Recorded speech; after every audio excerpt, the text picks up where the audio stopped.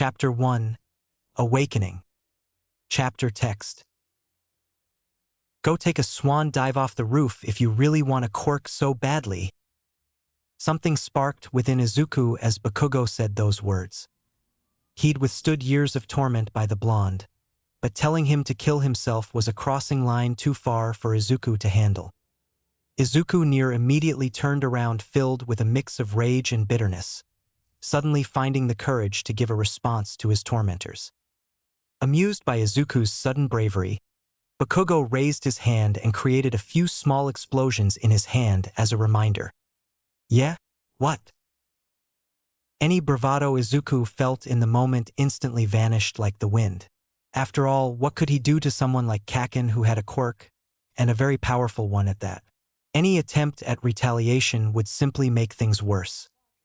Seeing his sudden shift back to submission, Bakugo and his lackeys simply laughed at how pathetic the whole situation was and left the classroom, leaving Izuku alone to wallow in misery. After their interaction, Izuku somehow found his way outside of the school, trying to salvage what remained of his notebook from the koi tank that it landed in. As he tried to stop the koi fish from consuming what remained of his notebook, his hopelessness began to truly fester. I really am a useless Deku. What do I even have in this life? He would never amount to anything. He was a disappointment to those around him. Why did he even bother? Maybe Kakin's right. Sometimes, a single sentence can plant seeds of thought that grow to bear disastrous fruits. At the moment, Izuku was on the rooftop of Aldra Junior High, preparing for his swan dive. He was too scared to choose any other ways out like hanging or slitting his wrists out of fear of the pain. Instead, he'd chosen a way that was the quickest to guarantee his end. It was surprisingly easy to get onto the rooftop of the school, given that the school was near empty during after-school hours. More surprising, however, was the fact that the door to the rooftop wasn't locked, easily giving any student direct access to the rooftop. Nonetheless, even if the door to the rooftop was locked, he wouldn't have been deterred. A random classroom on the third floor with a window view was also a possible place to carry out the deed. Izuku removed his shoes, placing them near the railing beside his backpack.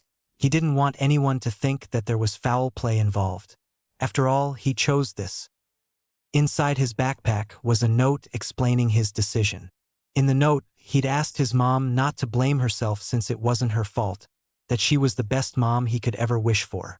He expressed his self-loathing as a quirkless person, of how he was done and of how he decided it would be better to move on to another life, where maybe he wouldn't be so different and where he wouldn't be useless to everyone around him. Despite Kakin's involvement leading up to his choice, Izuku chose not to mention him in his note, as he didn't want to implicate Kakin as a factor in his seemingly negative choice and ruin Kakin's future prospects and dream of being the best hero in the world. A Deku like him didn't deserve to stain someone else's future. He stared forward into the view of the city, trying to enjoy the view and to prevent himself from looking down and feeling afraid for what he was about to do. Felt calming at the very least. Izuku took a deep breath, readying himself for his final deed in life.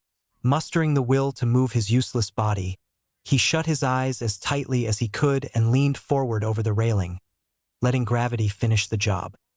As he fell feeling the wind, he only had one thought. I'm sorry, everyone. In less than a second, Izuku's body impacted into the ground, creating a loud smacking thud. The force of the fall had fractured multiple parts of his body, including his skull, spine, and limbs, all shattering into several pieces. Blood began to rapidly flow out the wounds he received, staining his green hair along with parts of his uniform red. The ground around his dying and mangled body was stained a deep red. The damage he suffered quickly sent his body into shock, rapidly rendering him unconscious. Any passerby who stumbled upon the sight wouldn't be wrong to assume that he was dead. On that day, Izuku Midoriya should have died a gruesome death. Instead, he was blessed by the heavens and survived. But he would not survive unchanged, for his soul had been transformed, having warped into something that was not of his world. In the another world, "What's your name?" Megumi's eyes widened in bewilderment. What the hell? Why would he ask a question now? And why ask my name of all questions? The man standing before Megumi, who wielded a sharpened edge of playful cloud, stared intently, halting his attempts of ending Megumi's life to await a response. Megumi at this point had virtually run out of options. Physically, he was at his limit, nearing collapse, and only kept standing by the adrenaline flowing throughout his body and an intense desire to not die. That wasn't his only issue, though. His cursed energy reserves were nearing zero, having been mostly exhausted during his domain clash with the octopus-headed special-grade cursed spirit, and even more exhausted from his showdown with the monstrous man in front of him who didn't emit even a drop of cursed energy. His all-or-nothing gamble at a surprise attack on said man also failed pathetically, as said man simply backstepped to dodge said stab from Megumi.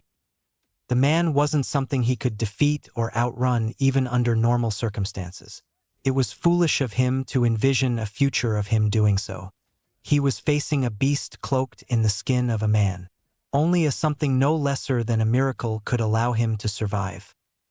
Dropping his cursed tool, Megumi angled his fists, readying himself to summon his 10th and most dangerous Shikigami. Said Shikigami was never tamed throughout the history of its existence and had the power to rival Satoru Gojo, currently the strongest sorcerer alive. Summoning it in his current state would most certainly guarantee his death. However, at the very least, the man hunting him like his rabbits would also be guaranteed to go down with him, leaving no victors. Upon hearing the strange man's question, however, Megumi was briefly stunned. Overcoming his initial surprise, he decided to tell the man his name, concluding that telling or not telling the man his name likely wouldn't make a difference in the fight's outcome. "Fushiguro," he replied, slight confusion lacing his voice. Near instantly, the man's demeanor changed. The neutral and blank expression on his face changed, his mouth beginning to warp into a somber smile. The void-like darkness of his sclera began to fade, returning to the whites of normal eyes. A sense of clarity and awareness also appeared to wash over the man, as if waking up from a long dream. And that was exactly what Toji Fushiguro felt in the moment. Realizing that he was fighting his own son, Toji had very briefly regained his senses, breaking free of the spell he was under and returning to a normal state of mind, unclouded by an overwhelming lust to fight the strongest opponent in his vicinity. Not even experiencing an afterlife, he'd reawakened near instantaneously after his first death to find himself as a puppet of carnage, one that wouldn't stop until it broke. Somewhat aware of this fate, Toji firmly decided on his next action. He knew that there was only one thing he could do to ensure his son's safety, lest he lose himself to the effects of the seance technique again and actually succeed in ending his son's life. "It's not Zenin, huh?" Upon uttering that response, Toji slowly and calmly angled the sharpened edge of his once long and blunt cursed tool at the side of his head. In one swift and graceful motion that was faster than what Megumi could perceive, Toji rammed the sharpened edge of the playful cloud baton into his head, piercing his skull. He proceeded to twist it, allowing the edge to fully lodge into his cranium and guaranteeing a death blow. Now Megumi was really confused. The man who tried so hard to kill him earlier was now committing suicide after he'd revealed his name? He couldn't even stop or ask the man any questions, as the man's in-process suicide had happened so fast that he couldn't even react in time to give a proper response. As Toji felt his consciousness fading and his body shutting down, he simply stared at his extremely confused son, feeling a sense of strange and grateful pride for his son that was and would be a better person than he ever was. He felt a drop of liquid roll down his cheek and heard it splash onto the ground, his heightened senses still unattendably sharp even as he neared death's door, though he wasn't sure whether it was blood flowing from the puncture wound or a tear from his eye. Toji had firmly believed that he'd never shed a tear again after his wife's death. Maybe he was wrong. With his last breath, Toji passed his final words to his son before he died a second time. "I'm glad." Looking back in his life, he wondered if things could have been better for Megumi if he hadn't left. If he wasn't a coward to overcome his past. if he'd made the effort to live up to his wife's hopes for him. What would she think of me? His wife had pulled him out of the trauma born of his past, helping him believe that he'd truly been healed from the mental scars during the years when he was treated as less than human in the Zenin clan. She managed to repair a very broken man. Yet upon her death from natural causes, said man went right back to being broken, even more perhaps, returning to his vices and worse. Furthermore, he'd allowed his pride to overcome his instincts. In hindsight, he should have hightailed the hell out the moment he saw a very insane dead man walking. Instead, he fought a battle he had no chance of winning in the first place, getting himself killed for essentially nothing in the process. Too late to do anything now. Toji could only admit that hard truth as he neared death. Knowing that his son kept his name, along with dying to save his son and dying on his own terms, allowed Toji die gladly, as he'd fulfilled a purpose, unlike the first time. In both times, he thought of Megumi. How ironic. He'd always loved the son he abandoned, no matter how hard he tried to convince himself that he didn't care. Closing his eyes for the final time, Toji accepted his fate, uncaring of whatever that awaited him. With that, Toji Fushiguro died a second time, leaving the world of sorcerers and curses once again. Death, however, was not the true end for Toji Fushiguro, for his soul and memories reawakened in another world far more different than his own.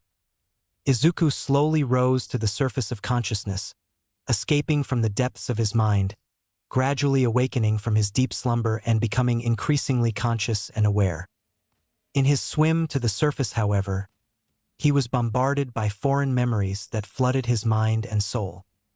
In his memory of this world, there was no such thing as quirks, only jujitsu and sorcerers. The first memory of note he experienced was when his mother hung herself from a cherry tree, after realizing he didn't have something called cursed energy. He heard some of his relatives talking about how her body spoiled the view.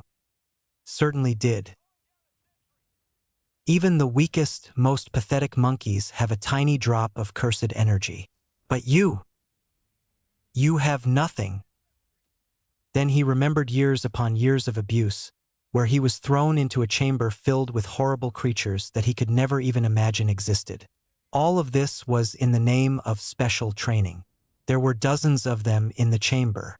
Almost every single day he fought for his life, trying his hardest to kill every creature in there, using his fists and anything he could get his hands on, even using his teeth at times and biting madly at the creatures in hopes of hurting even one of them. Cursed spirits, they were called. When the pain was too much to bear or when his body gave in to exhaustion, the creatures swarmed him like flies to a corpse, eating him alive. In those moments he wanted the pain to end so badly. But no matter how much damage he suffered, both mentally and physically, his body would never give in to the injury. He would always awaken on a bed covered in bandages, having been carried out by someone before death could take him away. The moment that he recovered from his injuries, he would be thrown back into the chamber, repeating the cycle of torment. In between his normal and special training that lasted for hours on end, he felt himself lose track of time and his surroundings. Because it's all filled with the same pain. Whenever he got used to the same pain, a new one would come along. And all he could do was to endure it. Endure it. Endure it. Endure it.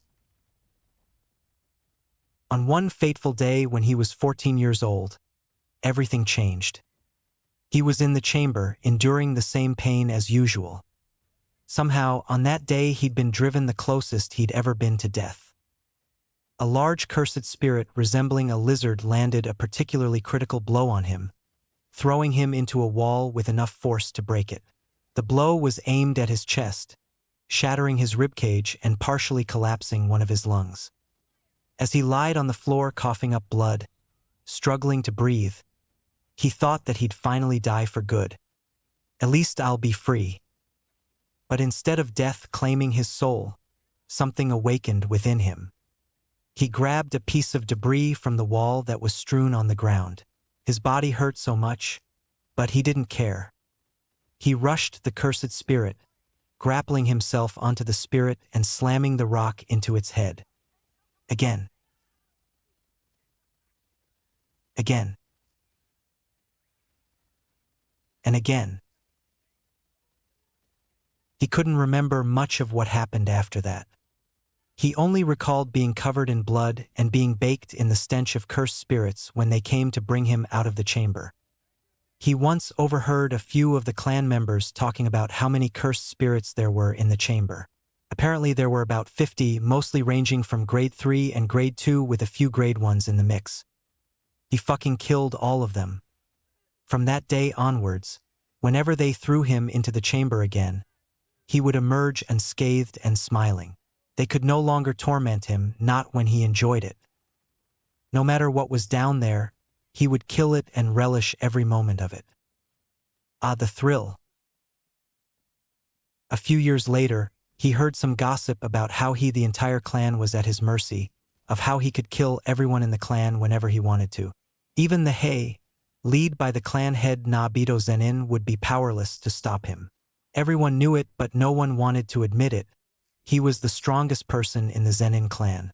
Once they realized it, everyone in the clan began to fear him, even Nabito.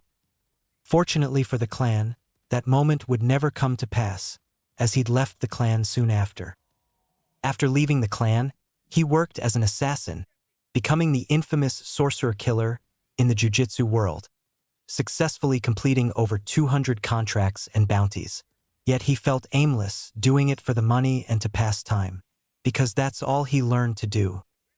Killing. Despite the circumstances, he managed to find love and started a family. Those were the happiest moments of his life. He even had a son. When his wife died, however, his life reverted back to his old ways as if nothing had happened. At first, there was no major change, but everything went downhill the moment he decided to take that job to kill the snow-haired boy with the 6 eyes and Limitless. The end result of this job was his death, leading to his unnatural revival and a series of blurry experiences that resulted in his death again. All these were the memories of Toji Fushiguro. Izuku experienced all of these memories firsthand. He felt everything. The pain, the struggle, the wrath.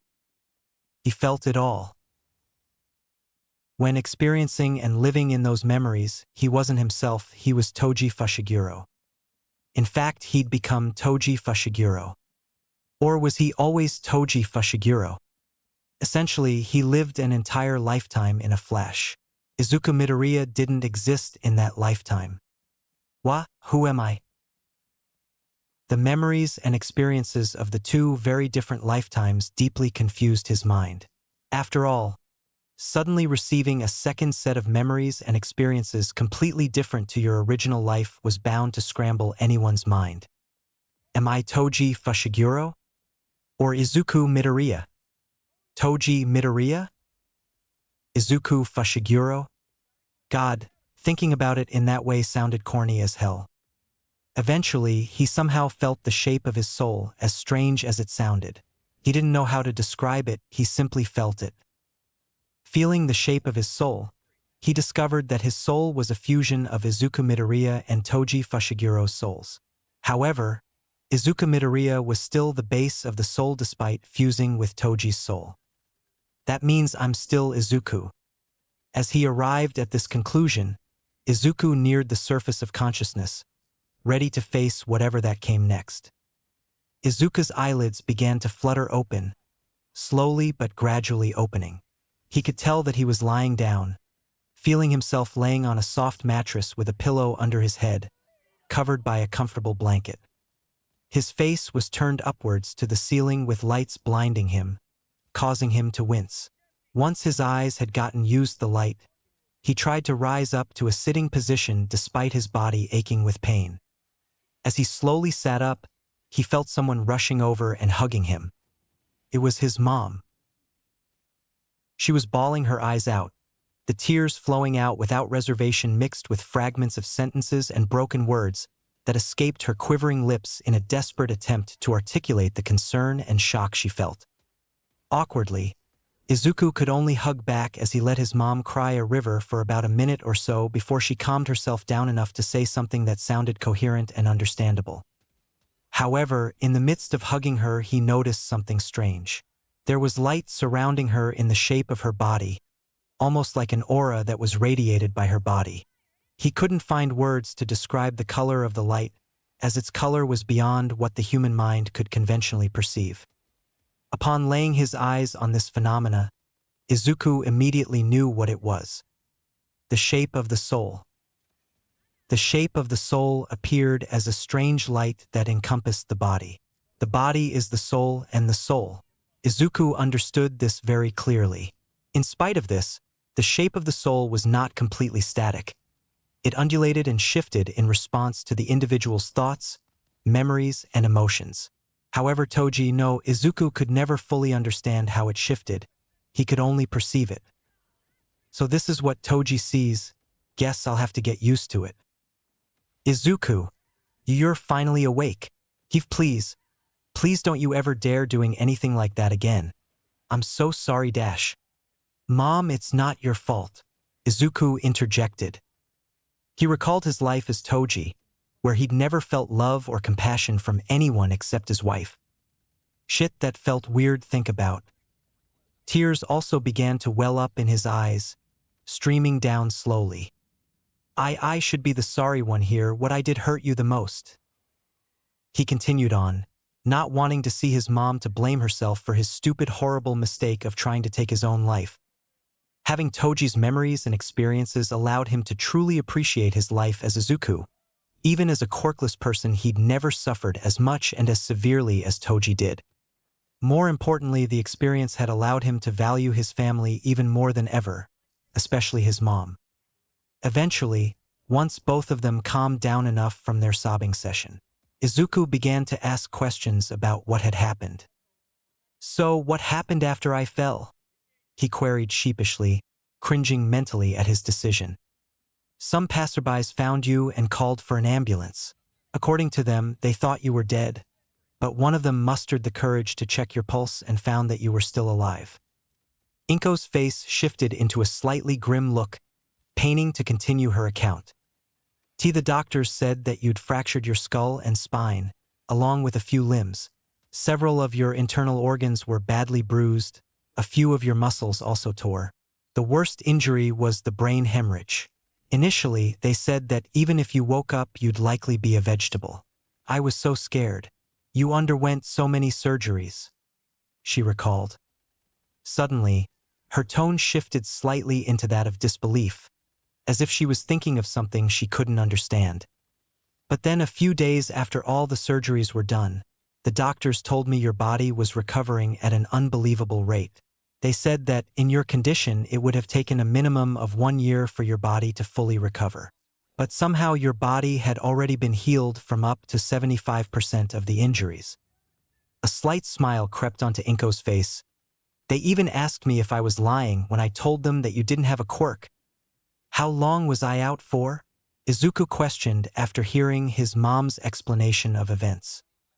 If we count today, then you've been comatose for 6 days, she replied. Are there any lasting effects from the injuries? He continued. I'm not so, sir. Oh, right. I'm supposed to get the doctors here once you woke up. They can explain it better than I can. Just give me a moment while I get the doctors, okay? Izuku. Sure, Mom, he approved. Temporarily ending their conversation, Inko smiled and left the room to get the doctors, leaving Izuku alone in the room. Taking a look around the room, he found nothing special. The room resembled the hospital rooms you'd see in movies and shows. Clean, white, filled with medical equipment. The usual. There was an armchair in the corner, likely where his mom sat while she waited for him to awake from his coma. Finishing his survey of his surroundings, he began to inspect his body, finding himself clothed in a hospital gown. His body ached slightly when he moved, but it wasn't too bad. Compared to what he experienced as Toji, this was nothing. Expectedly, his hands and legs were bandaged, along with a few bandages that he could feel covering his chest. Notably, there was an 4 tube connected to his left wrist. but what arguably shocked him the most the fact that he was wearing a fucking adult diaper. Never in his life would he think to find himself wearing an adult diaper. But it was understandable considering that he was in a coma. Luckily, he didn't wake up with piss or shit in the diaper. Sighing, Izuku placed his right hand onto his face in shame. Upon doing so, however, he received his second shock after awaking from his coma. There was a wound dressing patch on the right side of his face, more specifically covering a part of his cheek and the edge of the right side of his lip. Shit, that scar followed me here. He always hated that scar. It was the first scar he'd received after being thrown into the chamber as Toji. It was the greatest reminder of what he'd suffered. So much for the body being the soul and the soul being the body. In all honesty, he should have expected this when he realized that Toji's soul had fused with his. On the subject of souls, it seemed that he had retained his heavenly restriction from his lifetime as Toji. Given his ability to perceive the shape of souls and healing factor, this fact was undeniably confirmed. Whether he would or should pass it off as a quirk was a different matter he'd worry about later. Removing his hand from his face and glancing at said hand, Izuku merely smiled. He wondered how a heavenly restricted person would interact with this world of quirks. But one thing was for certain. It was going to be interesting. Chapter 2, Aberration of Nature. A pleasure to meet you, Mr. Midoriya. I'm glad to see that you're awake. Thank you, and your dash? Izuku asked. The man before him smiled. Dr. Miyazaki, trauma surgery specialist for Watanabe Memorial Hospital. I'm the doctor who performed most of your surgeries you underwent and the main doctor assigned to your case. Dr. Miyazaki appeared to be a man in his mid-40s that possessed a thin face, a side effect of his busy life as a doctor. Beneath his eyes were mild dark circles, indicating that he hadn't slept enough for the past few days. His hair was neatly combed to one side, showing signs of graying at the roots. In terms of facial appearance, he was relatively average-looking, not possessing any indicators of what his quirk could be. His figure was tall and slender, briefly reminding Izuku of a stick bug. He was dressed in a collared black button-up shirt, covered by an unbuttoned doctor's overcoat. Currently, he was seated on a chair positioned on the left side of Izuku's bed. Looking at him, Izuku didn't sense anything weird or off about the man. If there was anything truly strange or concerning, his heightened senses would give him a tingle or hunch. Dr. Miyazaki appeared to be as he was, a simple and caring doctor that was here to help. Still smiling, Dr. Miyazaki continued. Now that our introductions are done, I'd like to begin my explanation regarding your current condition. Is that all right? Sure, doctor. But before we start, I'd like to ask Dash. Other than my mom, who are all these other people in the room? Izuku questioned. Dr. Miyazaki wasn't the only doctor in his room. Excluding Dr. Miyazaki, there were 4 other doctors in the room. There was nothing noteworthy about them, except that one of them had red horns protruding from his forehead. They stood in different parts of the room.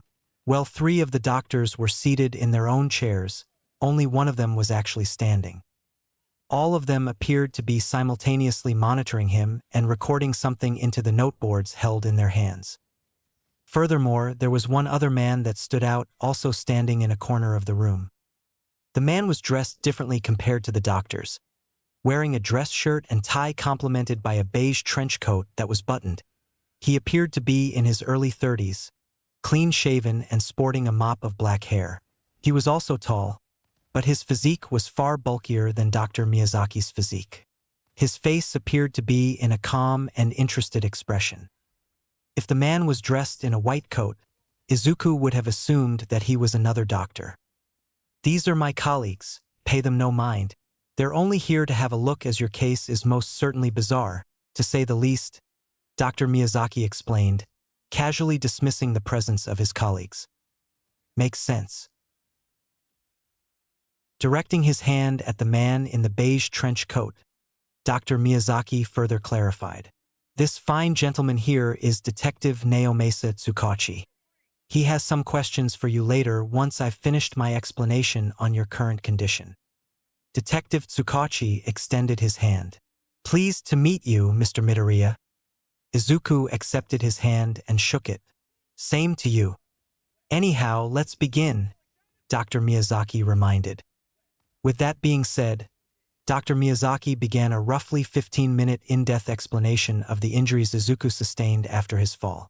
The whole explanation was, in Izuku's opinion, pretty boring, filled with medical terminology and riffraff that Izuku couldn't be bothered to fully understand save for a few words. The explanation that his mom had given him was more than enough. If he was still just Izuku, he probably would have paid full attention to what Dr. Miyazaki said. Alas, things have changed. Completing his detailed summary on Izuku's injuries, Dr. Miyazaki continued on to the part that everyone wanted to hear about, regarding Izuku's miraculous recovery. I presume that your mother has already told you about this, so I'll just say it again. Your rate of recovery is astounding. To recover from such severe injuries in the span of a few days is impossible for a quirkless individual. Even if we had someone with a strong healing quirk like Recovery Girl to speed up the recovery process, we could at most speed up your recovery by a few months. At your current rate of recovery, we could possibly discharge you within the next 2 or 3 days. And for you to recover with seemingly no complications, it's quite unbelievable, he added, appearing to be in slight disbelief as he finished his sentence. Izuku was amused by his doctor's bewilderment. He had to bite his tongue to prevent himself from grinning at the doctor and chuckling, so that everyone else present wouldn't think that there was something wrong in his head. How is this happening? Surely there's an explanation. Izuku questioned his doctor, but was unable to completely hide his amusement. It slipped out in the tone of his voice. Hopefully no one noticed. And lucky for him, no one in the room noticed his slip in tone. Either that, or everyone was really good at hiding that they had noticed his slip. The former scenario was more likely. Dr. Miyazaki carried on. At the moment, we doctors are rather unsure ourselves. Ideally, one could argue that you experienced a quirk awakening through your near-death experience. However, the oldest recorded age for a quirk awakening in medical history is 8 years old. If that was the case, your awakening would be a first in history. Me and most of my colleagues proposed and agreed on this idea at first. However, there are several holes in this theory. The biggest being the fact that you have a double-jointed pinky toe, a guaranteed sign of quirklessness. Not a single person with a double-jointed pinky toe has ever awakened a quirk at any age. Dr. Miyazaki's explanation reminded Izuku of his own habit of talking to himself, further increasing his amusement. Grabbing a plastic water bottle from his coat, Dr. Miyazaki took a quick sip to quench the dryness of his mouth from talking so long before continuing. Of course, all of this is purely hypothetical. With enough time, we could potentially find a logical explanation for your recovery. Standing up from his seat, Dr. Miyazaki concluded his explanation. For now, that's all I can say regarding your current condition. I'll leave the rest to Detective Tsukachi. But before I leave, is there anything else you'd like to ask? I don't think so, Izuku replied. Completing their conversation, Dr. Miyazaki left the room, followed suit by his colleagues, leaving his mom and Detective Tsukachi as the only other people left in the room. Tsukachi plopped himself into Dr. Miyazaki's empty seat, but before he began to question Izuku, he turned to Inko first. I'm sorry, Mrs. Midoriya, but would you mind leaving the room while I question Mr. Midoriya? It's standard operating procedure for us detectives to only involve ourselves and the victim during the questioning process. For confidentiality purposes, he requested. Of course, Detective. Inko was slightly surprised by the detective's request, but complied with it. Seeing her slight surprise, Tsukachi smiled to ease any worries she might have had. You don't need to worry, Mrs. Midoriya. Assuming that everything goes smoothly, it won't take long for the questioning to be done. Inko smiled in response and stood up, preparing to leave the room. Before she left the room, she told Izuku one more thing. Izuku, be honest with him and don't hide anything. Inko proceeded to leave the room, allowing Tsukachi to proceed with his questioning. Detective Tsukachi pulled out a device that looked to be some kind of recorder and placed it on a table next to Izuku's bed. "What's with the recorder?" Izuku asked. "It's for documentation and evidence safekeeping purposes. Don't worry about it," answered Tsukachi. Clarifying the presence of the recorder, Tsukachi pressed a red button on it, turning it on. Tsukachi began. "Now, Mr. Midoriya, I'd like to ask some questions regarding your suicide attempt. Is that uncomfortable for you?" "Nope," Izuku blatantly replied. "Firstly, would you tell me what you were able to remember in the moments before your suicide attempt?" Izuku proceeded to give a simplified testimony of the events that occurred after he got onto the rooftop at Aldera, cutting out the more unbelievable parts, of course. As Izuku was retelling his experience, Tsukachi realized something very concerning. My quirk isn't working on him. Contrary to what the other officers and detectives believed, his quirk wasn't a simple yes and no lie detection quirk. He always found it funny about how people assumed that about his quirk. In truth, his quirk was far more complex than that. In simple terms, his quirk allowed him to sense the brain activity of a person near him. Through years of experience living with his quirk, he could roughly sense whether someone was hiding information or telling the truth based on the way their brain responded when he asked a question. The quirk wasn't absolute, however, as delusions were considered a form of truth, producing near indistinguishable brain activity comparable to someone that told a truth. Only common sense and logic would allow him to determine if there was any real truth behind delusions. For the first time in his life, his quirk didn't work on someone. When he used his quirk on Izuku, he couldn't sense any brain activity. It was impossible that his quirk suddenly stopped working. It was working fine when he used it on Dr. Miyazaki and Mrs. Midoriya just minutes ago. Even for someone unconscious, there would still be a slight amount of brain activity, but in Izuku's case, there's completely nothing. The only cases where his quirk wouldn't work on someone was if they were dead or in a vegetative state, where brain activity was zero. But as clear as day, Izuku Midoriya was alive and talking to him. It was like facing a blank wall, or more precisely an inanimate object. If Detective Tsukachi wanted to be creative, he'd dub Izuku an invisible man that was before him. Stunned by this revelation, Tsukachi's eyes briefly widened. He tried to quickly brush it off, something that Izuku took notice of. "Looks like he tried to use his quirk on me, probably something mind-based. Guess he's shocked that it didn't work on me." If Izuku had to guess, it was likely related to how certain quirks didn't work or weren't as effective on someone with a heavenly restriction, assuming that he equated Toji's experiences against cursed techniques with his own understanding of quirks. "Is there something wrong, detective?" Izuku subtly mocked, deciding to play around with the detective's shock a bit. Quickly regaining his composure, Tsukachi responded. "Not at all, please continue." "Damn it, focus Naomesa. You can figure that out later." If his quirk wasn't going to work, he could at least rely on the basic skills of a detective such as observation and deduction to help him during his questioning of Izuku. After Izuku had finished his account, Detective Tsukachi moved on to his next question. "Next, during your suicide attempt, what were your feelings and thoughts?" The question sounded rather insensitive, but as a detective he needed all the information he could get. Rates of quirkless suicides were rising fast these days. Most of the time, these people were victims of bullying and abuse. He found it abhorrent that such incidents were so prevalent in their society. Whenever he heard of such cases, he tried his best to find those who were responsible and hold them accountable through the power of the law. He suspected that Mr. Midoriya was one of these individuals that fortunately survived. Izuku sighed. "It was like my body was on autopilot. I felt hopeless. I wanted to get rid of my useless self. Even as I fell, I didn't have any regrets. It was only after I woke up and saw my mom that I realized how foolish I was." Tsukachi nodded in response. "Matches up with what you wrote in that suicide note." "Moving on, do you have any idea when these thoughts and feelings started?" He followed up.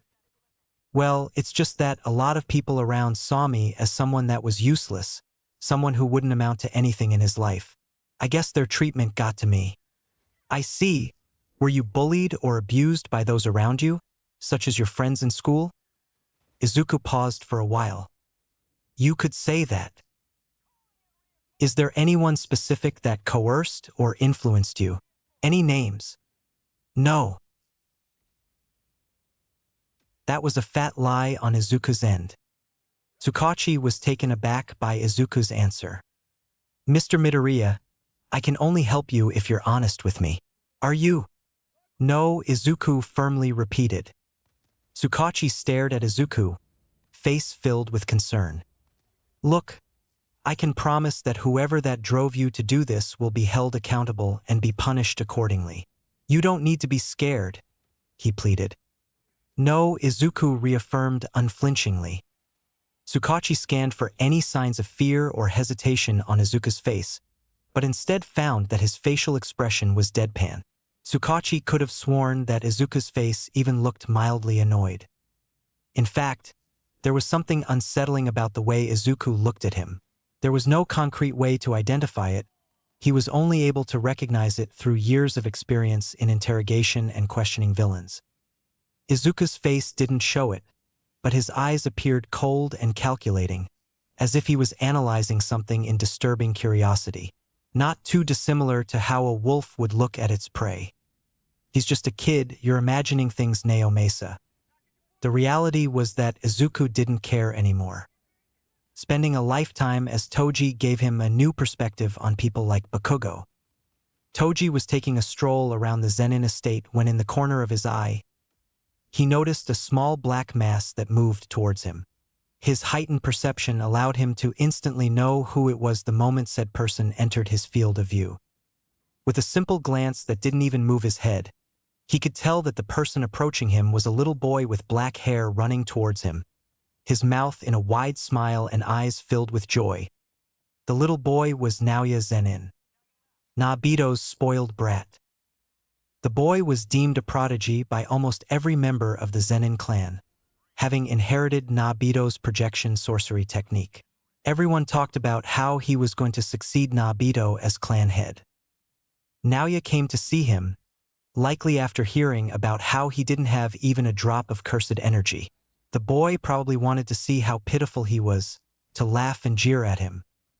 As Naoya approached Toji, however, the wide smile vanished from his face, the joy emptying from his eyes. A mix of terror and awe filled his face, leaving him physically shaken. Toji continued with his leisurely stroll as he passed Naoya, unbothered to spare even a second glance at the boy. Naoya, like the rest of the clan members, were nothing to him. At most, they were like rabbits. In the end, Bakugo and the schoolmates that bullied him were just like Naoya. Rabbits. Like rabbits, they weren't worthy of Izuku's attention. Worthless. He couldn't be bothered to deal with rabbits. Sure, if they attacked him he could humor them, maybe even play with them. But if he ultimately wanted to, he could crush them all with a single step. Though he wouldn't, because it'd be a waste of time and create extra work for him. For him to bother and do any extra work because of rabbits was unnecessary and idiotic. With Toji's experiences and memories accompanied by a heavenly restriction, this perception was no longer just a mere thought. It was a fact. He let himself be influenced by rabbits once before, believing that he was less than them. But he wasn't going to let it happen again.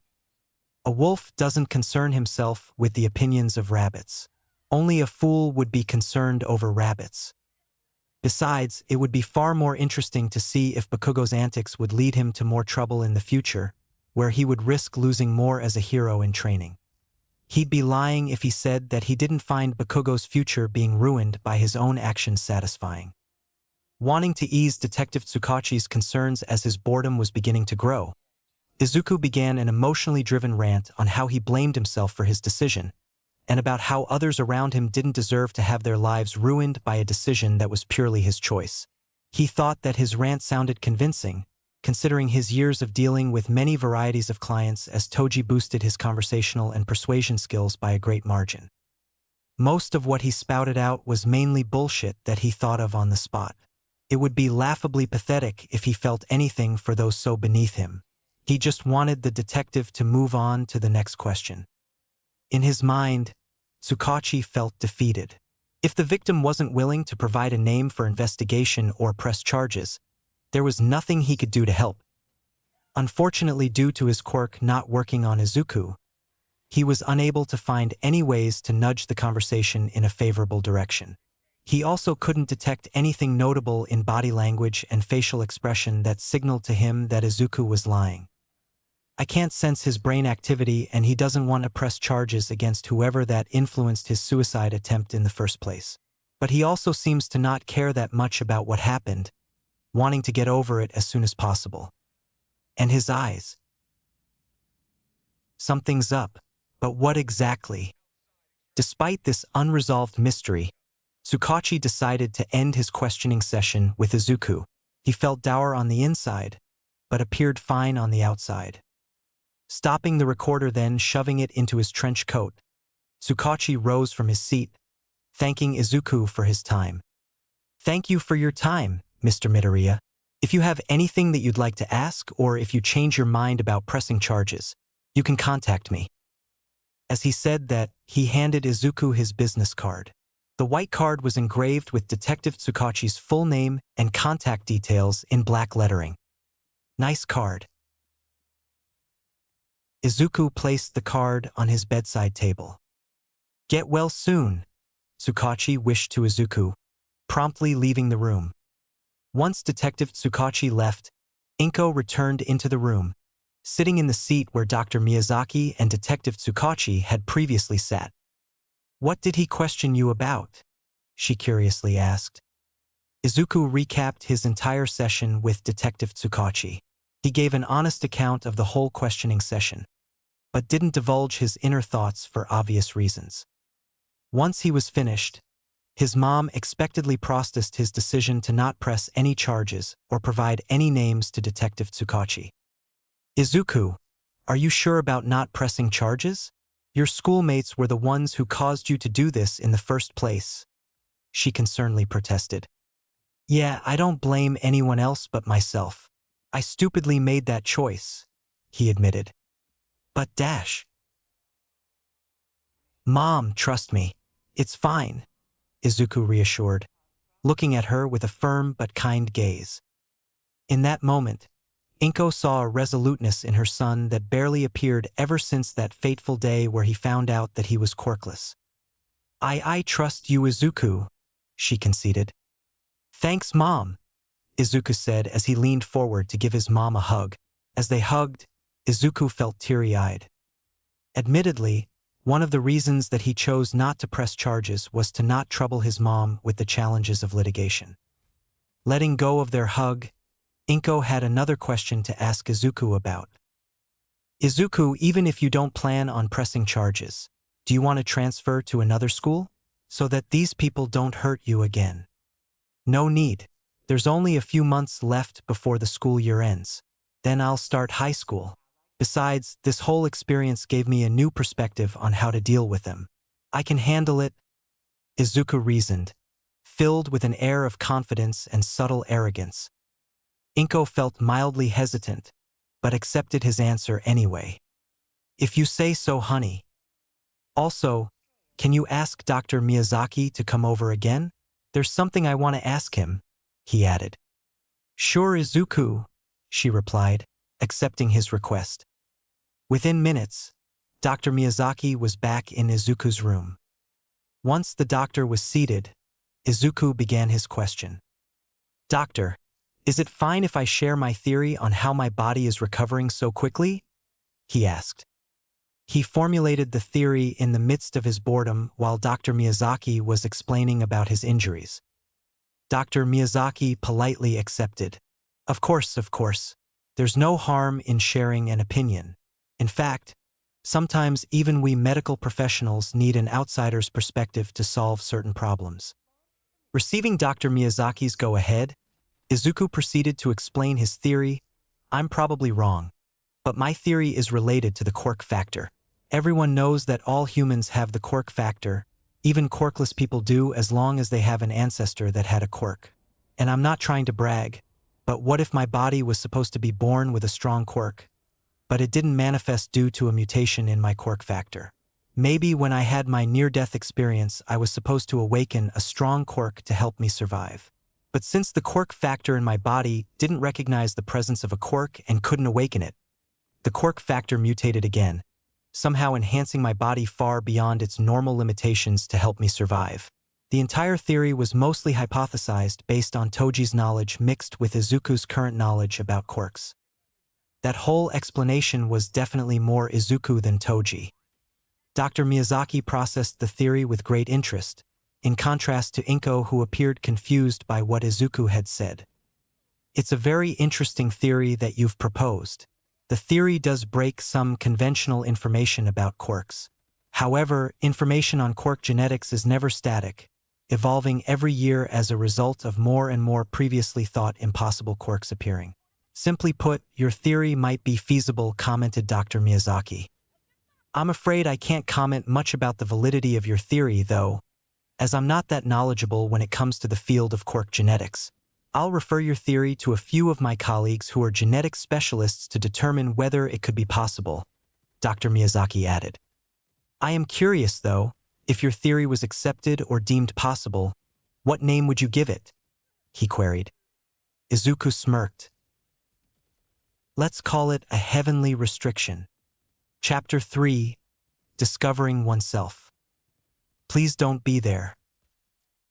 Izuku looked in the mirror as he removed the white wound dressing patch that covered the right corner of his mouth, carefully peeling the patch away in anticipation. He hoped that the wound had healed up completely, or at least healed in a way that didn't resemble Toji's scar. To no one's surprise, the moment the patch came off, he could see the same vertical scar that Toji had. The same cut, the same size, in nearly the same position on his face too.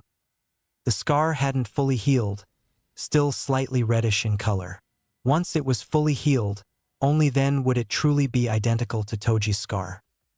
Focusing on the scar, he sighed. So that scar really followed me here? Damn. Izuku brushed over the scar with his right hand, feeling its rough texture. He brushed over the scar a few more times, before deciding to stop. Atage slipped out of his mouth, mildly disappointed and annoyed by the presence of the scar on the right corner of his mouth. Despite having the scar as Toji for so long, he still disliked the scar as it reminded him of the Zenin clan's cruelty towards him. Admittedly, it was very petty for him to care over such a small scar.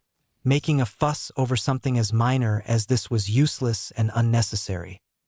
He lived with it as Toji, and he'll live with it as Izuku. Exiting his bathroom and entering his room, Izuku performed some morning stretches, simultaneously taking the opportunity to plan today's routine. As Dr. Miyazaki predicted, Izuku was discharged 3 days after he awakened from his coma. According to the various doctors that carried out physical and psychological exams on him to determine whether or not he was fit for discharge, Izuku was perfectly healthy, as if he'd never fallen in the first place. The only indication that he'd suffered any sort of injuries were the scars that he'd gotten from the fall, along with several more that appeared after his surgeries. His notable scars included a long surgical scar that ran down his spine, a large scar on his left collarbone where his clavicle had pierced his skin in an open fracture, for surgical scars on various areas on his chest as a result of repairing his rib fractures, an irregularly shaped scar similar in shape to a leaf on his left forearm where he'd experienced a second open fracture, and lastly, 2 surgical scars that ran down his shins. There were also 2 surgical scars on his head, but they weren't visible due to being obscured by his hair. Other than that, there were also a few other minor surgical scars from repairing fractures scattered around his body. The only scar that bothered him was the lone scar on the right corner of his mouth. The doctors said that it was miraculous that he only suffered 1 injury to the face. In all honesty, he didn't mind having more scars on his face, as long as it was anything other than the single cut-shaped scar that served as a loathsome reminder. Based on his injuries, it seemed that the left side of his body took the brunt of the impact when he fell. Izuku assumed the reason that he had an abundance of scars was as a result of his heavenly restriction not fully manifesting immediately after he impacted the ground, providing him with an inferior healing factor. If his heavenly restriction was complete after he had his injuries, not a single injury would have left any scarring on his body. What was more shocking to the doctors, however, was that Izuku's physical condition was beyond peak. In fact, Izuku's body appeared to be similar in structure to someone with a strength-based quirk despite technically still being quirkless, his muscle density having increased by an extreme but undetermined amount. Izuku could still remember the wide eyes and gaping mouths the doctors had when they received the results.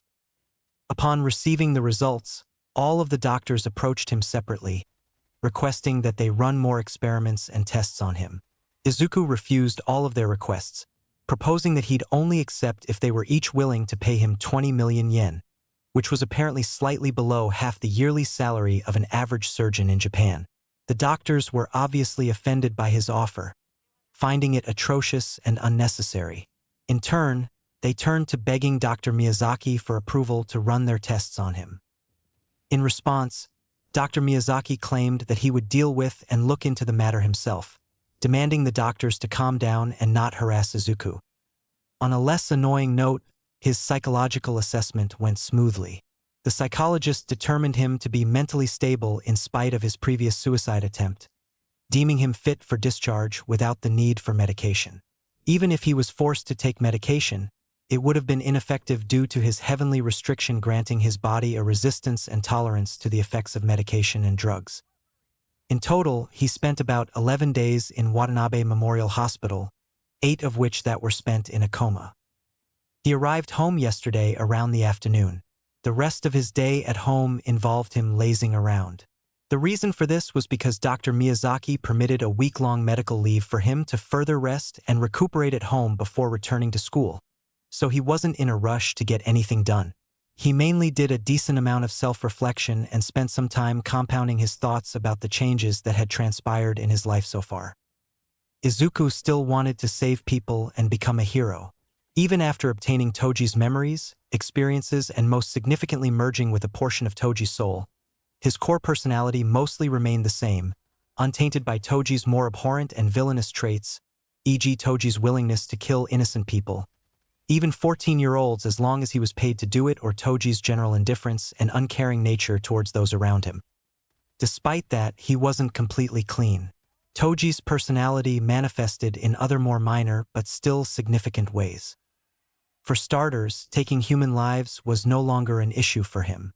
He wouldn't kill innocent people no matter the situation, but killing villains or criminals was no longer a moral dilemma for him.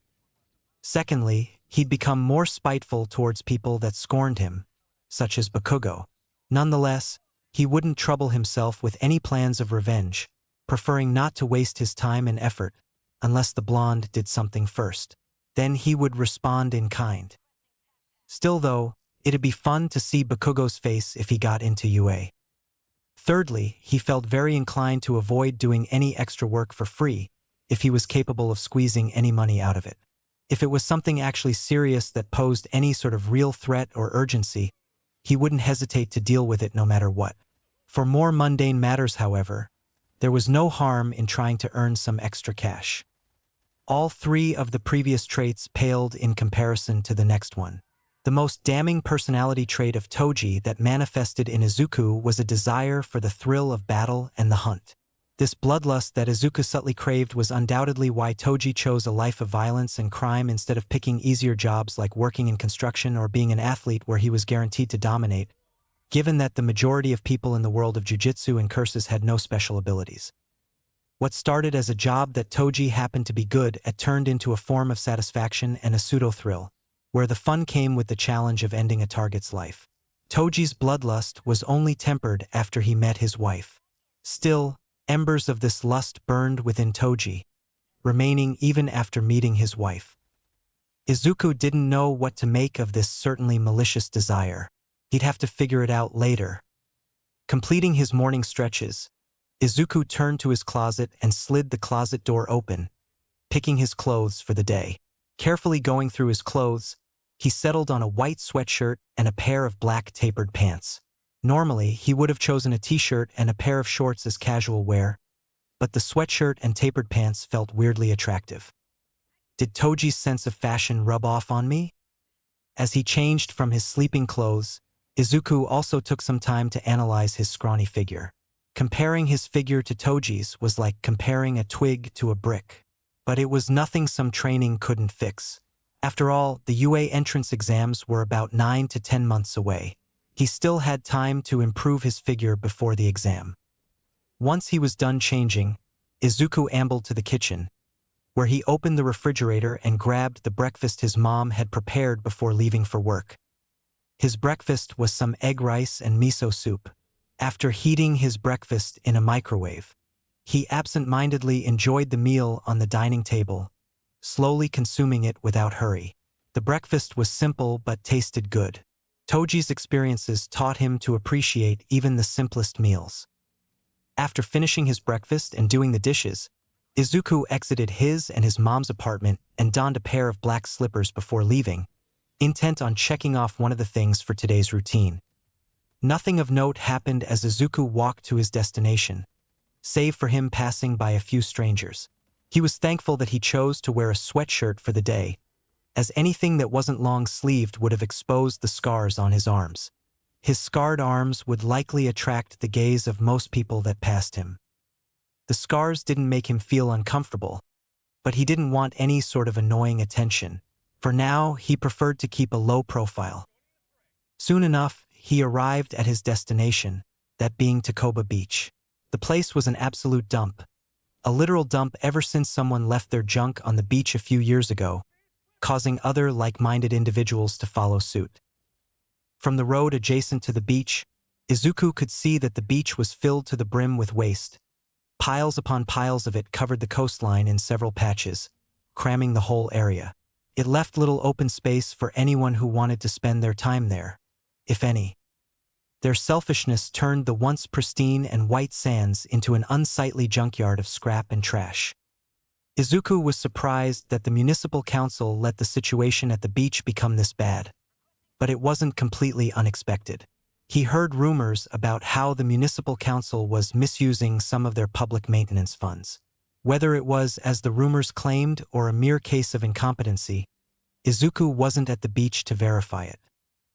His purpose for coming to the beach was to test the changes to his physical capabilities. As a man with a complete heavenly restriction, monster was a severe understatement to describe Toji's physical prowess. With a heavenly restriction, Izuku was guaranteed to possess physical qualities similar to Toji, albeit reduced due to his younger age and smaller body size. Izuku descended onto the beach, passing by heaps of junk clumped into mini-hills before deciding on a scrapped refrigerator, moderate in size. It was a common sight among the piles of junk, with each pile hiding at least 2 or 3 fridges. He assumed that the fridge weighed at least 100 kilograms, making it perfect for the first part of his test. He wrenched the fridge from the junk pile, doing so with ease. Placing it in an open area, he attempted to lift the fridge with one hand, managing to do so with minimal effort. To put it into a regular person's perspective, it was as if lifting a small book. Continuing to test his limits, Izuku scoured for more similarly sized and weighted fridges, stacking them on each other and lifting them with one hand. Eventually, he reached 8 fridges before beginning to feel any kind of strain. Confident in his physical prowess, Izuku found a small scrap truck. The back of the truck was loaded with heaps of scrap metal, mixed with a few discarded electronic appliances. He lifted the truck off the ground using both hands, doing so with moderate effort. If he had to guess, the truck along with its load weighed a total of roughly 5 tons. However, he wasn't able to lift the load for long, lasting for about a minute before his arms gave in to exhaustion. Suddenly compelled by an intrusive thought, Izuku dragged the truck a distance away from the junk pile in front of him. Placing a foot on the truck, he prepared to launch the truck into the junk pile just because. This feels vaguely familiar. Did Toji do something like this while he was under the effects of the old hag's technique? Izuku shoved the truck with a simple kick, causing it to barrel into the junk pile. The truck skidded in the sand before ramming into the junk pile, creating a strong collision that sent several pieces of junk flying. One of these pieces, a piece of scrap metal, flew towards Izuku's direction. Boredly, he dodged the chunk, sidestepping it easily. Proceeding to his next test, Izuku looked for something that was solid and durable. Eventually, he found a large black safe. It was close in height to him, just a little shorter. The lock of the safe was broken, revealing its empty interior and the reason as to why it was discarded. Too bad. Might have had something valuable inside. The safe seemed to be layered with thick metal, durably resistant and perfect for what he was about to do next. Laying the rectangular safe flat on the sandy ground, he raised his right hand and balled it into a fist, slamming it downwards into the safe. The punch was mediocre, lacking any serious strength with roughly average effort. For a normal person without any sort of quirk that enhanced strength, the effort used would have struggled to bruise a person, creating at most some mild pain that would quickly fade. In Izuku's case, such an action punched through the safe like a pile driver, shattering it into metal chunks. The safe was destroyed in a near instant, producing a loud boom followed by a dust cloud. In addition to destroying the safe, he'd also created a small crater about 1 meter in radius and 1/4 of a meter in depth. Waving the dust cloud away, Izuku processed the results. Satisfied with his strength test, Izuku decided to move on to the next main test, that being a speed test. Finding a large gap between two piles of junk, Izuku crouched slightly, leaning forward and readying himself for a straight dash from the coastline to the edge of the beach facing the road. Putting in some actual effort, he rushed towards the edge with a high-speed dash. During his dash, he appeared as a brief blur. If someone saw him as he dashed, they'd struggle greatly to track his movement. Some would even be completely unable to process the blinding speed that he moved at. In between 1 to 2 seconds, he'd reached the edge of the beach, covering considerable distance. The speed of his dash was very close to Toji's speed, just slightly slower. Despite this, Izuku was faster than a good number of the current pro heroes, barring the top-ranked heroes. Deciding to test his limits even further, Izuku returned to the coastline, removing his sandals, placing them aside and rolling his pants up to his knees. He was going to try running on water. He vaguely remembered Toji running on water near effortlessly while fighting a humanoid octopus-looking cursed spirit. If Toji was fast enough to run on water, then he could probably do so too. At the edge of the water, Izuku took a deep breath. Getting ready to replicate Toji's feat, honestly speaking, he felt nervous, hoping that his legs wouldn't give in mid-run, causing him to fall into the sea and drenching his clothes in the process. It'd be a hassle to walk back to his house soaking wet. Ankle deep in the water, Izuku began to run in the direction of the sea, gradually accelerating as he felt more and more weight in his steps. Slowly but surely, he was running on the sea as if he was running on land, akin to a sprinter in a race. During his run, a grin was plastered on his face. He could feel the wind blowing past him, pushing his messy green hair backwards and growing in intensity with each step he took. He could hear each splash of water that trailed behind him, rhythmically in sync with his steps. It all felt so calming and satisfying. To imagine that he was a mangled pile of flesh and bone that was on the verge of death, with impossible odds of survival just a mere 2 weeks before, was simply unbelievable to say the least. He smiled even brighter. Now, he was doing something that most people with quirks could only dream of doing in their wildest dreams.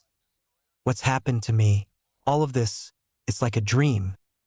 He was quirkless, but he suddenly gained this power that only worked and was as powerful as it was exactly because he was quirkless.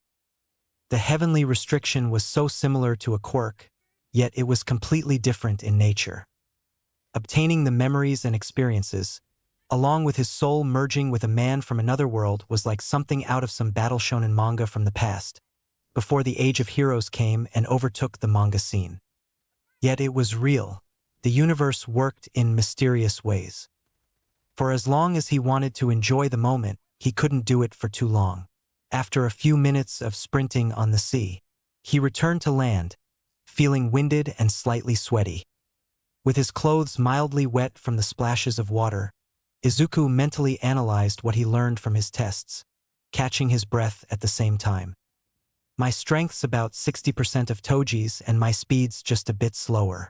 But my stamina's really bad, so I'll have to work on that along with increasing my physical strength. Once he was done with his short rest, Izuku made his way to the road and out of the beach. Before leaving the beach, he turned to look at the beach one last time. For a moment, he pondered whether he should help clean up the beach.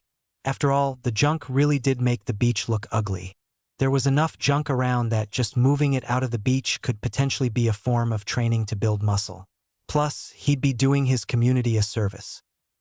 Nah, Izuku decided, turning his back on the beach and shrugging his shoulders. It was too much work to do so, and it wasn't his business unless he was paid for it.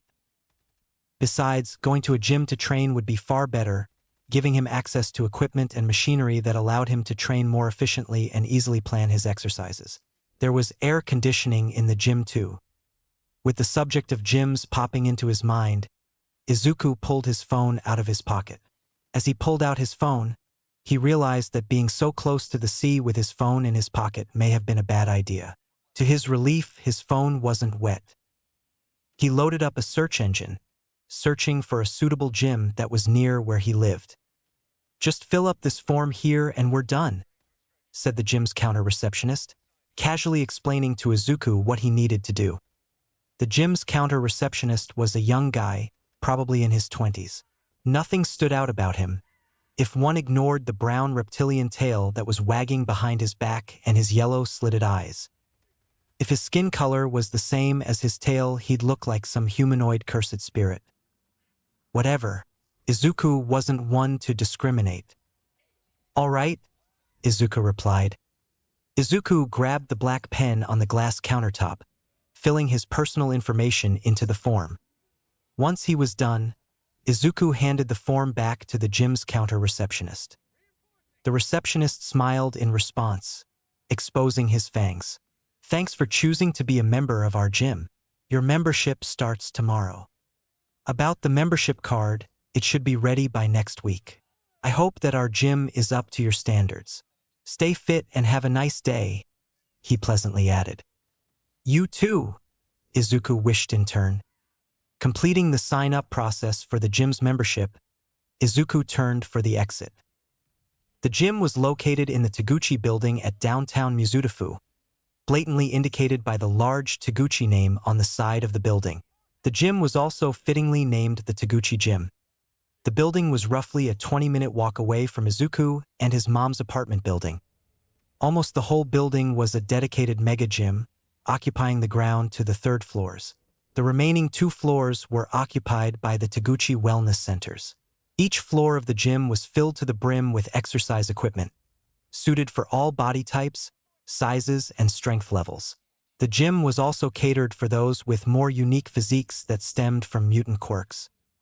According to Izuku's observations and the online reviews on the gym was well maintained, providing a comfortable training environment. Although the monthly membership fee was reasonable for the quality of the place, the regular fee per entrance without membership was absolutely ludicrous, undoubtedly an absolute scam to encourage more people to get a membership. Exiting the building, Izuku found himself on a bustling sidewalk. The sidewalk was filled with pedestrians, though it wasn't too crowded since it was a weekday and most people were still busy with their jobs. As he walked away from the building, Izuku fished his phone out to check the time and found that the time was close to noon. Seeing this, he decided that it would be convenient to get some takeout nearby. Once he was done waiting for the food along with walking back home, he'd probably be hungry enough for lunch. Strolling around the streets of downtown Mizutofu, Izuku eventually found an izakaya restaurant, a common type of restaurant in Japan that also doubled as a bar. The food in this type of restaurant was usually cheap and decently good for the money spent. Entering the izakaya, Izuku found himself a seat that was deeper into the izakaya. Soon, a waiter approached him, greeting him politely and handing him a menu. Once he picked his order, Izuku called the waiter over, confirming his order and adding that he wanted it packed for takeout. While waiting for his food, Izuku disinterestedly looked around the restaurant, noticing that more and more people were coming into the izakaya as lunch hour arrived. Not long later his food, a katsudon dish, was ready, neatly packed in a container held by a plastic bag. Approaching the counter, Izuku paid about 1,100 yen for his food. As he turned around to leave, he noticed that the TV in the izakaya was playing something that was familiar to him. A live horse race was broadcasting on the TV, attracting the attention of several patrons including Izuku. And they're off, with Mikazuki and Hayashi leading neck to neck. Ikawa is trailing close behind the two, followed by Akiyama and Sato. The rookie number 6 Ito appears to be gaining fast. Whether he overtakes Tanaka remains to be seen, announced the commentator enthusiastically. Izuku watched the race with interest as he walked through the restaurant towards the exit, head pointed in the direction of the TV. Might be fun to gamble again, but I don't have much to gamble, so it might be. Unexpectedly, Izuku felt himself bump into something. Looking forward, he found the left side of his torso in contact with the outstretched hand of another patron, a dark-haired middle-aged man with gray stubble. On the ground was a shattered glass of sake on the ground, the clear liquid contents exposed for all to see. Oops. Apparently, the man was regaling a grand story for his 3 other also middle-aged friends to hear. While Izuku was distracted and walking past the tables of other patrons, the middle-aged man had stretched his right hand out as a gesture to describe something. A glass of sake was loosely held in his hand. Accidentally, Izuku bumped into the middle-aged man's hand that was in the way, causing the man to drop his glass. Immediately, the man was infuriated. "Woi!" he loudly exclaimed in anger, attracting the attention of everyone in the restaurant. His friends gave dirty looks at Izuku. Standing up to confront Izuku, the middle-aged man continued. "Look where you're walking, Basta Dash." Before the man could fully stand up or complete his insult, he locked eyes with Izuku. "Why is he looking at me like that? What is this? How is he making me scared? He's just a kid." Izuku glared daggers at the man. If looks could kill, a dagger would have been stabbed clean through the man's throat and slashed through his torso from the throat. The middle-aged man weakly collapsed into his seat, feeling dread. The man's friends stared in confusion, until they met with Izuku's eyes and understood the situation, becoming tense as well. In that moment, the man deeply feared for his life. After a few more seconds of glaring at the middle-aged man, Izuku sighed. "How much was your drink?" he asked. What?" the man stuttered out. "I asked, how much was your drink?" Izuku repeated. Breaking out of his daze, the man replied, 800 yen. Pulling his wallet out of his pocket, Izuku nonchalantly handed the middle-aged man a 1,000 yen bill. "Keep the change. Sorry for the trouble." Izuku apologized, trying to sound relaxed. Settling the problem, Izuku exited the izakaya, leaving the man stunned. 10 minutes or so after leaving the izakaya, Izuku was making his way home, walking on the sidewalk when suddenly he stumbled upon a strange sight. There was a floating purse going in the opposite direction that he was walking in, bumping into people around it. With a simple glance, Izuku could tell that it was a man running as fast as he could based on the shape of a soul that emitted around the purse. It appeared that an invisible man was holding the purse. Upon closer inspection, the man was camouflaged with his surroundings, attempting to cover the purse with his camouflaged arms. The camouflage wasn't perfect. The man's physical silhouette could still be seen, but to someone who wasn't paying attention, it would easily pass as invisibility. Izuku stared at the camouflaged man as he ran past him, observing what was happening when a red-headed young woman entered the scene soon after, chasing the camouflaged man. "That's my purse. Thief!" she yelled out, catching the attention of the other pedestrians around. Hearing this, Izuku slowly turned around to the direction of the thief and handed his takeout to a random older lady next to him, much to her confusion. "Hold this for a second," he requested. He closed the distance between him and the thief with a single flash step, startling everyone around him with his speed. Grabbing the thief by his shoulder, Izuku turned the thief to face him, much to the thief's shock. A "wah-dash" was all the thief could say before Izuku's fist smashed into his face. Instantaneously, blood, saliva and teeth flew out from the thief's mouth, splattering onto the concrete sidewalk. A few drops of blood landed on Izuku's clothes and face, staining his white sweatshirt with specks of red. The 3 teeth that flew out of the thief's mouth bounced on the ground, with one tooth landing on the shoe of a horrified bystander. If Izuku wanted to be pessimistic, he'd assume that his punch had broken the thief's jaw and cheekbones. To be honest, the punch was a love tap from Izuku. He didn't want to punch someone's head off or crush their skull into paste in broad daylight. Losing his focus, the thief disabled his camouflage as Izuku punched him, revealing his physical appearance. Before the thief flew from the force of Izuku's punch, Izuku grabbed the thief by his collar, pulling him closer. Reeling from the extreme pain and shock, the thief couldn't find the strength or focus to defend himself from Izuku, letting Izuku hold him limply.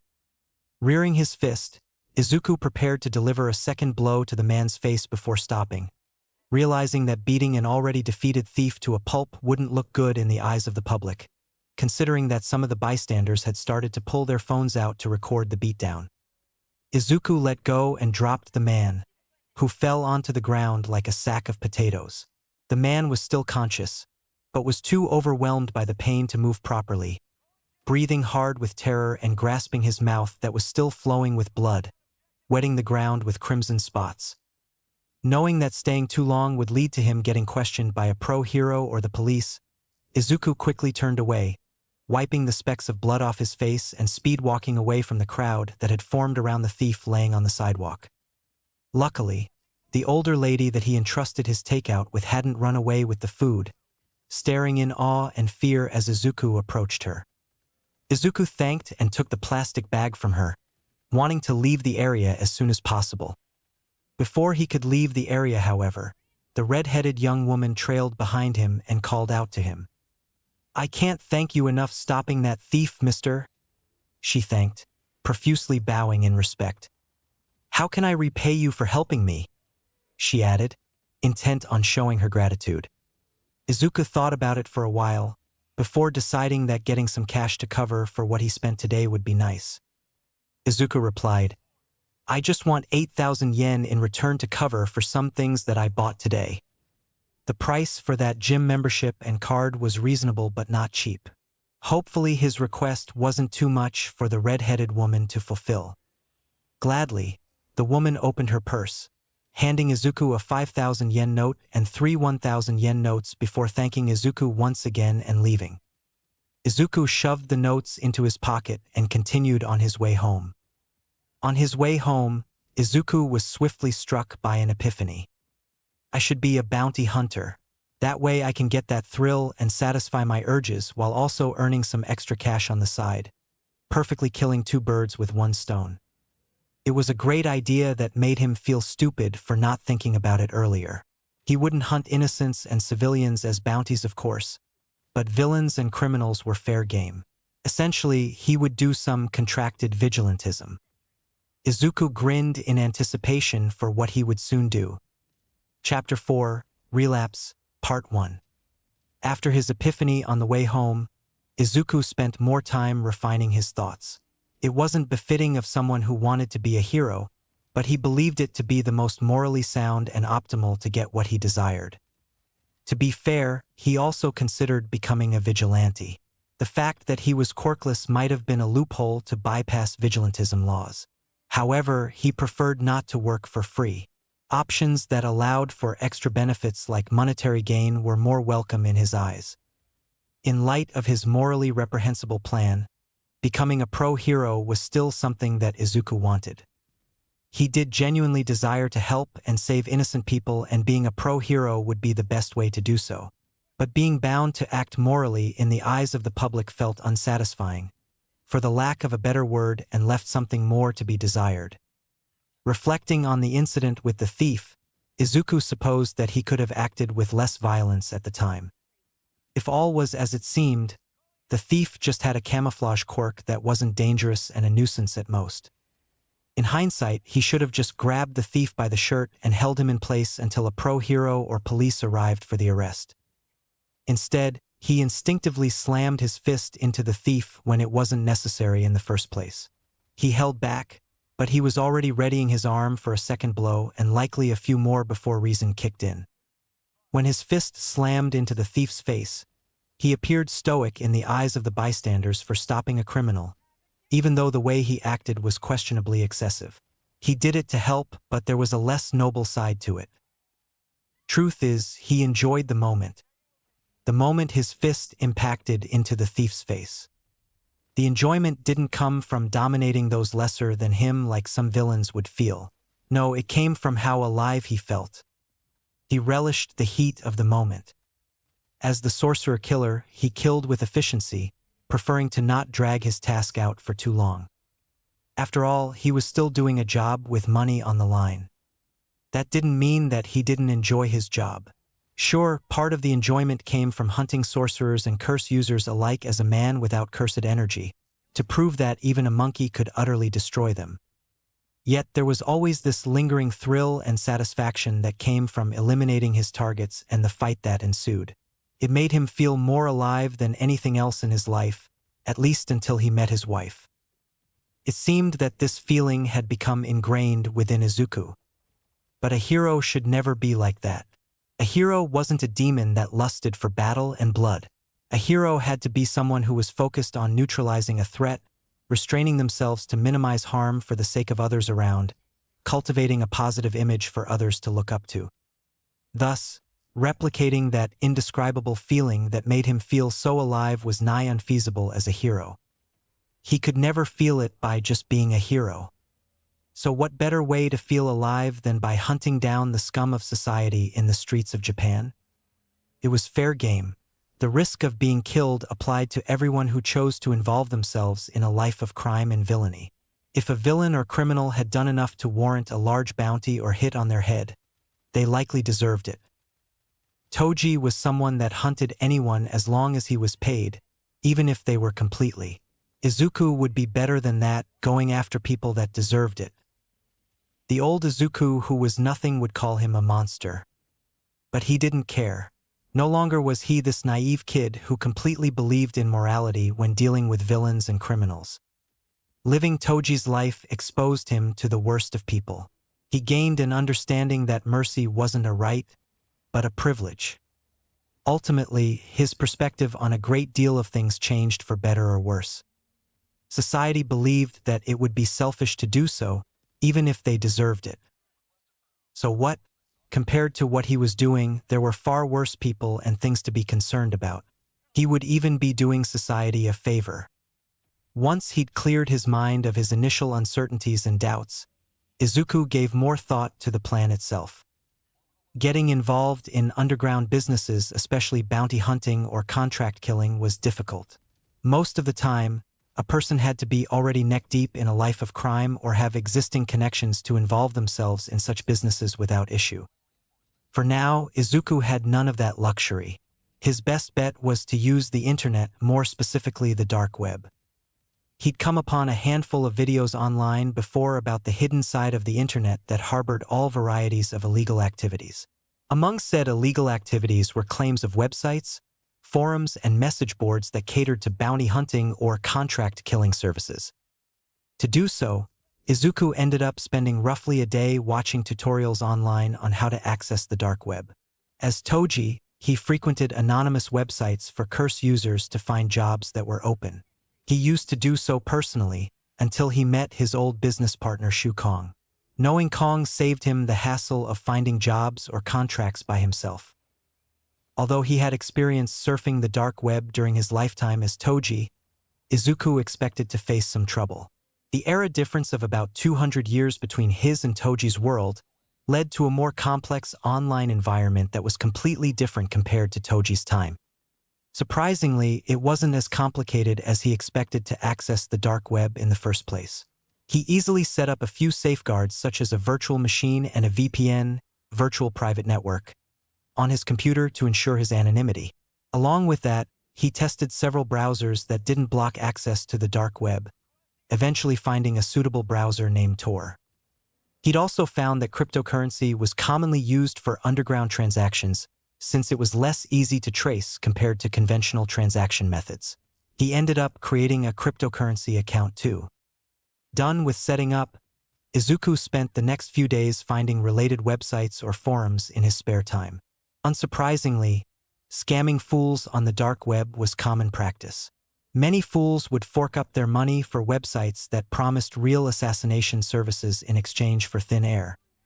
As a consequence, finding a dedicated website that was legitimately involved in bounty hunting and contract killing services became a challenge.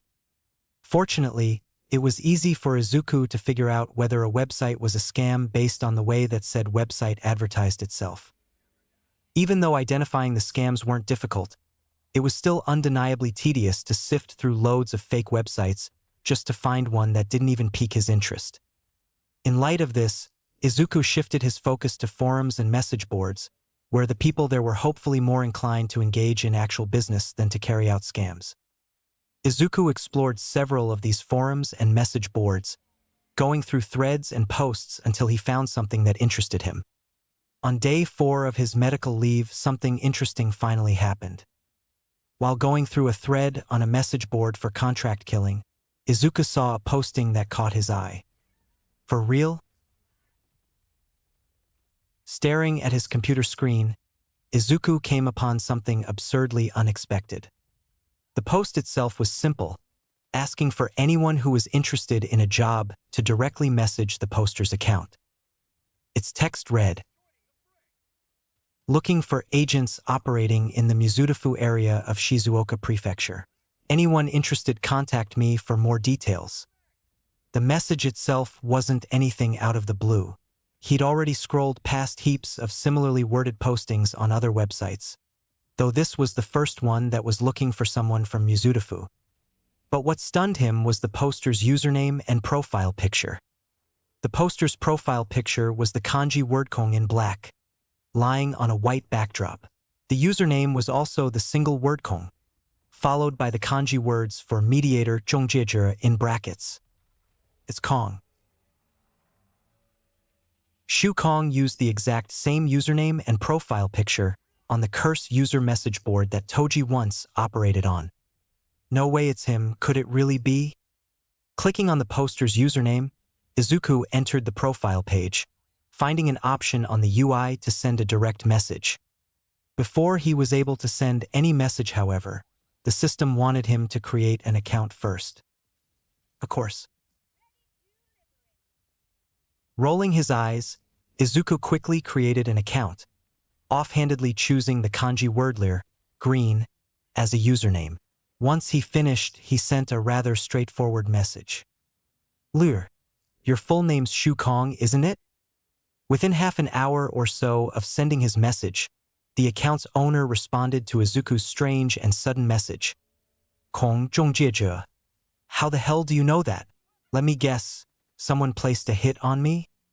"Lir, do you know a guy named Toji?" Asking if this mysterious mediator knew who Toji was would hopefully tell Izuku whether Kong from Toji's world had somehow ended up in this world of quirks too. "Kong zhongjie. Never heard of the guy. Is it him that wants me dead? Maybe it's a different version of Kong in this world? No, it is a different version. Too big of a coincidence that I stumbled upon someone else named Shu Kong who happens to work as a mediator and handler for assassins." Meeting and seeing what this person had to offer was the best way to confirm Izuku's assumption. "Lir, relax. I'm not carrying out a hit on you. Only a fool would contact their target before killing them. Lir, someone I know told me about you before. I'm interested in your job opening in Mizutofu. Kong zhongjie. Good to know that you're not an idiot. If you really are interested in doing business, meet me at the Lamerichaussee restaurant near Tatooine Station. 1 p.m. tomorrow. Tell the server that you're looking for Kong. I'd advise against trying anything funny. Smart move. Heroes patrol that part of the city really often. If I did want to kill him there, I'd be caught the moment I stepped foot out of the restaurant." Ending their conversation, Izuku felt mildly excited and intrigued for tomorrow. Izuku glanced at his phone, making sure not to bump into anyone as he followed the GPS's instructions. Soon after leaving the station, Izuku casually made his way to the restaurant, wearing in a dark aquamarine hoodie with its hood up. Hopefully the hoodie would help in hiding his identity if anyone who passed by him recognized him or if he got into any sort of trouble. That restaurant should be just around here. 2 more turns and a few dozen more meters of walking later, Izuku arrived at the restaurant. A large black sign with the white words Le Marichaussee in fine cursive and smaller words that read restaurant in Japanese above the frontage indicated that he was in the right place. Peering in from the outside through the glass windows, Izuku could tell that the place was relatively full. He couldn't make out much detail about the interior, since the windows were darkly tinted from the outside, allowing him to only make out the silhouettes of people and the warm glow of lights. Grabbing onto the steel handle, Izuku gently pushed the glass door open. Upon opening the door, Izuku's ears were pleasantly greeted by the sound of classical music playing. The music playing in the restaurant is the elegant time track from JJK S2's OST. Izuku wasn't disappointed by the sight. Fancy place, he let out subconsciously as he laid his eyes on the place. The restaurant's design appeared to be a mix of a minimalistic and Western style, with a hint of French decor. The floor was covered by black and white tiles in a mosaic pattern, while the walls and pillars were coated in a mix of dark wood panels and mirrors. As for the ceiling, it was beige in color, supporting a few chandelier-like lamps that emitted a warm yellow light. Further adding to the luxurious aesthetic were the presence of tall leafed plants in white pots. As Izuku was taking in the restaurant's design, a server of the restaurant, a young man attired in a white dress shirt with a black tie and black vest came to greet him, welcoming him and asking whether he had a reservation or wanted a table on the spot. "I'm looking for someone named Kong," Izuku clarified. The server politely nodded. "Follow me," the server motioned kindly, walking deeper into the restaurant. Izuku followed the server, walking past the restaurant's main area until he reached the entrance to a hallway that had 5 dark wooden doors on both sides. Each door was labeled with Roman numerals ranging from 1 to 10.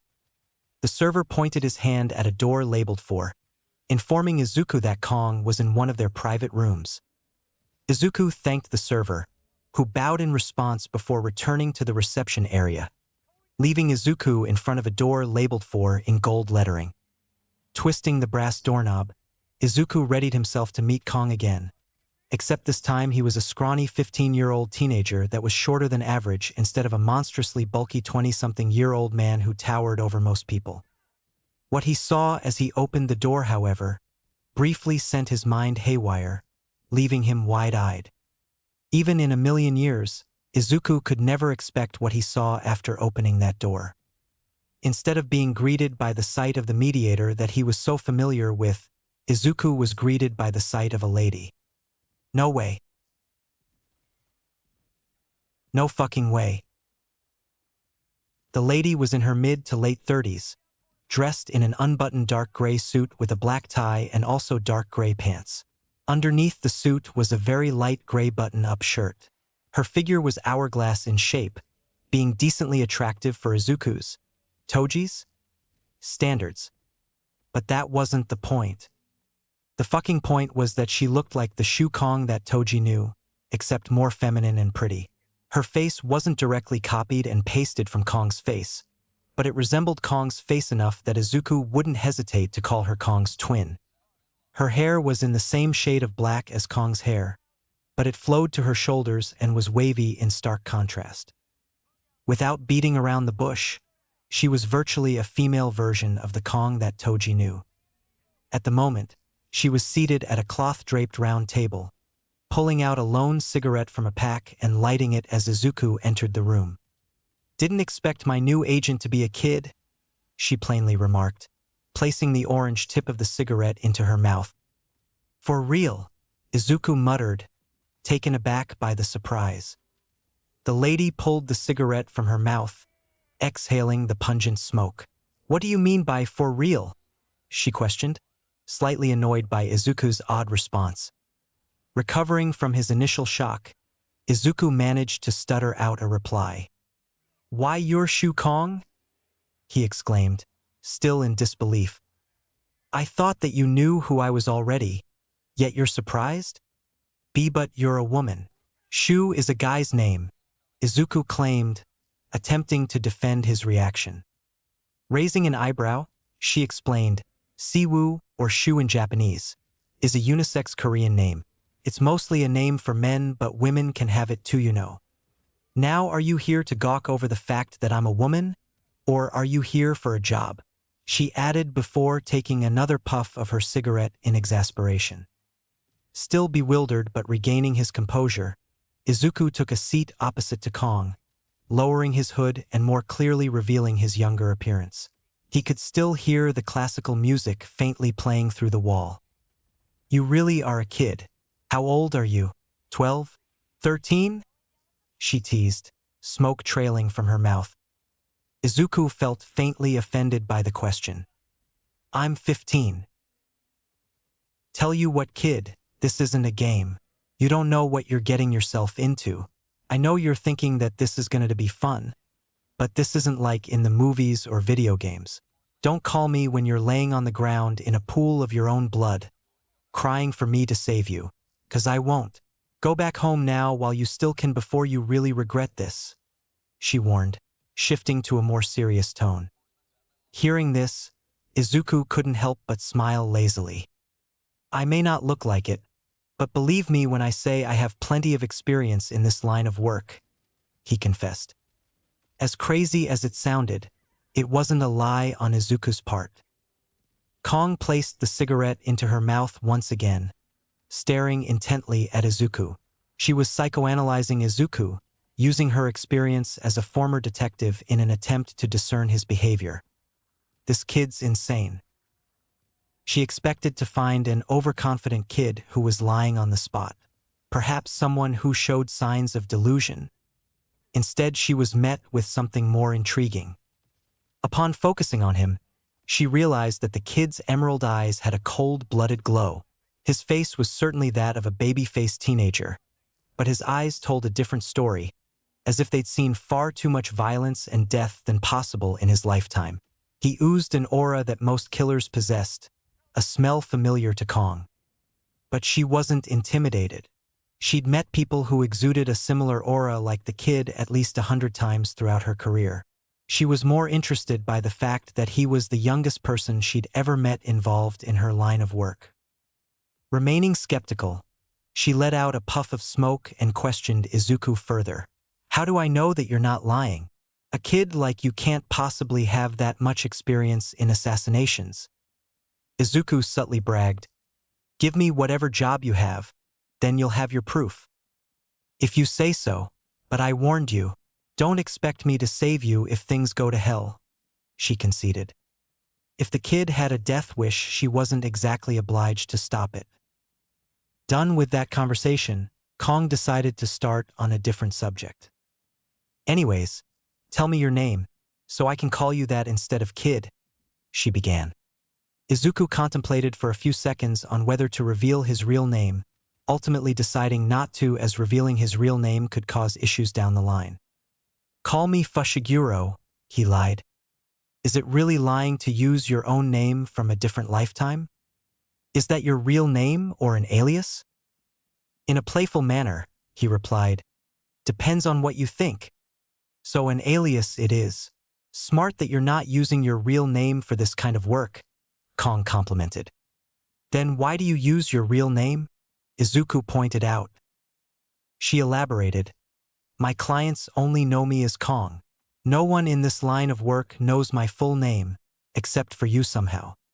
Pausing for a while, Kong pressed the cigarette butt into an ashtray, extinguishing it. "Enough chit-chat. The job's dash." "Wait. I don't take jobs targeting innocents, only criminals and villains," Izuku mentioned, making his stance clear. "A contract killer with morals, huh? You don't see that often." Izuku couldn't tell whether that was meant as a compliment or an insult. Kong proceeded. Well, you're in luck, Fushiguro. Tell me, have you heard of the Kaiokujitsu, Rising Sun, Alliance? Chapter 5, Relapse Part 2. What's that? He asked. It's an umbrella group uniting over 100 smaller Yakuza groups in Japan. The second largest Yakuza confederation in Japan with over 5,000 members, if I recall correctly. As expected from the name, the alliance idealizes imperial Japanese beliefs and values to combat the modern ills of Japan, mixed in with some quirk supremacy. In essence, they're right-wing extremists. They aren't particularly favored by many due to their values, but they held a lot of power in the underworld. Wouldn't such a group already be dealt with by heroes? From what I know, the Yakuza are on their last legs, Izuku queried, curious on how such a large criminal organization could still exist in an era where heroes like All Might were so prevalent. Letting out a chuckle, Kong debunked the claim, as if she read his thoughts. All Might is good, but he can't be everywhere in Japan at once. You'd be surprised at how well the Yakuza hides itself these days. They're ghosts compared to their glory days, but they're nowhere as extinct as what the media wants you to believe.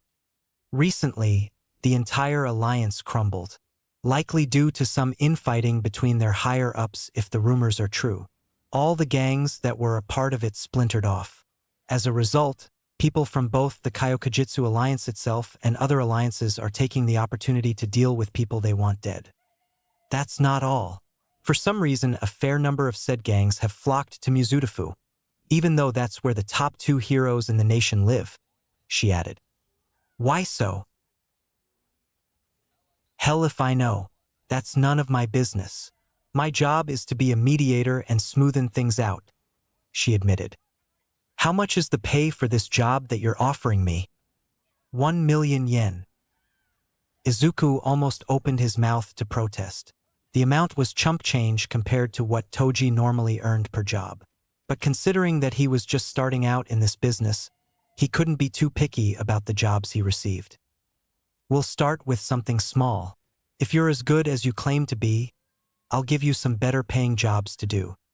She clarified, that is if you decide to continue working with me, of course. Fine, he accepted. Perfect. Now to finally talk about the job. The job is to deal with Kazuhiko Kitamura. He was in charge of one of several trafficking rings within the Kaiokujitsu alliance. As for what kind, either sex or quirk trafficking according to our client. Our client has requested for his name to be kept secret, so we'll keep it at that. Moving on, our client has a grudge against Kazuhiko. He's wanted the man dead for a long time, but didn't do anything out of fear of retaliation from the alliance. Since that's no longer the case, he's acting now. Kong handed her phone to Izuku. The phone displayed a photo of Kazuhiko, who was a younger man, possibly in his mid-20s with a somewhat boyish face. His hair was choppy and medium length, light beige in color. Notably, he had pale skin and red eyes. But what really stood out about him was the red streak along the right side of his hair. In the photo, Kazuhiko appeared to be at a nightclub wearing a red dress shirt. His face was cheerful and relaxed, maybe even kind if Izuku wanted to generously describe him. If Izuku didn't know about Kazuhiko's background, he would have thought that his job was to kill a random salaryman who had hair that stood out. Handing the phone back to Kong, she continued providing information. His quirk is called Wind Force. He can generate winds that are strong enough to push someone or knock them to the ground, but it's not anything special. He should be easy enough to deal with. After the alliance collapsed, he and his little group moved to Mizudafu just a few days ago to set up a new ring. Like most villains and criminals, he set up shop at a small abandoned storage facility located in the deeper and older parts of Mizudafu's industrial district. Tomorrow night, he's going to meet our client to discuss business. Our client wants him ambushed and killed after they've finished their discussion, at any time as long as it's within the same night. Also, get yourself a burner phone. I'll keep in contact with you and send the facility's address through that, she abruptly added. With that, she concluded her explanation. That's all I can tell you about.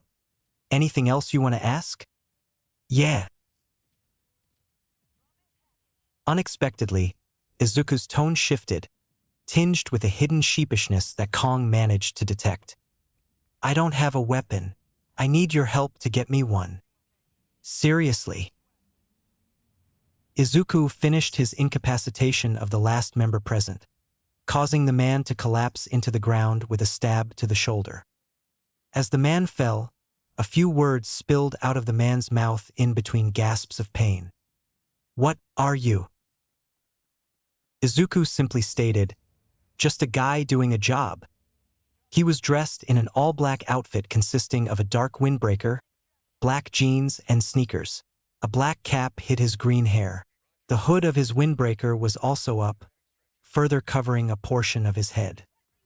Further hiding his identity was a black face mask obscuring the lower half of his visage. Only the upper part of his face and cold eyes were visible. In his black-gloved right hand was a katana, soaked in the blood of Kazuhiko's men. The blade was tilted downwards, causing drops of crimson to drip onto the ground slowly but profusely.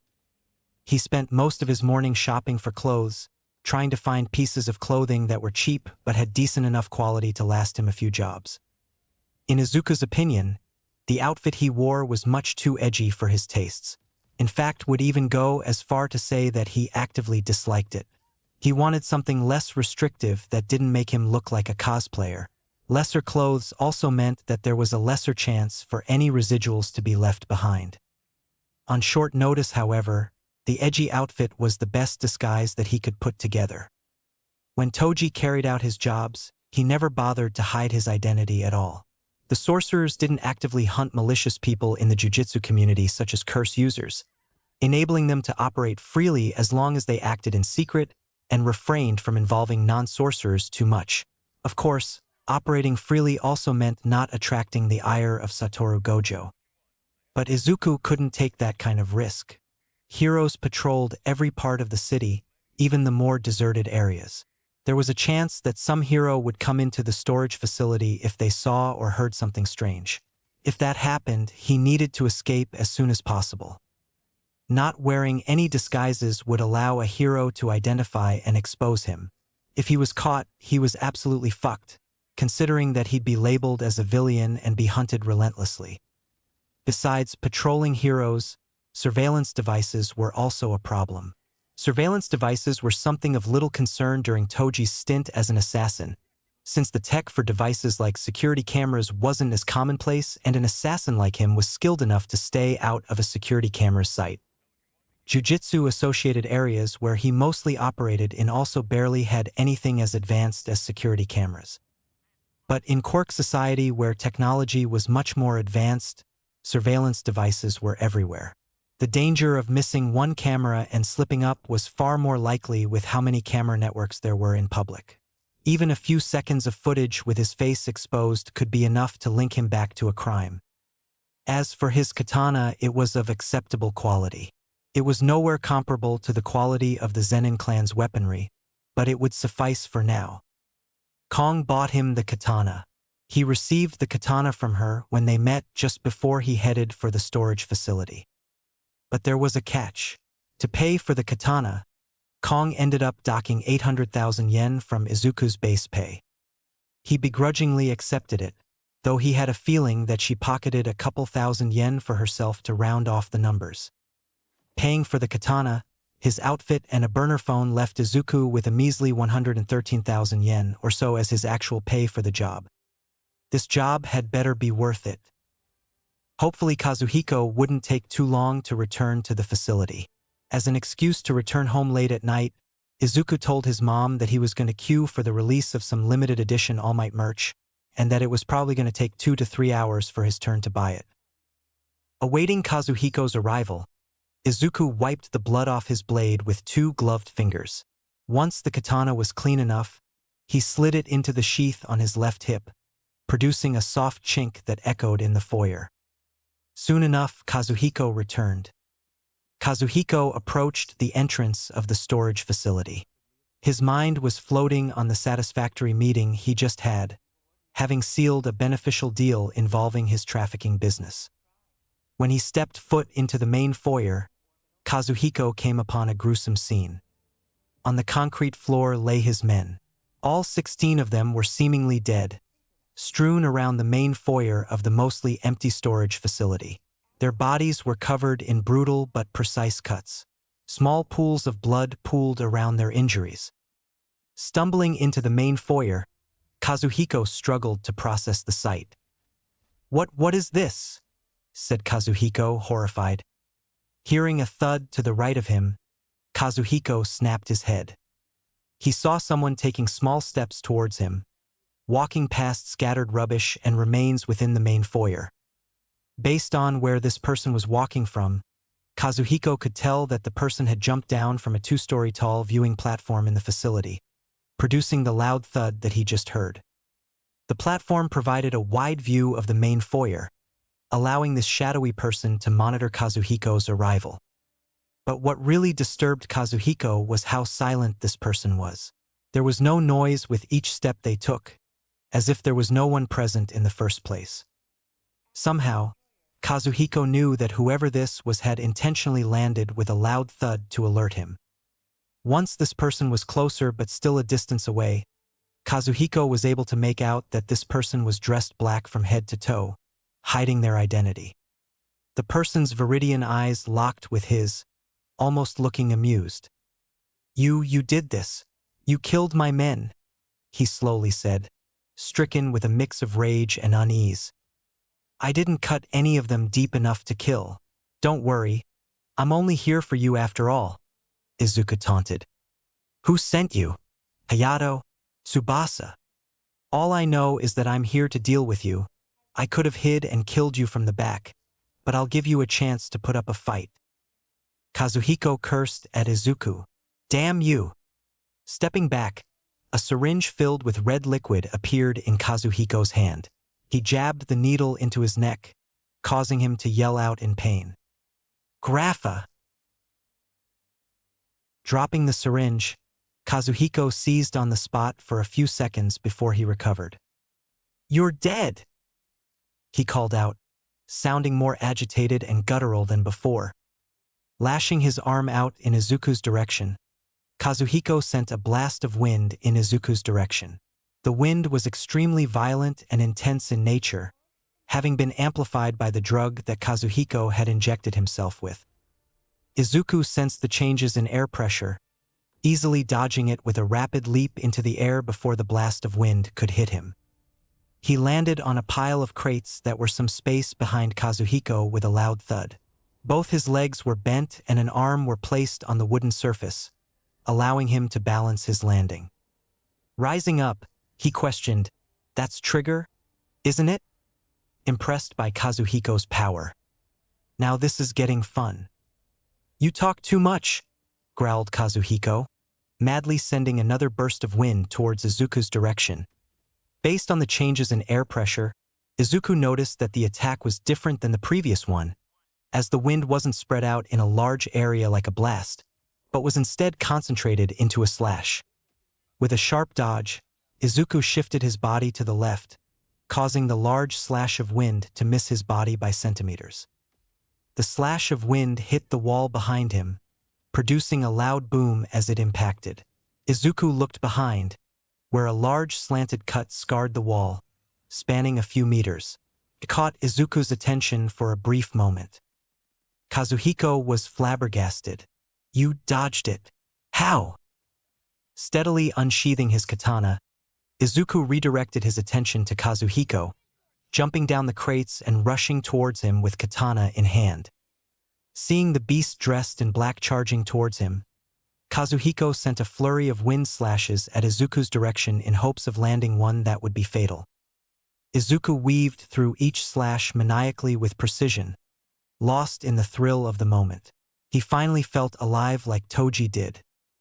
Underneath the mask, his expression was crazed. As Izuku neared, Kazuhiko prepared to send a blast of wind to create some distance between the two of them in favor of himself. Anticipating that Kazuhiko would try some sort of trick, Izuku rushed past Kazuhiko, circling to his back instead. Gripping his katana with both hands, Izuku angled his katana to strike Kazuhiko's back. attempting a heavy horizontal slash that would have bisected or cleaved clean through Kazuhiko's torso if it landed. In a stroke of luck, Kazuhiko managed to react in time before the blade came into contact with his flesh. He swatted his hand behind and unleashed a blast of wind. Unfortunately, the blast of wind was aimed straight at where Izuku's face was, forcing him to directly tank the brunt of the blast. The wind blast sent Izuku flying into the air. He smashed into a concrete pillar, shattering it before tumbling onto the ground.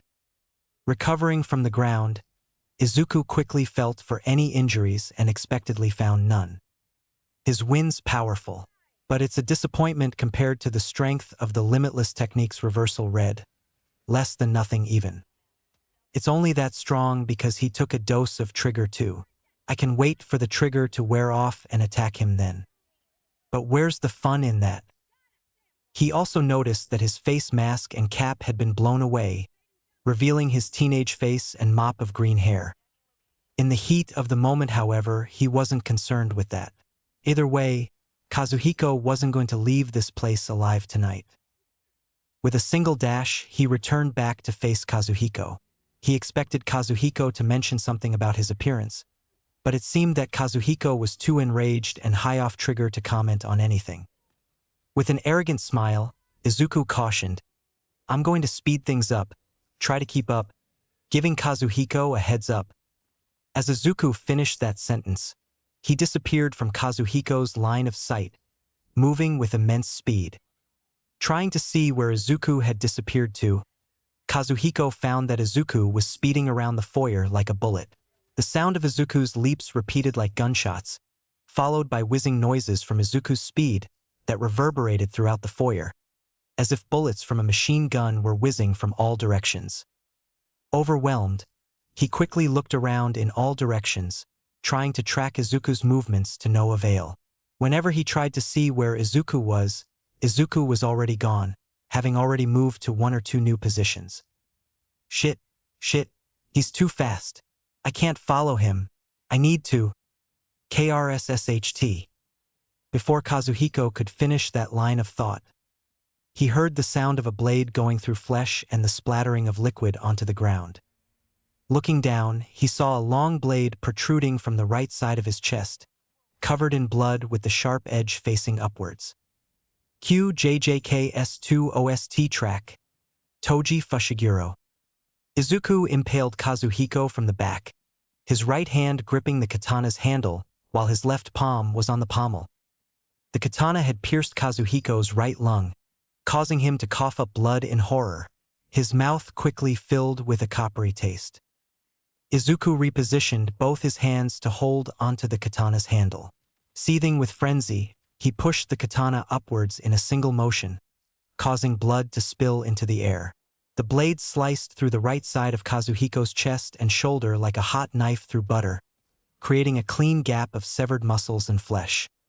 As Kazuhiko turned to face Izuku in shock, he received a horizontal slash aimed at his gut, followed by a diagonal cut that extended from his left bicep to his torso.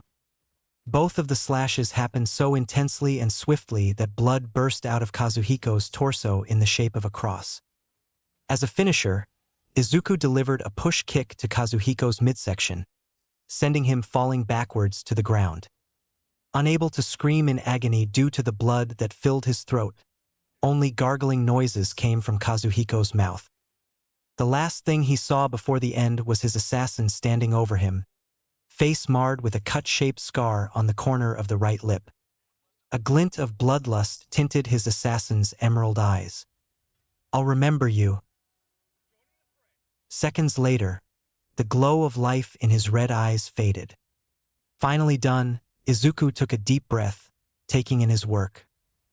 Shit, I should have aimed straight for his heart. Less of a mess that way, he realized, rubbing away some of Kazuhiko's blood that was on his face. Izuku went around the foyer to collect his mask and cap, before returning to Kazuhiko's corpse. Looking around, Kazuhiko's men remained on the ground, heavily maimed by Izuku's initial assault and still reeling from their wounds. Did I really cut them that bad? Hopefully none of them died. He wasn't paid to kill them, so he didn't see any necessity for them to die. Yet, though he might have left some of them crippled for life. For a moment, he planned to find a nearby public phone to call the police to have aid sent to the storage facility, but decided against it. His battle in the foyer surely caused some commotion. It was likely that someone from a nearby building had already called for police or a hero to check on the place.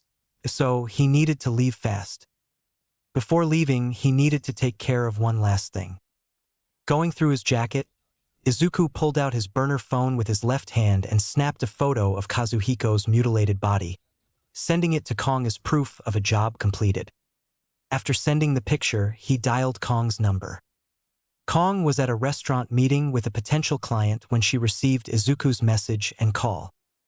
Excusing herself, she went outside of the restaurant to answer the call, taking the opportunity for a smoke break as well. "It's done," he bluntly informed. "Looks like you weren't lying, though you were more messy than I expected. Good job, Fushiguro," she praised, grabbing the cigarette pack out of her pocket at the same time. Izuku reminded, "Remember to get that money ready for me, by the way." "Yeah, I'll have it deposited in your account by tomorrow. Also, you dash." Before Kong could ask Izuku whether he still wanted to work with her, he'd already hung up. Kong glared at her phone, sighing. "Bastard," she grumbled. Pouting, she flicked a cigarette out of the pack in her hand, preparing to light it. She was a little pissed, but what happened wasn't something to get too mad about. If she offered another job to him and he accepted, it was a sign that he'd want to continue doing business with her. Despite the slight, she had a feeling that working with Fushiguro was going to be worthwhile. Once Izuku, accidentally, ended his call with Kong early, he shoved the phone back into his jacket. He flicked his katana towards the ground, allowing Kazuhiko's blood to slide off the blade and removing the crimson layer. A fiendish grin that stretched from ear to ear formed on Izuku's face. "I'm getting my edge back," he murmured. Sheathing his katana, Izuku turned away from the corpse, leaving the scene. Chapter 6: Hounds on the Trail. Nearing the uniformed police officers, Nagai flashed his gold badge, granting him permission to step over the yellow police tape. "Just my luck that I'm on duty today." Exhaling deeply through his nose, Nagai knew that what he was seeing was going to be a messy case, even without context. "It's been, 2 years since I've had an easy case." At the moment, he was looking at the aftermath of what appeared to be a rather violent fight. Heavily injured men covered in blood and what appeared to be long cuts were scattered around the foyer, being tended to by EMTs. And so the streak continues. Ambulance sirens wailed loudly from the entrance behind him, fading as he made his way deeper into the foyer. Based on the amount of blood that pooled around where the injured men laid, he wouldn't be surprised if a few of the men had already bled out. Miraculously, it seemed that all 16 men that he counted lying in the foyer had a minimum of 1 EMT around them, indicating that they were all still alive, except for one person. He wasn't close enough to determine what kind of injuries the person had sustained, but considering that none of the white-helmeted EMTs bothered checking on them, Nagai felt that it was safe to say that whoever laid there painted in crimson was very much dead. Based on his initial observations, he quickly assumed that what he was seeing was potentially the outcome of some gang violence. A quick glimpse of his surroundings indicated that some kind of fight had occurred. There was noticeable damage to the area, such as a long and deep cut on the wall that was likely made by someone with a powerful cutting quirk. The men who were found also didn't really dress or look like civilians, yet they didn't dress with the flair most independent villains did. Adding on the fact that there was uniformity among their outfits, it was plausible that they were part of some group, likely a gang. That's unexpected. Last I knew of, almost all of the local gangs were stamped out by heroes not long ago. Of course, he would need to get more information for a clearer image before he could come to any real conclusions. Incidents like these were always never that simple. And once it becomes clear that things aren't so simple, they'll set up a task force, and I'll be asked to head it by virtue of my achievements. It was a pattern ever since he was promoted. God, I need a break. Other than the EMTs, roughly a dozen police officers were present on the scene. Some of the officers were securing the scene, cordoning off key areas with yellow tape. Others were photographing anything of note in the vicinity. No doubt that there were also more officers going through the rest of the storage facility. Passing by each officer, Nagai inspected their insignias before finding the field sergeant who was responsible for managing the officers present. The sergeant was in his 40s, probably around 10 years younger than Nagai himself. Nagai could tell that the sergeant was a by-the-rulebook type of guy, possessing a broad and stern face with neatly combed brown hair. From Nagai's experience, people like that were either pleasantly blunt or had a stick up their ass. Straightening his ink-colored necktie, Nagai approached the sergeant, who was currently relaying orders to a lower-ranking police officer. Taking notice of Nagai's approach, the sergeant quickly wrapped up the conversation with his subordinate before turning to face the detective. "You are Dash." Detective Inspector Nagai, Mizudafu Central Police Department. "I'm from the Violent Crimes Unit, assigned to this case," Nagai introduced, flashing the detective tag that hung around his neck in a lanyard while simultaneously pulling out his police badge. "And you're Sergeant Dash." "Sergeant Nakamura, Kaihoko Precinct." Thankfully, it appeared that Nakamura was the former. "Give me a rundown, Sergeant," Nagai requested, shoving his badge back into his jacket. Taking a deep breath, Nakamura began a lengthy explanation. "We received a noise complaint from someone who lives nearby from the storage facility. 2 of the officers under my unit who were patrolling together were dispatched to investigate. When they arrived and saw the scene, they radioed in for backup and EMTs, reporting a potential mass homicide or mass attack incident caused by villains. I had the rest of my unit sent here along with some help from other nearby stations. The EMTs arrived at the same time as we did, which was roughly 20 minutes ago. As you can tell, we're still focused on securing the area. After a preliminary search, we found 17 people, 16 injured and 1 deceased, all found in this foyer. More than half of them are in critical condition. The remaining ones are stable, but they're not in good shape either. We tried asking anyone conscious about what happened, but no one was able to give a coherent response. From the looks of it, some kind of fight broke out, based on the noise complaint claiming to hear violent winds within the building and this bloodbath around us. As for who these people are, evidence points to them being part of a quirk trafficking ring. We've discovered notes discussing their operations, mainly plans on who to kidnap, potential targets, daily schedules of targets, and trafficking routes," he listed, face scrunching in disgust. "We also found some equipment for restraining people, things like quirk-suppressing cuffs, cages, and sedatives. Hell, we even found shock collars. Fortunately, we didn't find any victims. Seems like they were still in the middle of setting up their operations," Nakamura hastily added. Underneath his professional exterior, Nagai grit his teeth. Bastards like these were absolute scum, kidnapping kids and grooming them to be exploited and sold, along with capturing women to be used like breeding stock. Throughout his 37 years of service in the police force, Nagai could count the trafficking cases he'd investigated on one hand. Even so, the cases made him feel tremendously infuriated with how horrific they were. Having met with victims of quirk trafficking before, he knew firsthand about the effects of this heinous practice. Many victims were left mentally broken, suffering from all kinds of mental trauma that would never heal, seemingly damaging the soul itself. "Is there any indication on how long they've been here?" Nagai asked, concerned about how long these monsters were left unchecked. "Based on some documents we found, it seems like they moved from Shinjuku about a week ago." "That's concerning. Could all of this be connected to some larger operation?" Nagai frowned. "Any mention of why they decided to move?" "Unfortunately, no." "Anything else of note?" "For now, that's all I know. Chances are, there's still more info and evidence to be found. My men aren't finished combing through the entire facility yet," Nakamura explained. Has the forensics team arrived? They're en route, said Nakamura, eyes quickly pointing at the black-strapped analog watch on his wrist, probably arriving in a few minutes. Subconsciously brushing his gray hair, Nagai thanked Nakamura. Thank you for the rundown, Sergeant Nakamura. In return, the edges of Nakamura's mouth curved slightly. My pleasure, Detective. Looking at Nakamura's face, Nagai wasn't entirely sure if what he saw could be deemed a smile. Rundown completed, Nakamura turned away from Nagai, calling over another officer for a situation report. Nagai turned away in tandem, making his way towards the lone corpse in the facility and further analyzing his surroundings in the process.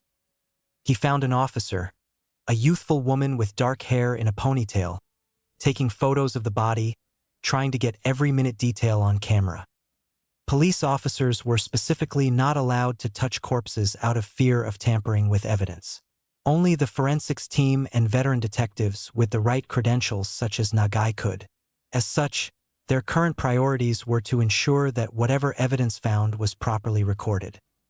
Tapping the officer on the shoulder, Nagai politely ordered her to pause her little photography session so that he could inspect the body. Upon laying eyes on his tag, she stepped aside, allowing him to crouch down for a closer look of the corpse. The body was definitely an outlier in terms of gore he'd seen on corpses. The amount of blood that was splattered around the corpse was almost comical, like something out of a horror film with too much budget for its own good.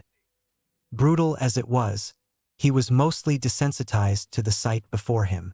Most police officers were, but some of the rookies might have felt nauseous or even thrown up if it was their first time laying eyes upon such a sight. This would make good material if the higher-ups decided to update that video we use for desensitization training. Ignoring the almost dried blood that overflowed from the dead man's mouth, whoever responsible for what happened had left the face mostly intact, much to Nagai's luck. At least it'll be easier to identify who this was. The dull red pupils of the victim were dilated, obviously in well-deserved fear and pain from whatever that happened before death, assuming that the dead man was also a trafficker. Nagai shifted his focus to the rest of the body, trying to identify the injuries masked by the mess of red. 3 deep slashes, including one that split open the space between his neck and shoulder, likely made by some sort of edged weapon. To a bystander's inexperienced eye, the cuts almost seemed to be made by a madman. With how violent and scattered the wounds were, Nagai couldn't blame them. The copious amount of blood definitely added to that sentiment. An experienced detective, however, especially a veteran of the Violent Crimes Unit, could tell that it was the opposite case.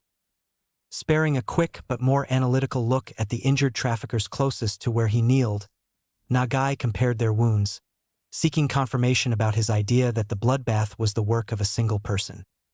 The width of the cuts matched up, implying the possibility that the same weapon was used to do the deed. The style of the cuts sort of matched up too. Clean, precise, and no signs of drag. No random thug could have done this. The killer's well-trained, possibly with years of experience. Whoever that dealt with the traffickers was no different than a 5-star chef gutting a chunk of raw salmon. The only sure difference was that unlike the shallower but still brutal cuts on the rest of the traffickers, the cuts on the beige-haired man were clearly aimed to kill. An assassination. That makes sense. Whoever that was in the way got cut down but wasn't finished off. In his mind, Nagai quickly cycled through a list of known villains that had the quirks or skills to pull off such a feat of butchery. It was more likely that a villain was responsible than a vigilante. Most vigilantes, while operating outside the law, weren't this violent. He narrowed down a few suspects, but the fact that the perpetrator spared all the traffickers except for one threw a wrench into Nagai's guesswork. Almost anyone he could think of with the right skill set or quirk was locked in Tartarus already. The crime also didn't fit the modus operandi of the remaining villains he had in mind. Any of them who could brutalize the traffickers in such a fashion likely wouldn't have bothered with sparing the remainder. Only one villain stood out, but even then the idea was standing on half a leg at best. Could it be Stain? The injuries inflicted on the traffickers resembled Stain's handiwork, based on the photos of Stain's victims that Nagai had seen. A villain like Stain was also deadly enough to triumph against 17 average men in a fight. Unlikely. The crime doesn't fit Stain's modus operandi at all. Heroes have always been his target. Plus, he's never attacked a group of people like this before. Even if he did, it's more than likely for him to kill all of them instead of sparing anyone. Possibly it was someone new, someone unseen before. Even more concerning.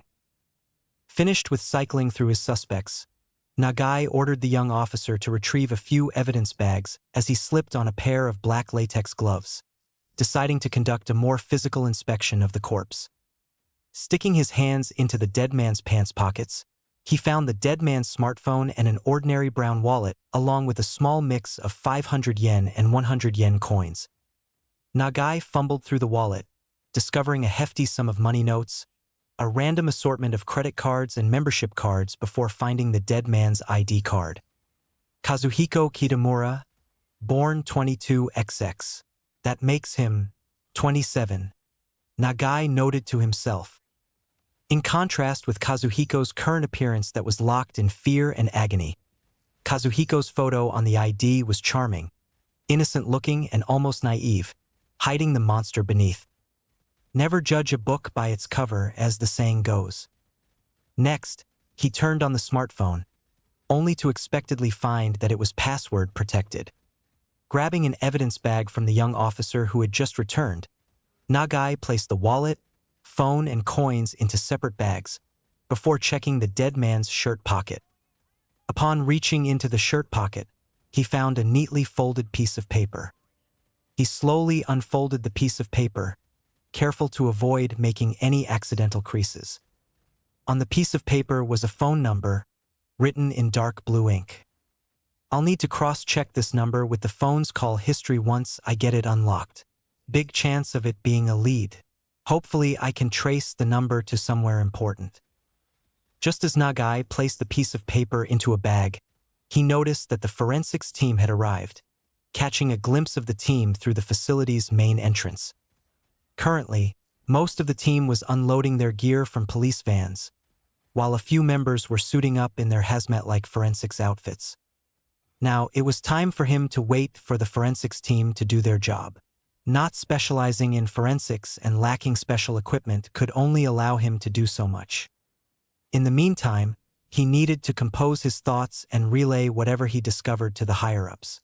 If the forensics team failed to find any indication of the killer's identity, it meant that things were going to get a lot more messy, since a hero couldn't be pointed in the right direction to deal with the issue. With a few exceptions like Eraserhead, a majority of heroes didn't even have the faintest idea on how to chase ghosts. That's why people like Nagai still existed in an age dominated by flashy, costumed heroes. As for interrogation of the traffickers, he had a detective in mind that could help.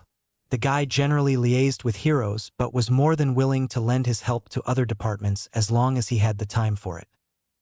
Guy's a lot more generous than I am, that's for sure. Sliding his smartphone out of his jacket, Nagai scrolled through his contacts before finding then dialing the number he needed. I need to call in a favor, Tsukachi, said Nagai to the detective on the other line. Chapter 7, What's done is done. The moment Katsuki first received the news from his parents that Deku had been involved in some kind of accident, his mind blanked. Somehow he knew what happened. No, that nerd. They told him that they'd received news that Izuku had fallen from Aldra's rooftop and was in extremely critical condition, unlikely to survive past a day.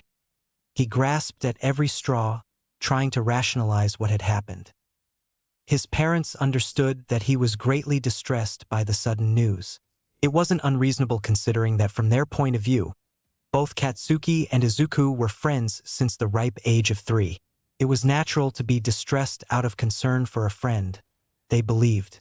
But they didn't know what exactly happened that caused such distress for Katsuki. Deku jumped himself.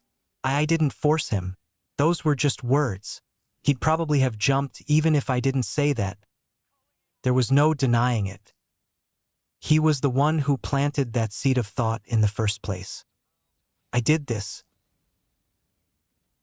Despair and regret permeated every fiber of his being. Oh God, what have I done? Why did I say that? He was going to be responsible for someone's death. The police would find out that he was responsible. No way did Deku not leave some kind of message or note explaining what led to that point. The point of taking your own life. And the highlight of the note would be Katsuki Bakugo. Either way, his prospects of becoming a pro-hero, no, his future in general was effectively gone. Katsuki didn't know what he was supposed to do. In a way, he submitted to whatever fate that was about to befall him in the coming days. A day after news of Izuku's accident had reached him, he and his parents visited Auntie Inko at the hospital where Izuku was hospitalized at. Miraculously, Izuku was still alive. That was the first and last time he'd visited Izuku at the hospital. He couldn't bear the shame of visiting someone who he bullied to attempting suicide. Katsuki didn't have to attend school that day, since Aldera was closed for the police to investigate. Entering Izuku's hospital room, they were met by Inko, whose eyes were puffy and swollen from hours of crying her eyes out. Dark bags also rested under her eyes, indicating that she hadn't slept at all in the past day. He's in a coma. The doctors, they don't know when he'll wake up. They say even if he does, he'll be a vegetable. Oh God, this is all my fault, informed Inko before breaking into a fit of tears, overtaken by extreme sorrow. While his parents comforted Auntie Inko, he could only lay his eyes on Izuku. Izuku's body laid on the blue hospital bed, almost fully wrapped in a layer of bandages. Casts encased 3 of his 4 limbs, while his green hair was hidden under the wrappings of bandages. A ventilator was attached to his mouth, seemingly complemented by several other wires that were attached to the other parts of his body. Under said ventilator was a medical patch that covered the right corner of his mouth.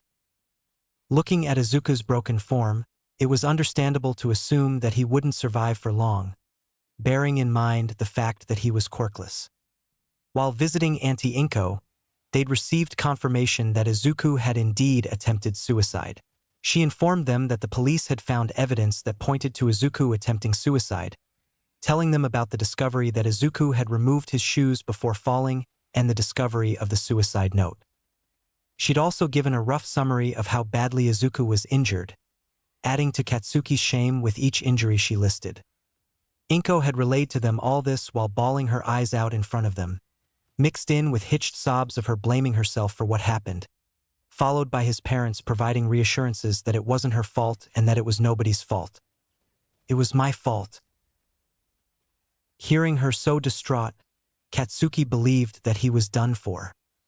He braced himself for Auntie Inko to have a change in tone, to reveal and pour her rage and grief onto him, exposing his sins for all to hear. But that didn't happen. He went home as if he wasn't complicit. There was no police waiting for him. They'll find out soon enough, it's only a matter of time. He waited over the span of a few days, but nothing happened. When nothing came to pass, he debated on turning himself in. At the end of it, he didn't do it, guilty as he was. Whether it was out of fear, shame, some twisted sense of pride, or because he really didn't care enough. He didn't know.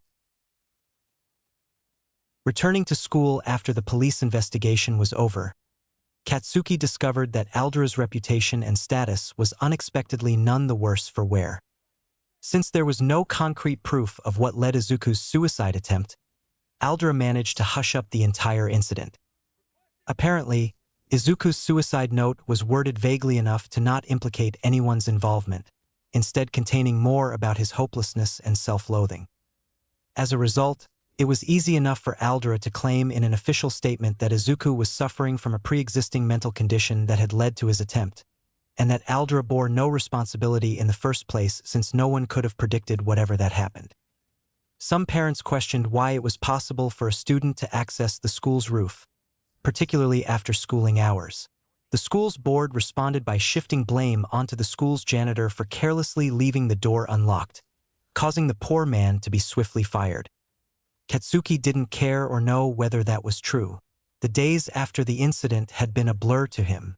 It was a struggle to think straight or act normal. His body was functionally on autopilot, leading him to be far less lifeless than his usual brash and abrasive self. He didn't even have the focus to train properly. The change didn't go unnoticed. His parents could tell that he was depressed from seeing his friend so horribly injured, from their perspective at least.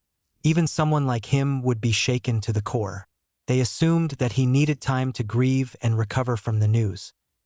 His lackeys and classmates too could tell that something was up, but they didn't dare ask the explosive blonde why, out of fear of being on the same end of what Deku once received. At the end of the day, a bomb was still a bomb, even if it didn't want to explode. The school's teachers were no better. Under the school board's command, teachers were ordered to ensure that the news surrounding Izuku died down. Thus, they strayed from acknowledging anything about Izuku beyond the official statement, including Katsuki's change in attitude. Most of them were aware of Izuku and Katsuki's friendship, if it could even be called that. It didn't take a genius to figure out that Katsuki's current state was connected to Izuku's suicide attempt. Things continued in such a state until Izuku returned to school unannounced. There was no sign or warning to prepare Katsuki beforehand. Just seconds before class started for the day, Izuku waltzed right into the classroom like he wasn't on death's door less than 3 weeks before. Katsuki was startled.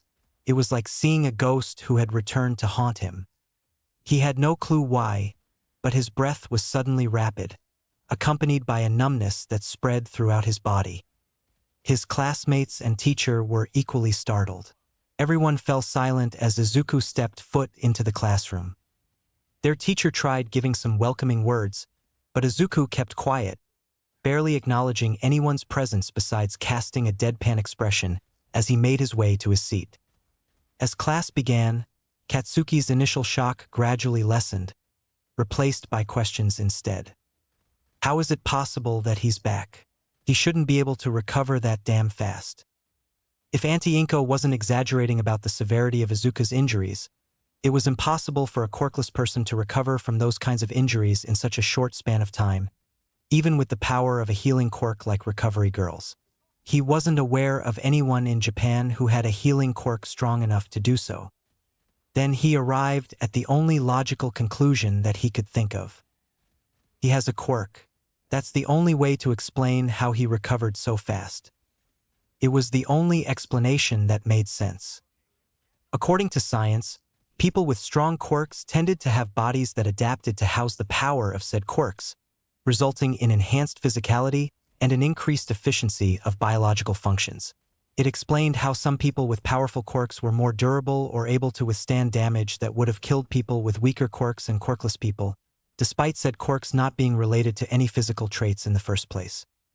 That means he was hiding it from me. Then those questions transformed into bubbling rage. He's looking down on me. He thinks I'm a joke. He's acted weak all this time to play me as a fool. Was that attempt an act 2? During a change-in period when the subject teacher hadn't arrived yet, Katsuki marched towards Izuku's table, resolved to get answers. Head unmoving, Izuku's pupils momentarily shifted to see the person approaching him, glancing at Katsuki for a second before returning his gaze to his notebook, continuing to scribble in it. "Oi, Deku," Katsuki called out. Izuku remained silent. Growing annoyed, Katsuki persisted. "I'm talking to you, Deku. Stop writing in that shitty notebook." Again, there was no response. "Answer me," he ordered, before reaching his hand to grab the notebook. He expected to easily take the notebook away, letting the nerd panic and plead as he held the notebook. Instead, without even looking at him, Izuku caught his wrist in a blur before it made contact with the notebook, startling Katsuki for the second time in the day. Izuku's grip was unnaturally strong. Katsuki tried to pull his hand away, but it didn't budge an inch. It was like his arm was trapped under layers of steel and concrete, tightly encased around his wrist. Shit, when was his grip this strong? Upon locking eyes with Izuku, who'd finally turned to face him, Katsuki froze. He didn't notice before, But there was something wrong with Izuku. On the surface, his facial appearance was nearly unchanged, with the exception of the cut-shaped scar on the right corner of his mouth and his hair being very slightly longer. However, the way he carried himself changed. There wasn't a hint of the timid and meek Deku that Katsuki knew for more than 10 years. It was replaced by an air of confidence and boldness. What made Katsuki freeze, however, was something far more ominous. For as long as Katsuki knew Izuku, he could tell that there was always a passive aura of inoffensiveness and kindness that Izuku radiated, much to Katsuki's displeasure and annoyance. Izuku's personality made him more approachable and friendly to most people, but it was a sign of weakness, paving the way for Izuku to be a constant victim of quirk-related prejudice. It was so significant that Katsuki often questioned whether it was an act, lending him even more reasons to bully the nerd. Now, there wasn't a single sparkle or a trace of warmth behind that pair of viridian eyes. There was only unadulterated and calculating disdain that filled those dim eyes. Worst of all, Izuku's facial expression was far too relaxed to match the intensity that Katsuki felt from him. It was like seeing a predator that was teasing its still-alive prey, ever ready to sink its jaws into the neck of its food. Never was there a day that he imagined feeling uneasy when looking into those green eyes. As the unease spread, Katsuki was almost sure that Izuku was going to shatter his wrist. Instead, Izuku boredly rolled his eyes. "It wouldn't hurt to wait, you know?" he stated. Snapping back to his senses, Katsuki opened his mouth to respond, before being interjected by Izuku. "I'd prefer if you didn't cause a commotion on the first day that I'm back. Meet me behind school at 3:30 and we'll settle whatever problem you have with me. Also, don't bring any of your lackeys along. It's better to keep things private," Izuku nonchalantly instructed, not wanting to deal with Katsuki's nonsense while in class. With that, Izuku released Katsuki's wrist, half expecting Katsuki to bother him again. But Katsuki, stupefied from what happened, returned to his seat and obliged to Izuku's request, more than inclined to not find out what would happen if he didn't. Just as Katsuki thought that Izuku wasn't going to show up, he was jump-scared by the voice of Izuku from behind. "What the foo? How did he get behind me without making a sound?" "Kakin," Izuku greeted. He wanted to say Bakugu, but his mouth slipped. "Force of habit, I guess." "You're late. You said 3:30, not 3:40, Katsuki pointed out. "After all he's done, I can't believe I'm still using that shitty nickname from when we were kids." "Oh," Izuku quickly checked the time on his smartphone. "I was making sure that no one else was around," he explained, uncaring that he was late. Putting his phone back into his pocket, Izuku asked, "So what did you want?" Not wanting to beat around the bush. "How the hell did you recover so fast?" "You'll find out eventually, but long story short, my body is special," Izuku admitted. If Dr. Miyazaki kept to his word, there was a likelihood that his theory of rationalizing a heavenly restriction with quirk science would end up as a subject for some research paper, bringing it to the attention of the media. Bakugu would find out then. If he tried explaining about his heavenly restriction to Bakugu now, there wasn't a chance that Bakugu would buy his story. "What the hell are you talking about?" "Simply put, my body is special," Izuku repeated. "Bullshit. I visited you at the hospital the day after you jumped. You were broken from head to toe. Your mom told me everything. Lucky my ass. No way could someone quirkless like you could fully recover in 3 weeks. You have a strong quirk, don't you?" "Well, it was actually 2 weeks. I spent a week lazing around at home," Izuku corrected. "That's not the fucking point. Like I said, my body's special." "So that's how it is, huh? You hide a quirk from me? Try to kill yourself and act like nothing happened? Act like you're better than me," Katsuki accused. Izuku was beginning to get annoyed by Katsuki's stream of hybrid insult questions. "Tell me, was your mom in on it too?" Now Izuku was really pissed. But he wasn't willing to draw first blood. He couldn't be too quick to temper. If someone happened to be watching their little back and forth, He could claim self-defense if things escalated. "What the hell are you going on about?" Izuku retorted, raising his voice in irritation. "Don't lie to me, damn it," Katsuki cursed, completely over his boiling point.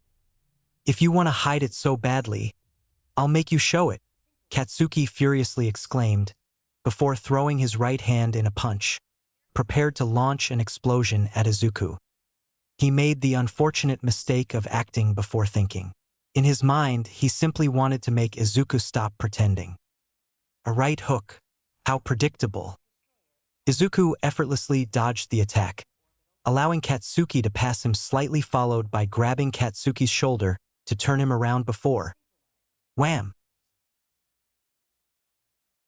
Slamming his fist under the right side of Katsuki's ribs. At first, Katsuki was taken aback by the blow. Shit, he dodged and landed a punch before I could react. After a second that felt longer than it should have, pain flooded through Katsuki's body without a hint of resistance. Izuku let go of Katsuki's shoulder, resulting in Katsuki instantaneously crumpling to the ground, clutching the right side of his abdomen in excruciating pain, followed by his body curling on its own. He tried getting back on his feet, but his knees buckled under the effects of shock. It was absolute agony, unlike any kind of pain he'd suffered before. Adding on to the agony, it felt like the air was sucked out of his lungs. Gasp ack. Nga. Gasp H. He painfully groaned, briefly losing the ability of proper speech. To some, a liver shot was a cheap tactic, but there was no denying that it was an easy way to incapacitate someone without causing too much injury. Maybe a chokehold would have been kinder, but at least Izuku didn't have to bother with holding Katsuki in place. Izuku stared at the pathetic sight of his bully, sneaking in a tiny grin that was just visible enough for Katsuki to catch a glimpse of. Surprisingly effective move against amateurs. "That should keep you still for a minute," Izuku informed. Approaching Katsuki's writhing form, Izuku calmly and near sadistically assured, "Don't worry, that won't leave any lasting damage. Not unless I shattered a rib or two with that punch, I think. Not that I know or care." The blow certainly wasn't hard enough to break one of Bakugu's ribs. At most it would have left a dark bruise, but he couldn't resist adding that last part just to see the panicked look on Bakugu's face. Katsuki continued gasping for air in disbelief, trying to process whatever the hell that just happened. "Gasp, who are you? What the hell? Gasp, did you do to the real Deku?" Katsuki questioned between pained gasps for air. For a second, Izuku was confused by Bakugu's odd question. "Wait, what? Does he think I'm an imposter? What? Oh," Izuku realized, understanding what Bakugu meant. He couldn't exactly fault Bakugu for believing so, considering how much of his personality was warped by Toji's essence.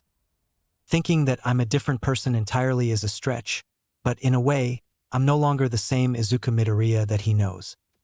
The heavenly restriction could be explained away, but trying to explain what really happened to him was an act of sheer folly, as no one sane would ever believe the events that transpired while he was comatose. Izuku crouched down, wanting to clear the air. "Nothing that bizarre, but I understand why you'd think that. Because that's all you see and think of me, isn't it? A weak, scared, quirkless Deku. A monkey even. I always knew it, even while I let myself be degraded day after day by you. But I didn't want to admit or confront it, because I wanted to admire you. Admire you for what I didn't have. Talent, power, a quirk." He paused to let out a resentful laugh. "That was until you gave me that idea to end it all. To gamble my quirkless life in hopes of a better one. It didn't go like you'd expected, but I'd say it paid off for me." Katsuki could only listen as he tried to shift his focus from the pain in the right side of his abdomen, completely unsure what to make of Izuku's monologue. Sensing Bakugu's confusion, Izuku rose from his crouching position and sighed. "Is it that hard to believe that I had a slight change in personality, especially after what happened?" "I guess I have you to thank for that," Izuku declared. "Why Enjich won't get away with doing that to me. Katsuki managed to let out through the blinding pain, finally managing to get on his feet, albeit on shaky knees. Izuku humorously smirked. You'd tell the heroes that I hurt you? Surely they'll believe how someone with a quirk as strong and great as yours was assaulted by a useless monkey like me. With a sudden burst of speed, he pulled Bakugo closer by the collar, further alarming the blonde. And besides, I think this is hardly anything compared to what you've done to me over the years. The words hit Katsuki like a tidal wave, drowning him in suffocating guilt. Deku's right. Releasing his grip, he sent the taller boy stumbling, despite the height difference. We're done. I don't care what you do next, but if you try anything with me again, I won't be as kind as today, Izuku warned before turning away, deciding that he'd wasted enough time. Wait, Katsuki pleaded. I'm sorry. Turning around, Izuku bitterly chuckled at Katsuki's attempt at an apology. I'm sorry. I'm sorry? I'm sorry. How dare you say that to me? Is that all you have to say to me? After what you've done to me throughout all these years, I should gut you open alive like I did to Satoru Gojo for even daring to say that to my face. He's sorry. That doesn't change anything, not at this point. Fuck it, he wasn't in the mood to deal with the blonde. A little too late for that, don't you think? He replied cynically before finally walking away from the scene. He expected Bakugo to hurl more expletives at him, to demand him to come back or to even chase after him. But he only received silence. As soon as he'd left the school's compound, Izuku noticed something rather surprising, something that he never thought could happen after he merged with Toji's soul. Ha! He actually made me, he muttered to himself, nearly bursting into a mirthless laugh. His eyes were wet. He'd actually teared up at some point during his whole exchange with Bakugo. Fuck. He'd let his resentment of that Pomeranian overtake him for a moment. His pride. He wasn't supposed to care about such things anymore, much less get so worked up and emotional over it. He wasn't the useless failure, the Deku from before. He wasn't weak anymore. So why did he feel like this? Perhaps he was still more emotionally scarred than he'd led himself to believe. I don't care anymore. Useless, I don't care at all. Quirkless, I don't care. Monkey, I don't want to care. I don't. He didn't want to think too much about it. It was better that way. Almost as if the writer, some higher being, had heard his plight. His burner phone abruptly rang as he neared his home. He'd forgotten that he brought that to school. Opening the phone's cover, he could see that the caller was Kong. Raising the phone to his ear, he was assailed by the voice of Kong chewing him out. Fushiguro, you goddamn idiot, she scolded, trying to sound stern and professional, but obviously brimming with anger. What's with the sudden insult? He sarcastically asked. You were supposed to ambush Kitamura, not slaughter his whole gang, she reprimanded, almost yelling. Izuku defended himself. What? I only killed him. His gang's still alive. Well, mostly alive, he corrected. Yeah, I went a little overboard. That's not the damn point. Your little stunt ended up on the news. What? Search up what happened at Kaihoko recently, she suggested in a mildly unkind tone. Holding the burner phone between his shoulder and ear, Izuku pulled out his smartphone. He loaded a search engine and did as Kong suggested, before beholding the results. Traffickers found brutalized in an abandoned Kaihoko storehouse. Work of hero, vigilante, or even villain.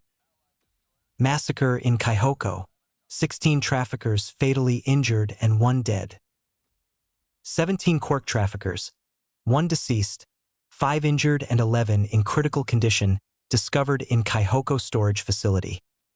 There were several more articles from the local news websites, but they all vaguely had more or less the same headline in different words. You do realize how much attention this has attracted, right? Kong pointed out. I didn't leave any traces. And it's not my fault that the client wasn't specific enough. He easily deflected. Still, look. Sai, you're a contract killer, not some bloodthirsty villain. I'd prefer if you didn't get heroes and the police on your tail. Makes business difficult more than it needs to be for both me and you, she explained. Izuku could imagine her rubbing her nose bridge on the other side of the line as she told him that, making him smile after what happened with Bakugu. You're acting like I'll get caught, he argued playfully. As he said that, he swore that he heard her say something about kids these days, under her breath. You're lucky the client doesn't care. If he did, my cut of the job would be gone. So, I assume you no longer want me working with you? Of course you're still working with me. It's not easy to find someone skilled enough to specifically kill one person while leaving the rest almost dead out of choice. I'd be more of an idiot than you if I decided to give up this fast on an investment. She further clarified, just try not to pull this stunt again for any future jobs, or at least keep things to a minimum. Understand? Obliging to Kong's request, he agreed. Fine, but no guarantees, he half-heartedly promised. For a second time, Izuku could hear another disappointed sigh. That's all? I'll update you if I have any jobs for you, Kong concluded. Before we end, I need your help again. What? Your katana broke? She joked. Get me in contact with someone who sells guns and a weaponsmith, preferably someone specializing in anything bladed, he requested. I'll pay for all their services, of course, he swiftly added. Izuku waited for a few seconds, before hearing the flick of a lighter from Kong's side and receiving her response. Give me a few weeks, maybe a month. Gun runners aren't too hard to find, but the weaponsmith will take me a while. As long as you find one who knows his stuff, time isn't an issue for me. Preparing to end the call, Kong concluded once more, Again, I'll update you on any jobs or get back to you once I'm done. Once the call was done, Izuku shoved the burner phone back into his pocket, before taking a look at his smartphone again. Traffickers found brutalized in an abandoned Kaihoko storehouse. Work of hero, vigilante, or even villain. Work of hero, vigilante, or villain. More like the work of someone who's just doing a job. Chapter 8. An Illusion of Progress. Entering his office, Nagai absent-mindedly tossed the two documents onto his desk before settling into his charcoal-colored office chair. As someone who held the rank of detective inspector, Nagai was privileged enough to have his own office, not needing to share a cramped space sectioned by cubicles like the rest of the Violent Crimes Unit's detectives. When he first moved in, his office was decorated with sterile, institutional furniture that lacked any personal touch. Some of his colleagues encouraged him to transform the place into something that was more of his own. In a debatably ironic way, he did. Over time, the sterile space was spoiled by a mix of paperwork, notes and records, scattered around in thick stacks that created an organized mess. Despite the mess, Nagai knew where to find what he needed, most of the time at least. The first of the documents was a sheet of paper listing 5 detectives, including himself, that were assigned to the Kaihoko case task force. Among the 4 other detectives, he'd only worked with one of them before, that being Detective Sergeant Tsuruga. He's a detective sergeant already? He'll be my right hand then. Wonder when he got promoted, though. Outside of interrogating suspects or interviewing witnesses, Tsuruga was a man of extremely few words, but said man excelled when it came to the more physical and practical aspects of being a detective, in part to his large physique and quiet demeanor that made him both intimidating and effective in most scenarios. He was the type of detective that everyone wanted when things got violent, possessing a quirk that was well-suited for physical altercations. Despite his size, he moved with surprising agility too. While his investigative skills were second to his physical abilities, Tsuruga made up for it with a tireless work ethic. Once the man set his mind to something, he was scarily persistent. Nagai appreciated that about him. Nagai recognized the names of the remaining 3 detectives, but he wasn't personally acquainted with them. He'd heard accounts of their exploits from other colleagues. Still, they were almost complete strangers to him. Reaching for the second document, Nagai's hands opened the paper dossier containing the compiled scene report. He filtered key information from each page of the report, his obsidian eyes scanning sentence after sentence. The officers and forensics team had done an acceptable job compiling everything they could find within the storage facility into roughly a dozen pages worth of information, much to Nagai's convenience. Reading or writing reports were seen by some colleagues as one of the most boring parts of working in force. Nagai understood their point of view, but personally he didn't hold any strong opinions towards the task. It was nothing to about, as it was a basic step that was required to move things along. There was one thing, however, that currently cast a light shade of dissatisfaction onto him. That being the recent decision made for his case. Given the number of casualties involved in such a case, it was inevitable that the incident would become a headline for the local news networks. In Nagai's humble but apathetic, so his colleagues claimed, opinion, it was preferable to keep the entire incident hidden from the public or media, or at the very least have it kept under an embargo. Letting news of the incident spread would tell whatever person responsible that their deed was under the police's radar, acting as a sign for said person to operate less brazenly or even go into hiding. Being less brazen potentially meant less evidence, and less evidence meant a tougher case to solve. A tougher case also meant more time he'd need to solve it. Just great. Despite Nagai's reasoning, the higher-ups and some HPSC representatives insisted on releasing the news. The public had to be aware for safety purposes, they said, lest this unknown new villain cause another incident in a more public area.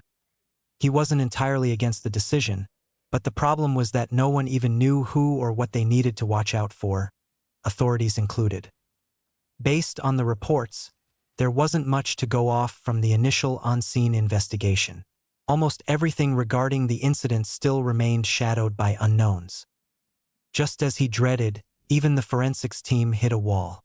Any blood, fingerprints, or hair they found and tested all belonged to the traffickers. The team did discover things that the police officers weren't able to, but there was nothing crucial enough to make a breakthrough in the case. Shit, they found nothing foreign. No residuals that could have come from the perpetrator.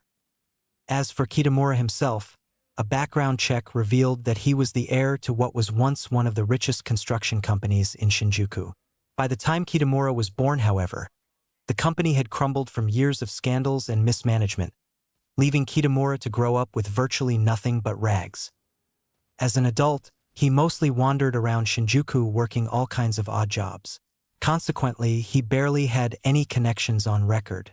It made tracing his prior activity next to impossible. Kitamura's phone wasn't much help either. Going through the phone, it was revealed from text messages discussing their trafficking operation that Kitamura was the ringleader, and that his men were composed of local thugs he'd recently hired, rather than the entire group originating from Shinjuku. Unfortunately, the phone was very new, containing very little data, having likely been bought just a week prior. Other than the context from the messages, the phone didn't contain any significant information such as Kitamura's other associates, enemies, the specifics about his plans, or anything of the like to build off on. Adding insult to injury, the number that Nagai found also led to a dead end. The phone was inactive, its last known active location being some train station in Jaku City. Local police were sent to investigate, but nothing turned up. Then there was the matter of the perpetrator's motivation. It would have been easy enough to point fingers had everyone in that facility died. There were a few villains with cutting or slashing-based quirks and the mindset to cause the carnage at the storage facility. The fact that only one person died, however, created more issues than Nagai would have liked. None of Nagai's suspects were the type to spare anyone.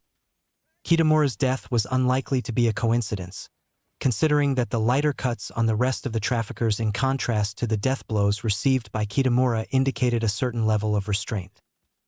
It did lend some credence to his assassin hypothesis, even if there wasn't much to support it in the first place. What was the purpose behind only killing Kitamura, though? Could we expect to see such an incident again, and how soon? If he wanted to solve the case fast, He needed answers to those questions. Killing one person but to brutally maim the rest? Why? The entire case didn't fit into the typical outline for gang hits. Call it intuition or a gut feeling, but Nagai somehow knew that the perpetrator possessed an oddly twisted moral compass. Mercy? He would never admit it to anyone, but he'd probably do something similar to the traffickers if he had the chance. Nothing as brutal as the actual thing, of course. As villainous as that sounded, he was still a morally sound person that believed in doing things the right way. It was just that some people deserved more than what the law was allowed to deliver. Nagai leaned back in his chair, letting the details from the report settle into his head. He rubbed his temples as frustration brewed within him. Interrogation of those traffickers better provide some answers. Even better, a face for me to find. Mulling over the reports for a few more minutes, Nagai came up with several explanations that were shakily feasible. To send a message. What kind of message? For what? From who and to who? Personal grudge. No doubt someone like him would be hated by many. If so, why weren't the others killed along with him? A vigilante. Could be that some vigilante just stumbled into their base and got into a fight with them. Then again, if this vigilante had no issue killing one person, why not kill the rest? As he pondered, there were a few soft knocks to the door of his office before it was gently swung open. Detective Nagai. A younger, more modest voice called out, followed by the sound of the door closing and light footsteps on the linoleum floor. Eyes still fixated on the report, Nagai acknowledged the visitor in his office. Yes, he replied in a dry tone. The autopsy is done, you can go talk to the pathologist now, the visitor informed. Raising his head, his eyes made contact with the visitor. The visitor was a young man with a lean build, probably in his early 20s. He was rather handsome, with sharp features akin to a model. Further enhancing his appearance was his messy but silky white hair, along with shining lemon eyes that contained slit-shaped pupils. His garb was composed of a black turtleneck and similarly colored slacks, overlaid with a light gray jacket. Looking past his facial appearance and clothing, what really stood out was the presence of fox ears that sat on top of his head. The ears were mostly white, tipped by a fading orange tone. Contributing to the fox-based appearance was a bushy tail that too ended in faded orange. Looks like some kid my girl would fawn over. Which pathologist? The department has 5 of them, Nagai pointed out. Realizing his sudden mistake, a light blush spread over the fox-eared youth's face as he hastily bowed and apologized. Sorry. This Miss Sonata. She's in the autopsy room on the 1st floor. Yup, definitely someone my girl would fawn over. The kid looks like he'd fit in some stupid shoujo manga she would read. Kid, you should also introduce yourself, Nagai bluntly suggested. Flustering once more, the fox-eared youth bowed again and introduced himself. Sorry again. I'm Detective Yamakumo.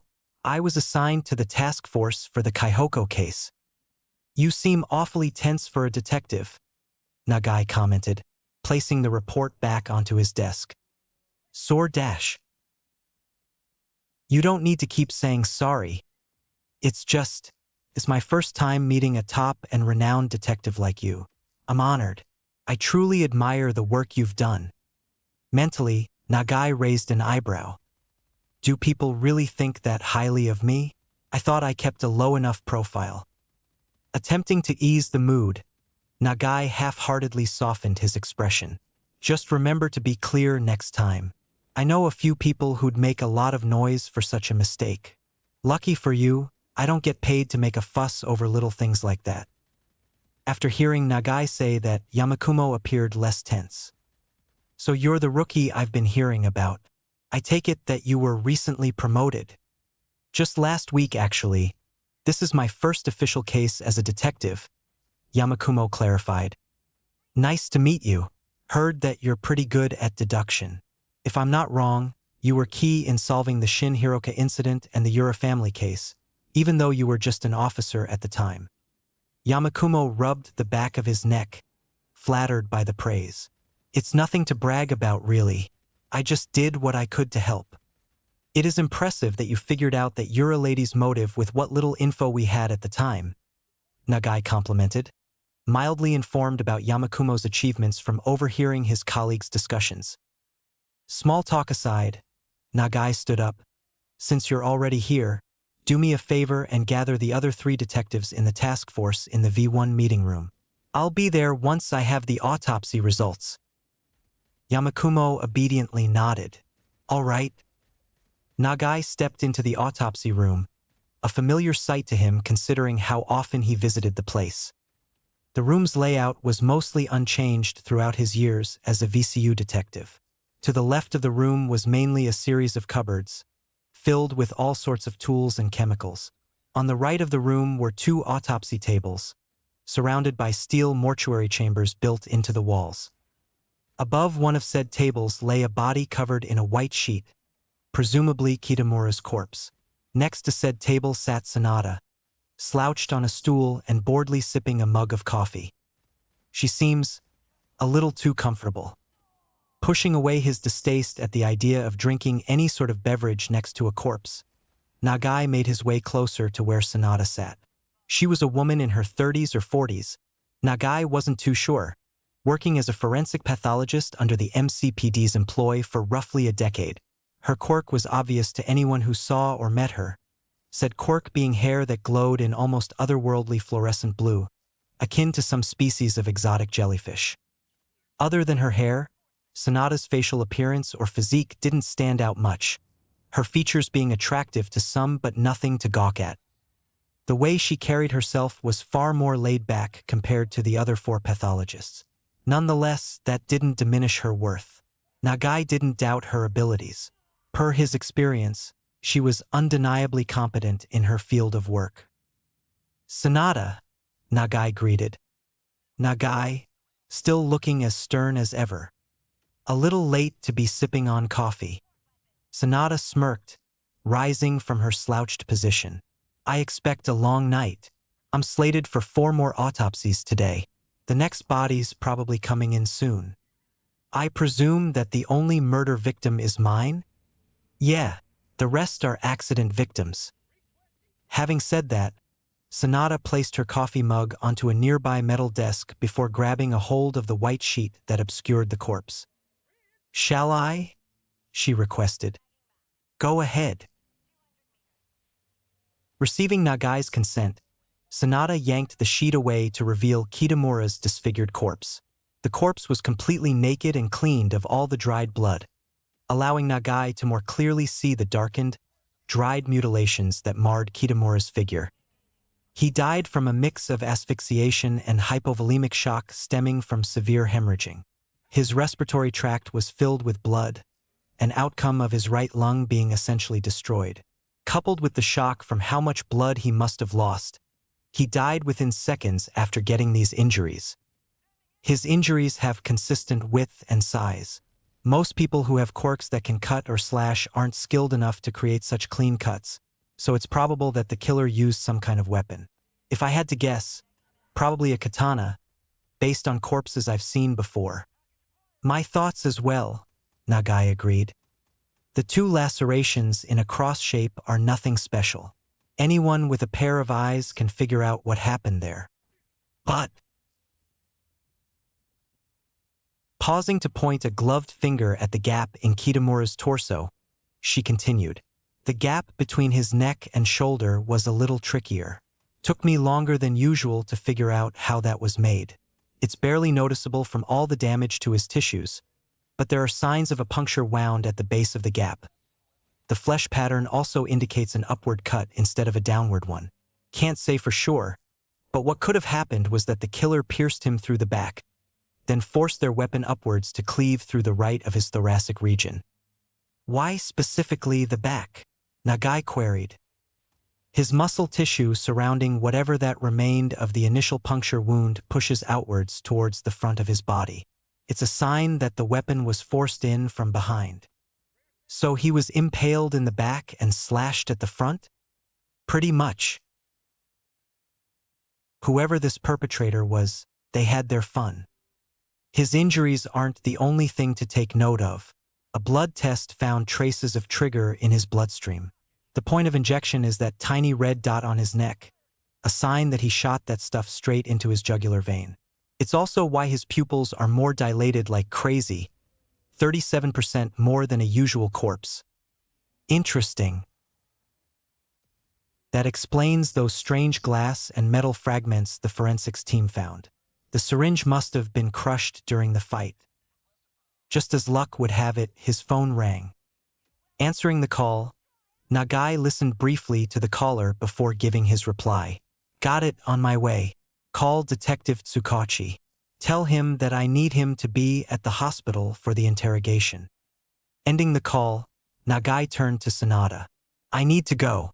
One of the traffickers is stable enough for interrogation. Anything else you need to tell me? That's all the major stuff. The finer details are in the papers, Sanada clarified as she handed the file containing the autopsy report to Nagai, before discarding her old pair of latex gloves and slipping on a fresh pair to prepare for her next autopsy session. Happy hunting, Nagai. Thanking Sanada and exiting the autopsy room, Nagai made one last call before making his way to the hospital. Tsuruga. Yes, a flat voice answered back. Tell everyone in the room that we're heading to the Mizudafu General Hospital. I'll give further instruction on what we need to do once everyone's there. Noted. With that out of the way, Nagai pocketed his phone. As he made his way out of the station, he could only wonder what kind of person would go to such lengths to kill Kitamura while sparing the rest of the traffickers. Chapter 9.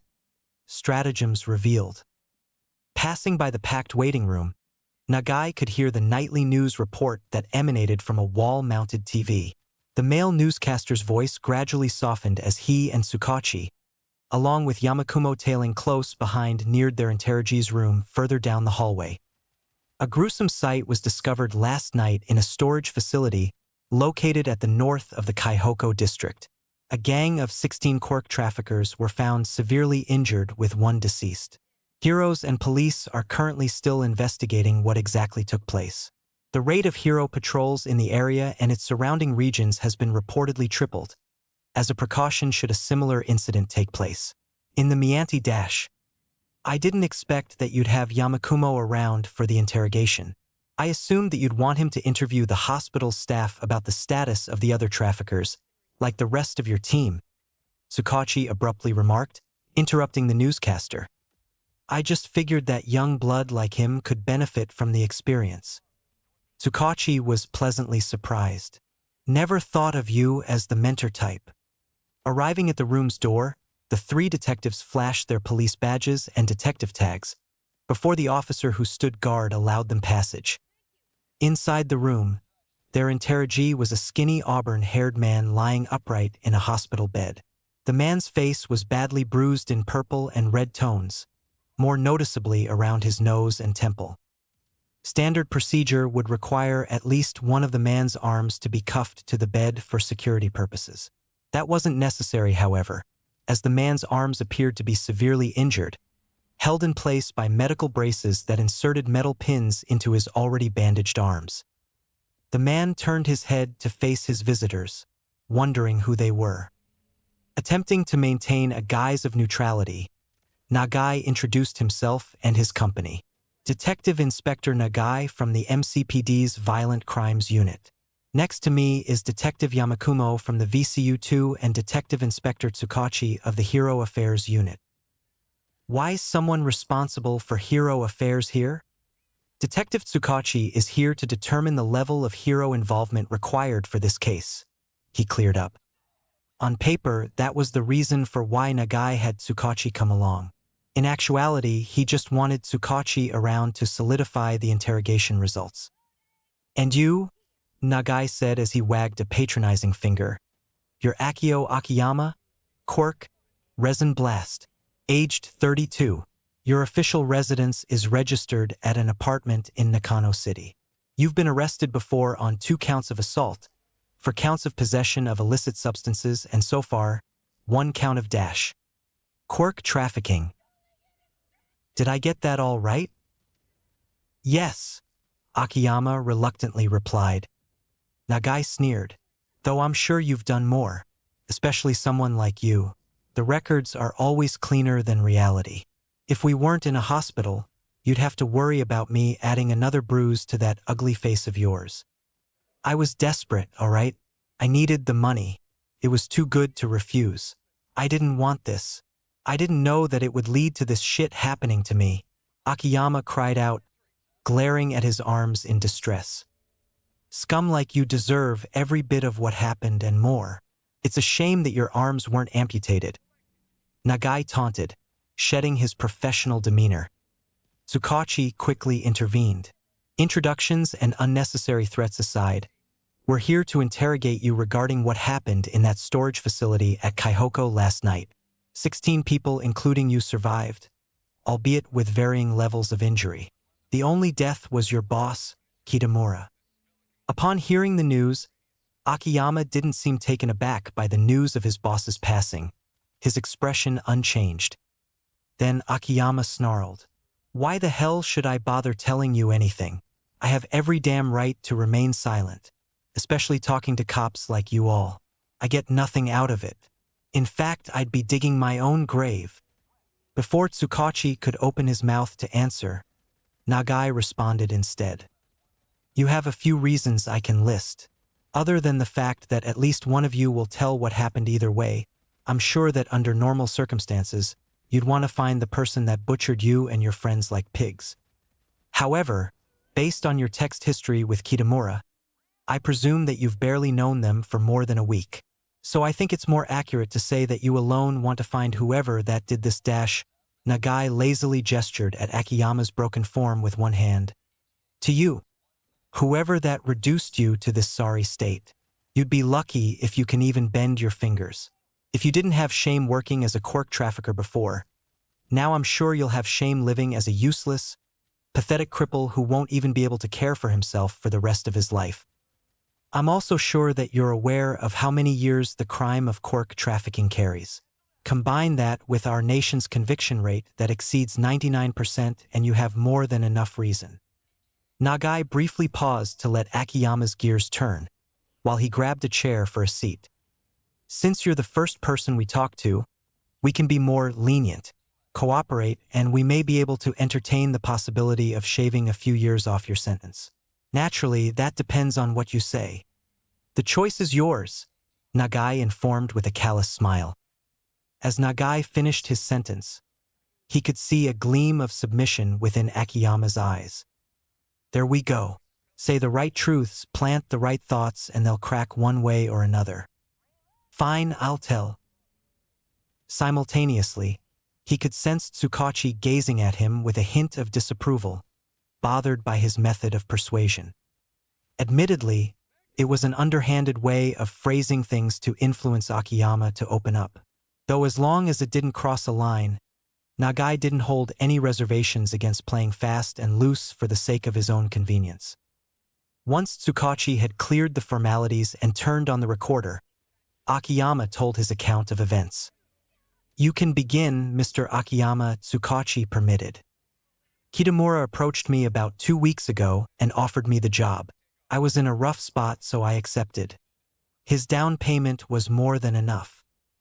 A few days ago, he gathered everyone he hired at that storage facility to set things up. Planning, moving equipment, that kind of thing.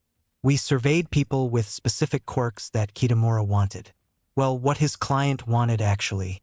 Our ideal targets were mostly street whores, the homeless and runaway teenagers, people that wouldn't garner too much attention if they went missing. Sick fucks," Nagai muttered under his breath. "Yesterday evening, Kitamura said that he needed to meet a potential partner, so he went out alone, while he ordered us to continue on with preparations." Nagai fiercely demanded to know their identities. "Who is this client and partner?" "No clue. He never told us who he was working with or for. Didn't trust us enough. He just told us to follow his orders or we wouldn't get paid in full." Then, an hour after Kitamura left, we were attacked. By who? Akiyama took several deep breaths to calm his nerves, preparing to narrate the traumatizing series of events he experienced. We didn't know someone broke in until we heard screaming. It all happened so fast. Everyone rushed into the foyer to see what was going on. Came from one of the guys. He was screaming on the ground with huge gashes all over his body. Once everyone was there, we heard a second scream from a guy I was more familiar with called Higashi. This time, everyone saw who did it. It was someone dressed in all black, holding a katana. They wore a black jacket with the hood up, black cap, black mask and black gloves. Black everything. The only part one could see was the upper area of the face. Nagai scowled. Well, there goes having a face to look for. So you could see their eyes? Their eyes were green, dark green. Describe the attacker's physical appearance. Nagai requested. Lean, shorter than average, I think. Looked like a guy. Yeah, it was a guy. Unless it was a flat-chested girl or some shit like that. Go on. I can't tell if it was a quirk or just skill, but while everyone was looking around trying to figure out what happened to the first guy, he snuck behind Higashi and stabbed him back in the back. The first guy was a trap to lure us there to get everyone in one place. As both of them were screaming their lungs out, the katana guy stared at us while we stared back. Beneath that mask, I swear he was grinning like crazy. Some of the guys with mutant quirks or a weapon tried rushing him, while the rest of us prepared to use our quirks on him. Then all hell broke loose, Akiyama grimly stated. One by one, he cut down each of us. His quirk made him move faster than we could see. Even though we had the whole foyer lit up with lights and lamps, we couldn't track where he went. We'd only see a black blur, followed by someone bleeding out. The worst part was that he didn't make any noise. After he was done with one or two people, he'd disappear into the mess of junk and crates in the foyer. A few seconds later, he'd reappear at a completely different end of the foyer, spilling someone else's blood. We couldn't hear any footsteps, any creaking or any thuds that could have told us where he was coming from. The only thing we could hear were our yells and screams. Akiyama described, visibly disturbed. Nagai's thin brows furrowed. So you think that this person's quirk has something to do with stealth, possibly sound suppression along with heavily enhanced speed? Could be. Without warning, Tsukachi interjected. Are you trying to say that this person has two quirks? Akiyama's eyes widened a little. I don't know. Is that even possible? Concern washed over both Nagai and Tsukachi for different reasons. Continue, Nagai ordered. The only time we managed to do anything was when a guy whose quirk was having octopus tentacles as tails, Yoshida was his name I think, somehow caught both of the katana guy's arms with his tentacles during the chaos. Someone with a knife and another with claws took the chance to rush him. I was standing nearby and held both my arms out, preparing to use my quirk on him. Halting for an unpleasant gulp, Akiyama carried on. Before I could even see it, he sliced all 8 of Yoshida's tails into chunks of meat. Yoshida and the other 2 guys' bodies were covered in cuts. All 3 of them collapsed instantly. That's when I realized that all of this was entertainment to this monster. He slowed down to let himself get caught by Yoshida for fun. There wasn't a moment where we could have harmed him. I wanted to run, but before I could even put my arms down and before I even felt it, he sliced both my arms open, along with my left leg. Then he hit my face with a left hook, sending me flying into a wall. The pain was too much for me to get up from. I saw him take his time with anyone left, before everyone was on the ground covered in blood. Then what happened? Akiyama laid on the concrete wall, pain overflowing from his arms and left leg. Sparing a quick glimpse at the limp arms on his sides led to his head recoiling in horror. His arms were a bloody mess, defiled by God knows how many cuts. There was too much blood to see where he'd been cut. The flesh on his arm wasn't solid anymore. transformed into a mushily broken mass of bone and red.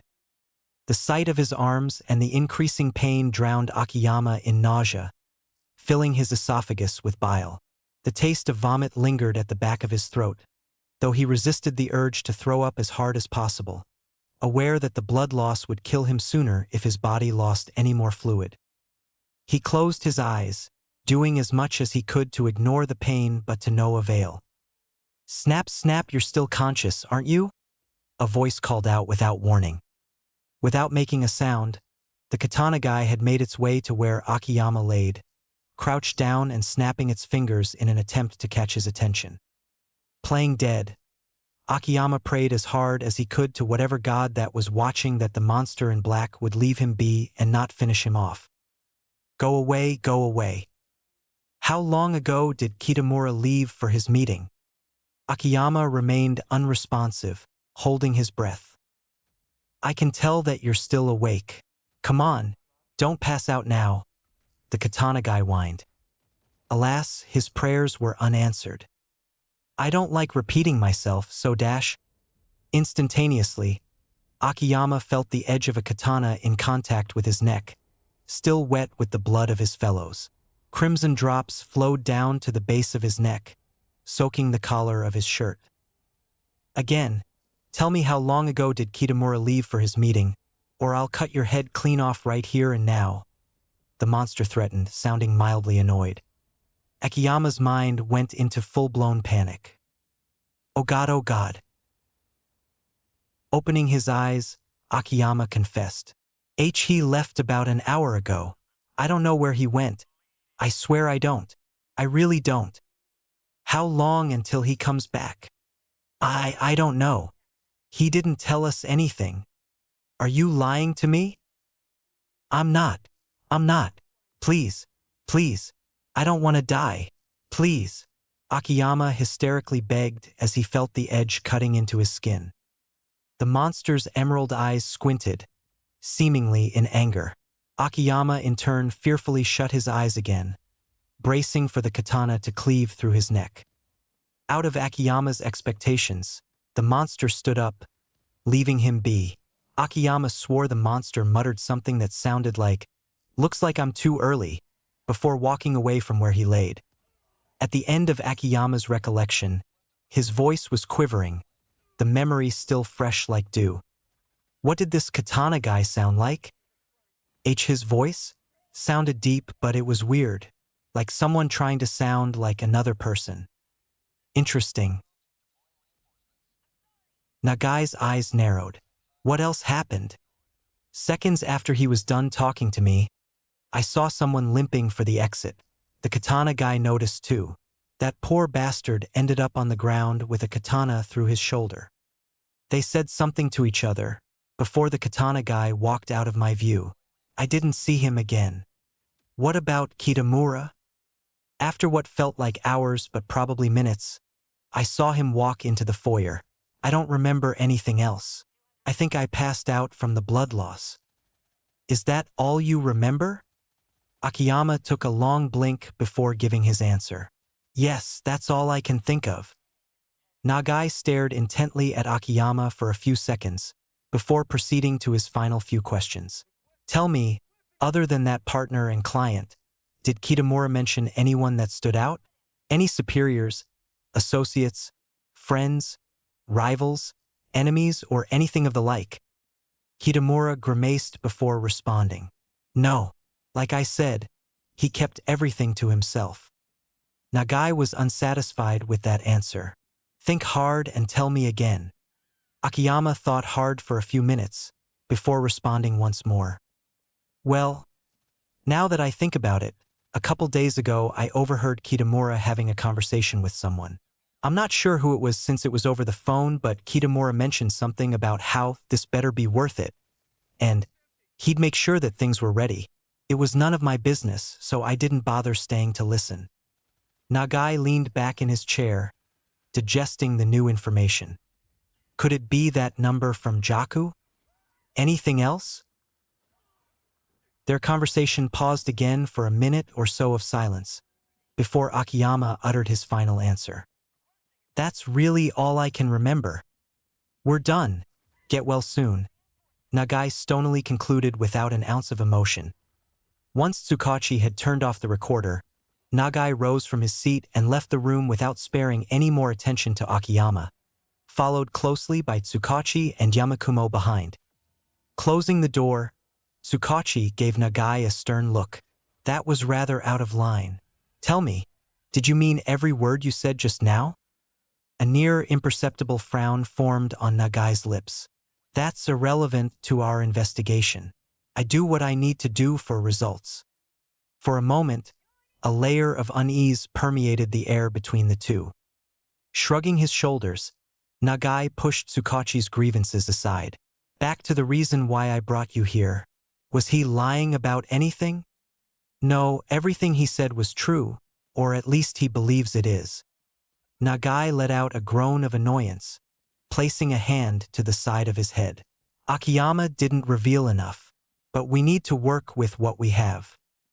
You haven't interrogated the other traffickers yet, Tsukachi reminded. If that's all Akiyama knows about and he wasn't lying, I don't expect that his friends will know any more than him. Nagai turned to face Yamakumo. Yamakumo, what do you think? Me? Taken off guard, Yamakumo pointed at himself, unsure whether he was being asked for his opinion. His fox ears twitched nervously, betraying his hesitation. Yes, you. What are your thoughts about Akiyama's testimony? Well, the description of this katana guy, especially the speed and stealth, matches up with the lack of evidence found. If what he's saying is true, this katana guy, he's deadly. Nagai crossed his arms, his expression unreadable. Someone with a quirk like that, moving at that kind of speed while suppressing sound, coupled with that level of skill with a katana is more than deadly. This is an assassin's work, and a professional one it seems. His suspicions practically spawned the second he finished reading the scene report. The testimony all but confirmed it. Tsukachi added, it's possible that he did what he did with the use of some high-end support gear. That would explain some aspects of his quirk. Possible, Nagai accepted. Still, leaving behind no evidence implies a high level of skill. There was a brief silence as the three detectives deliberated. Yamakumo finally broke it. What do we do next? We figure out who this partner and client are, Nagai decided, refocusing his thoughts. Kitamura's dead, but all of this is interconnected. There's a network behind him, no chance someone like him did this alone. Those resources came from somewhere. I agree. Based on what Akiyama was talking about, I think there's something bigger going on than just quirk trafficking, said Yamakumo. As for that assassin, Nagai contemplated, moving a hand to his mouth. Yamakumo tilted his head slightly. What about tracking him through the quirk registry? We have a rough profile, dark green eyes, below average height, speed and stealth enhancements. Maybe we can narrow down some suspects. It's doable, Tsukachi approved, but his voice was doubtful. However, you'll be limited to criminal records. If this guy is smart enough not to leave any evidence behind, it's not unlikely that he has his quirk registered as something else or he doesn't have a criminal record.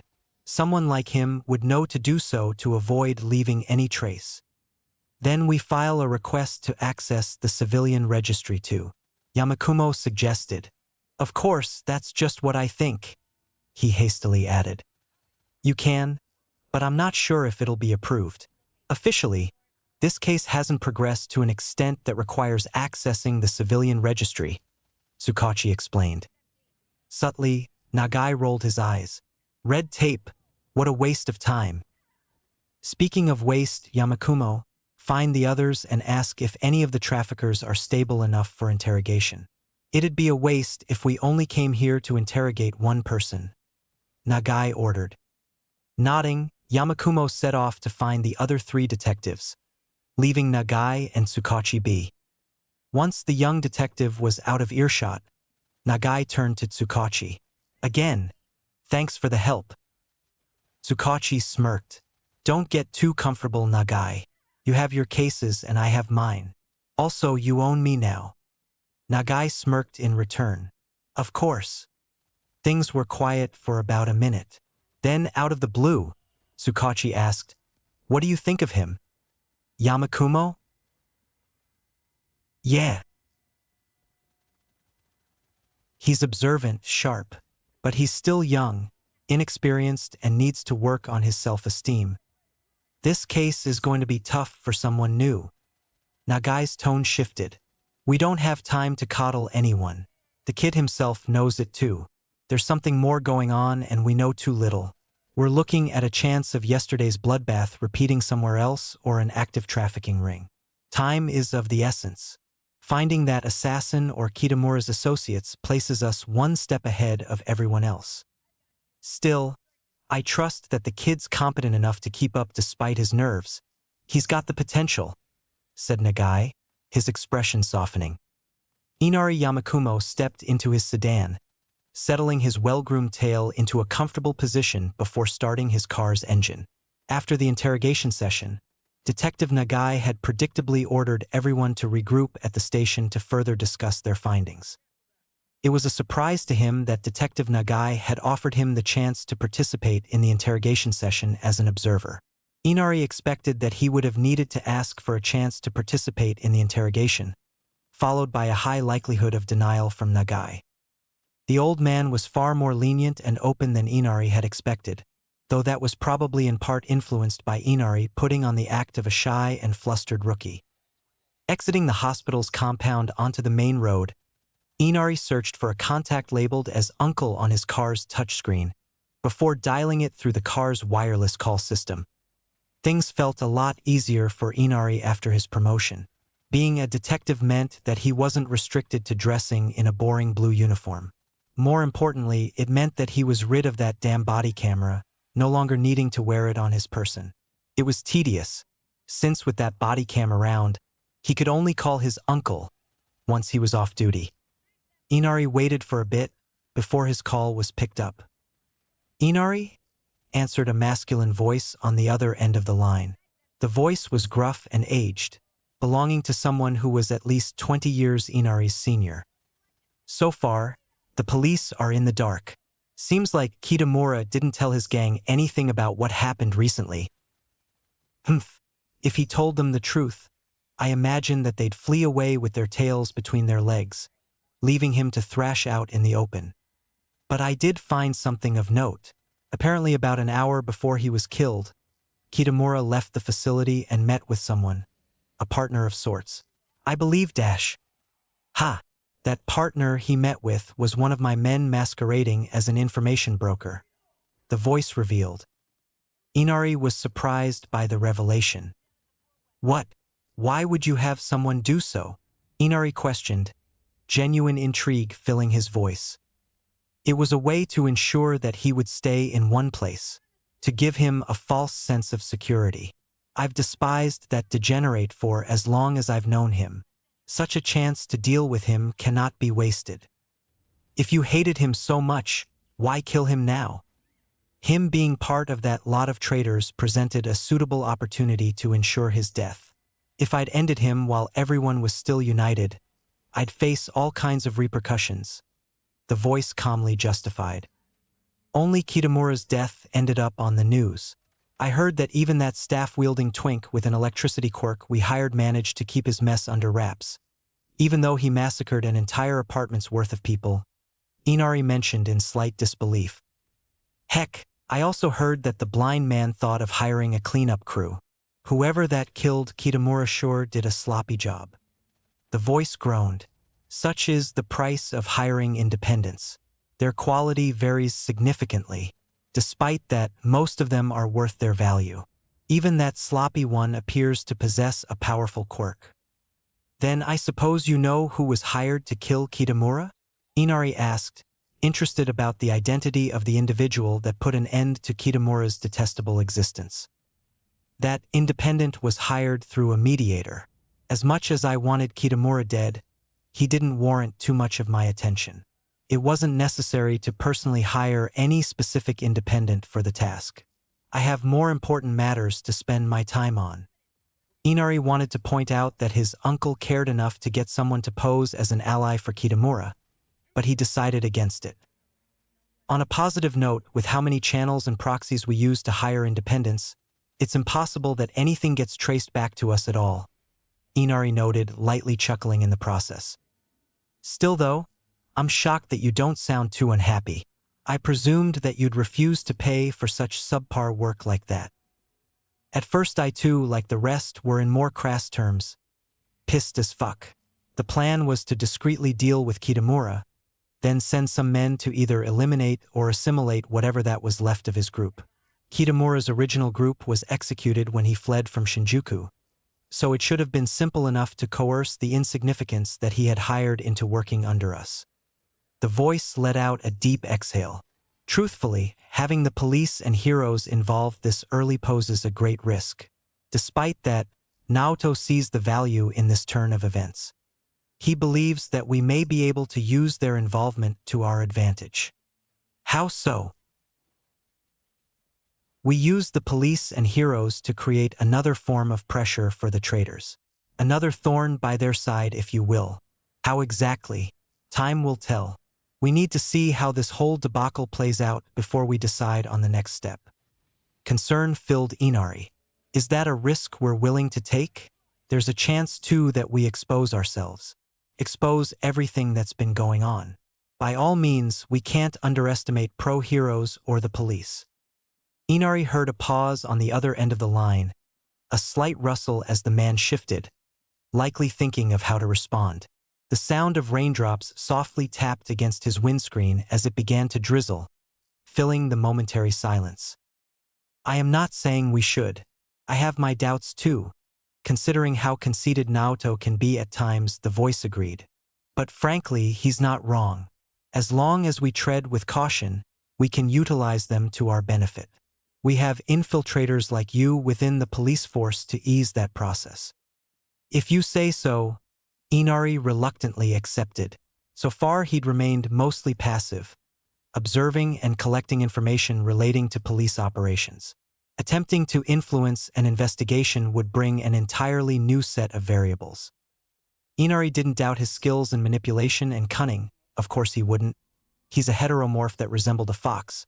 But variables were variables, and Inari wasn't keen to take uncalculated risks. You've worked under them for long enough without inciting even a hint of suspicion. You have nothing to fear. The voice assured, recognizing Inari's concern. But the voice quickly shifted into a tone of reserved concern far deeper than that of Inari's. Will Nagai be a hindrance? The drizzle transformed into a downpour, drumming against his car's windows. True to his reputation, Nagai's willing to use less savory methods to get what he needs. To what degree, I have no clue. Not to worry though, risky as it is, I should be able to influence the flow of the investigation. And if Nagai gets too close, well, as much as I hate to say it, I'll take care of him. Inari could imagine his uncle, clasping his hands together in satisfaction, followed with a smirk. Excellent, his uncle praised. Besides Naoto's perspective regarding the matter, he also says that we've sent a message to the traitors. A message? To paraphrase him, let them see it. Let the news be plastered for all of them to see. It is a herald of our might, our formal sign of first blood. We have indulged these fuckers for too long. It's time we start killing off these fools. Even if they have allied themselves with that fossil, we are more than capable of wiping them out. Quite the statement, I dare say, the voice remarked. Hey, what did you expect from someone of his background? Inari joked. Unexpectedly, his uncle let out a brief laugh before returning to business. Enough chit-chat. For now, you just keep playing your part. There is nothing that necessitates your direct action yet. Remember, you let us know immediately should any developments occur. The voice emphasized, more serious than before. Inari's hand tightened on the wheel. Of course, I'll keep you updated. The call ended abruptly, leaving Inari alone with the noise from torrents of rain that seemed to grow heavier and heavier by the second. Inari glanced at the car's clock. It would be time to slip back into character. Pulling into the police station's parking lot, Inar leaned into his seat, gazing at his reflection in the rearview mirror. The dark and storm of the night shadowed most of his face, but his yellow irises shone brightly, dimly illuminating his face and making his slitted pupils more sharp and piercing than usual. "You're a detective, Inari, you earned it, even if your loyalties lie elsewhere." Sure, the shy, easily flustered and hesitant detective was an act, but that didn't mean Inari was always confident in himself. The pressure and consequences that came from a single misstep constantly lingered in the back of his mind, chipping away at his sense of worth. Maybe that's why I play this role so well. He wasn't just playing the role of a rookie detective, though. He was a pawn in a much grander, finer game. One that he didn't know the full extent of. The first wave of hits were a harbinger of things to come. Shutting his eyes and suppressing a tensioned huff, Inari opened a black umbrella, stepping out of the car and making his way into the station, blending into the routine buzz of officers, detectives, and staff. Inside, Inari nodded at familiar faces offering polite greetings as he made his way to the V1 meeting room. As he entered, he spotted Detective Tsuruga seated alone at one end of the conference table. Inari bowed and smiled faintly at Tsuruga, the same shy, flustered act he'd perfected. Tsuruga simply nodded in return. Taking a seat opposite of Tsuruga, Inari waited as everyone else arrived minutes later. As Nagai began the meeting, Yamakumo could only think about how everything would unfold. Chapter 10. The Caduceus Contract. 40, 41, 42, 43, 44. Beep beep. Izuku placed the 2-ton barbell onto the rack, producing a loud metallic thud. He sat up from the bench, turning to grab his burner phone from the ground. It had been almost 3 months since he'd fallen into a coma that changed his life for better or worse. After experiencing a lifetime as a certain despicable man who was unbound and twisted by fate, Izuku awoke as a mix of his former self combined with an individual he would have once considered a monster. In a way, it was a second chance for both him and the man. Some things would inevitably change and others would remain the same. To point out the obvious, apart from his adoption of Toji's aspects, his dynamic with Keisino Katsuki had undeniably flipped since that day. From anyone else's point of view, it seemed that Katsuki lost interest in Izuku, opting instead to ignore his quirkless peer that was once subject to his abuse day after day. Of course, no one in class dared to question it. Truthfully, it wasn't disinterest that had filled Katsuki, but rather terror. Absolute terror. From the tiniest shift in Katsuki's face and eyes, to the fluctuations of his soul, Izuku could tell that the blonde lived in a constant state of terror and dread as long as he was around. Regardless of whether Katsuki's feelings stemmed from a fear of Izuku exposing his misdeeds or of Izuku taking his life, Izuku didn't mind the change. To an extent, there was some sick satisfaction to be felt from the whole situation. After all, it didn't hurt to enjoy the little things. Without even checking who the caller was, Izuku tapped the answer button, bringing the phone to his right ear. "I'm in the middle of a workout. What is it?" Kong's familiar voice could be heard. "Good news, Fushiguro. I have a job for you. Something urgent, though." "How urgent?" "You need to get it done by tonight, or else this job is going to someone else." "How much then?" Izuku asked once again as his lips made contact with a bottle of water. "4 million, Kong revealed. MMHRK. Cough cough. Shockingly, Izuku found himself caught off guard by Kong's answer, considering that he nearly choked on his water. His abruptly loud coughs turned the heads of a few other gym-goers around him. Fortunately, they spared a second's glance at most at Izuku before returning their focus to their workouts. That's way more than the last one. Since his hit on Kazuhiko, he'd only done one other job that paid less handsomely, simply put. To sum it up, said job involved helping a client kill her brother. On the surface, the job sounded rather villainous.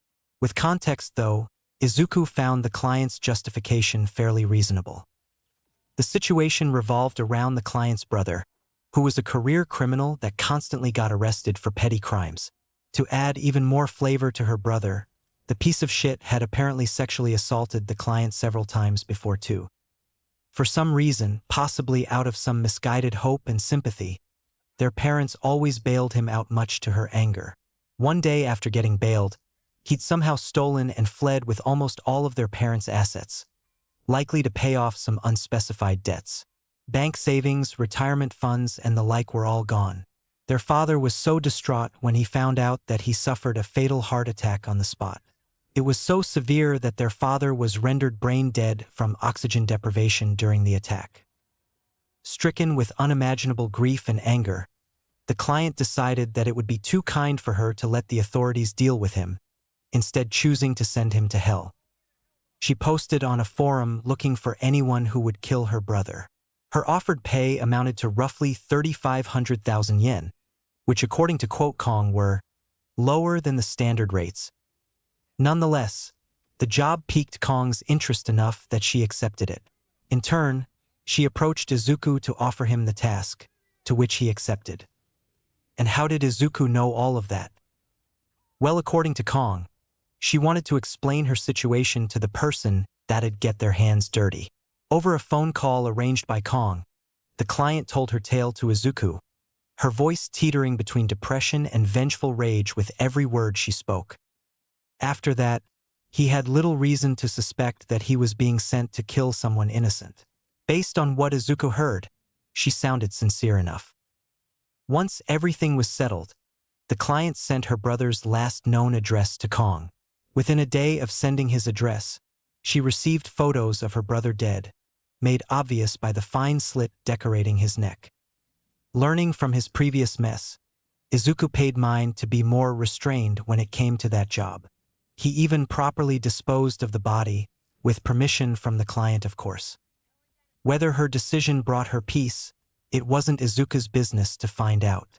What mattered was that he got paid. Lengthy context aside, if Toji was the one around, he wouldn't have bothered with taking jobs with such measly pay. In his current state, though, Izuku didn't have too much of a choice. Beggars can't be choosers.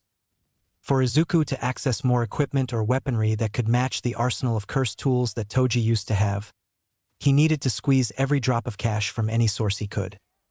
Speaking of weaponry, hearing Izuku's reaction, Kong attempted to stifle a laugh. "You sound surprised, Fushiguro." "Course I am. That's more than 10 times the amount from the last job. Before we continue though, what about my requests?" Izuku could hear the quiet shifting of clothes over the line, likely caused by Kong leaning on or taking a seat. "I almost forgot to mention that. I found a contact that should fit your price range. He claims to offer a decent variety of guns along with the right ammo, ranging from some pre-Quirk era classics to whatever fancy toys the Americans are coming up with these days. With a little fee, I can arrange for a session anytime you'd like," Kong casually informed. "Eh?" Izuku sarcastically implored. "Why the fee? Consider it a transaction fee." "What? You expect me to do work for free?" "Everything is transactional, Fushiguro," she defended, feigning offense. Izuku almost smiled with amused exasperation. Some things never change. "Fine. How much?" "I haven't decided yet." Izuku attempted to give a witty remark before Kong moved on. "As for the weaponsmith, I found someone that will hopefully satisfy your level of skill. Yes, there will be a fee for that too." This time, Izuku couldn't help but roll his eyes at the blatant reminder. "Now on to the matter at hand. This time you'll be doing a rescue mission." "Ha!" Again, Izuku was caught off guard. He couldn't recall if Toji had experienced doing anything of the sort before. "I didn't know you helped save people," Izuku commented. "I meditate on a wide range of services. It's not a rare thing among middlemen. Shouldn't heroes be the ones doing the rescuing? I don't think assassins are exactly the best people to do that." There are some people that our clients want to keep from falling into police hands. The person that you need to rescue is one of them, a doctor by the name of Minato. He's been kidnapped by the client's enemies. For now, he's being held captive at a Yakuza safe house disguised as an office building. The place is located around the more rundown parts of downtown Mizudafu. You should also know that the client for this job is the same one from the Kitamura job Kong mentioned, likely an attempt to remind Izuku of what he did on his first job. Never would I have expected you to get another gig from that client after what I did. Things were urgent for them, whoever answered first got the job. In any case, you're not my only agent. There's plenty of other people from nearby cities that would gladly take the job. You just happen to be the only competent one with a strong quirk I've seen in Mizudafu so far. So don't mess this up. I'm giving you another opportunity for a big job. Get the doctor out before tonight. If you don't, he'll be tortured to death by the next morning. And if he's dead, we don't get paid. The client wants you to get rid of everyone in that safe house too. So feel free to let loose, she added. Do I need to worry about the mess? The client will have someone clean up after the job is done. No need to worry about that. Do I get a bonus for doing so? As far as I know, sadly no. However, a bonus is not entirely non-negotiable. I've already sent you your full instructions, so get going, Kong ordered. Without another word, the line went dead on the other side, leaving Izuku to read through whatever that Kong sent. Slumping onto the bench, Izuku checked the time. It's almost evening. Guess I'll have to end this workout session early. Time to prepare. As Izuku was getting ready to leave the gym, he had another thought pop into his mind. Right, I need to think of an excuse to leave at night. What should I tell Mom? Minato Fujimori was not having a good time. In fact, this was probably going to be the worst and last day of his life. Now, Doctor, I'm going to ask you again. Cooperate, pledge your services, and you'll save yourself a lot of pain, a calm voice offered. Currently, he was in a grimy room, strapped to a plastic chair. His hands and feet were bound respectively to the chair's handles and legs with zip ties. Surrounding him were his captors, consisting of 7 men, 6 of whom that dressed in a mix of collared shirts and suits. Only one of them was properly dressed, while the other 5 were dressed more sloppily in comparison. There was one captor that stood out, who was not dressed in anything at all, as his entire body was harmlessly engulfed in flames. A living torch. Leading the captors and the one who offered to spare him was a plain-looking man who reminded Minato of a Japanese suburban dad he'd usually see in TV dramas. What they were asking him to do, it was insane. Madness. He'd done all kinds of things that he shouldn't have done as a doctor, given his position as someone who pledged to save lives. But even he had his ethical limits. He'd die before he'd break and involve himself in a plan like that. Mustering the courage, Minato took a deep breath. For the last time, no? Then you'll have to bear the consequences, the leader concluded. Motioning his colleagues, the leader was handed a briefcase, which opened to reveal a set of tools. From the briefcase, the leader picked up a large pair of curved scissors. Since you'll need your hands, and I'm so kind, we'll start with your pinky finger. Before Minato could even respond, the upper half of his left pinky was gone, replaced by a bloody stump of muscle. He could see a rough tip of bone before it was smothered by the thick, red blood that gushed out of the stump. Raw, unfiltered agony tore through Minato. He could only helplessly struggle and scream in torment against his restraints while his captors boredly watched. Once Minato's screams were reduced to tearful whimpers, the leader readied his scissors to snip off the next half. Though he was experiencing hell, he refused to give his captors the satisfaction of breaking his will. Before the scissors could fully sever Minato's pinky finger, there were loud noises that caught everyone's attention. There was mainly muffled yelling, followed by things being knocked over, smashing noises, and what sounded like things being sliced apart to Minato. No one could see what was going on, as the steel door was locked. Then there was silence. Absolute silence, like nothing even happened. The leader's calmness was quickly replaced by a hybrid of unease and annoyance. His brows creasing, he pointed and ordered his men, "You three, go check what the hell's going on out there." The three men nodded in unison, unlocking the door and leaving the room.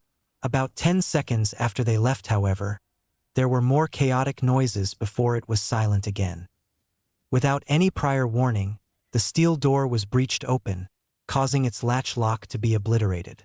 Chunks of metal bounced and plinked on the concrete floor, landing near Minato's feet. Standing at the doorway was a figure dressed in all black. The figure was on the shorter side, their body visibly fit on the leaner side. The figure's hair was a messy mop of black, their eyes containing unnaturally black pupils. A gator mask concealed the lower half of the figure's face, leaving their full appearance up to imagination. Through a more focused look, Minato could see that the figure wore a black windbreaker paired with a pair of equally dark pants and high boots. A portion of the windbreaker's sleeves were tucked beneath gray-plated tactical gloves that extended halfway up the figure's forearms. What alarmed everyone, however, was that in one hand, the figure held a katana dripping with fresh blood. Their other hand, while empty, was stained with moist blood too. The leader and his remaining men readied themselves against the abrupt intruder. Before they could even take a step forward, however, their bodies were assaulted with a barrage of slashes. Minato watched in awe and horror as they were slain in seconds, all blitzed by the intruder. All except one. The Human Torch was still alive, not because the intruder was careless, but because the intruder was curious. "That's an interesting quirk. What's it called?" the masculine-sounding intruder nonchalantly asked, as if nothing out of the ordinary had happened. Coming to his senses, the Human Torch rushed for Minato.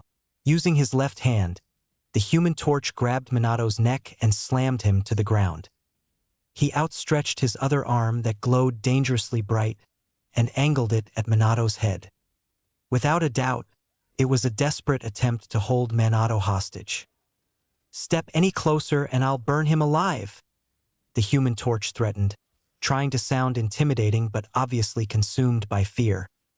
Without hesitation, the intruder dropped his katana and raised both arms, seemingly in surrender. "Look, I'd love to have fun with you, but..." In a flash, a knife was embedded into the Human Torch's forehead, killing him instantly. The force from the blade sent his body flying a few inches before it skidded on the ground. Picking up his katana, the intruder flicked his weapon free of blood before sheathing it. Untroubled, he strolled towards the still-ignited body and plucked the Tanto knife from the Human Torch's forehead. Using the same knife, he freed Minato from the chair. Who are you?"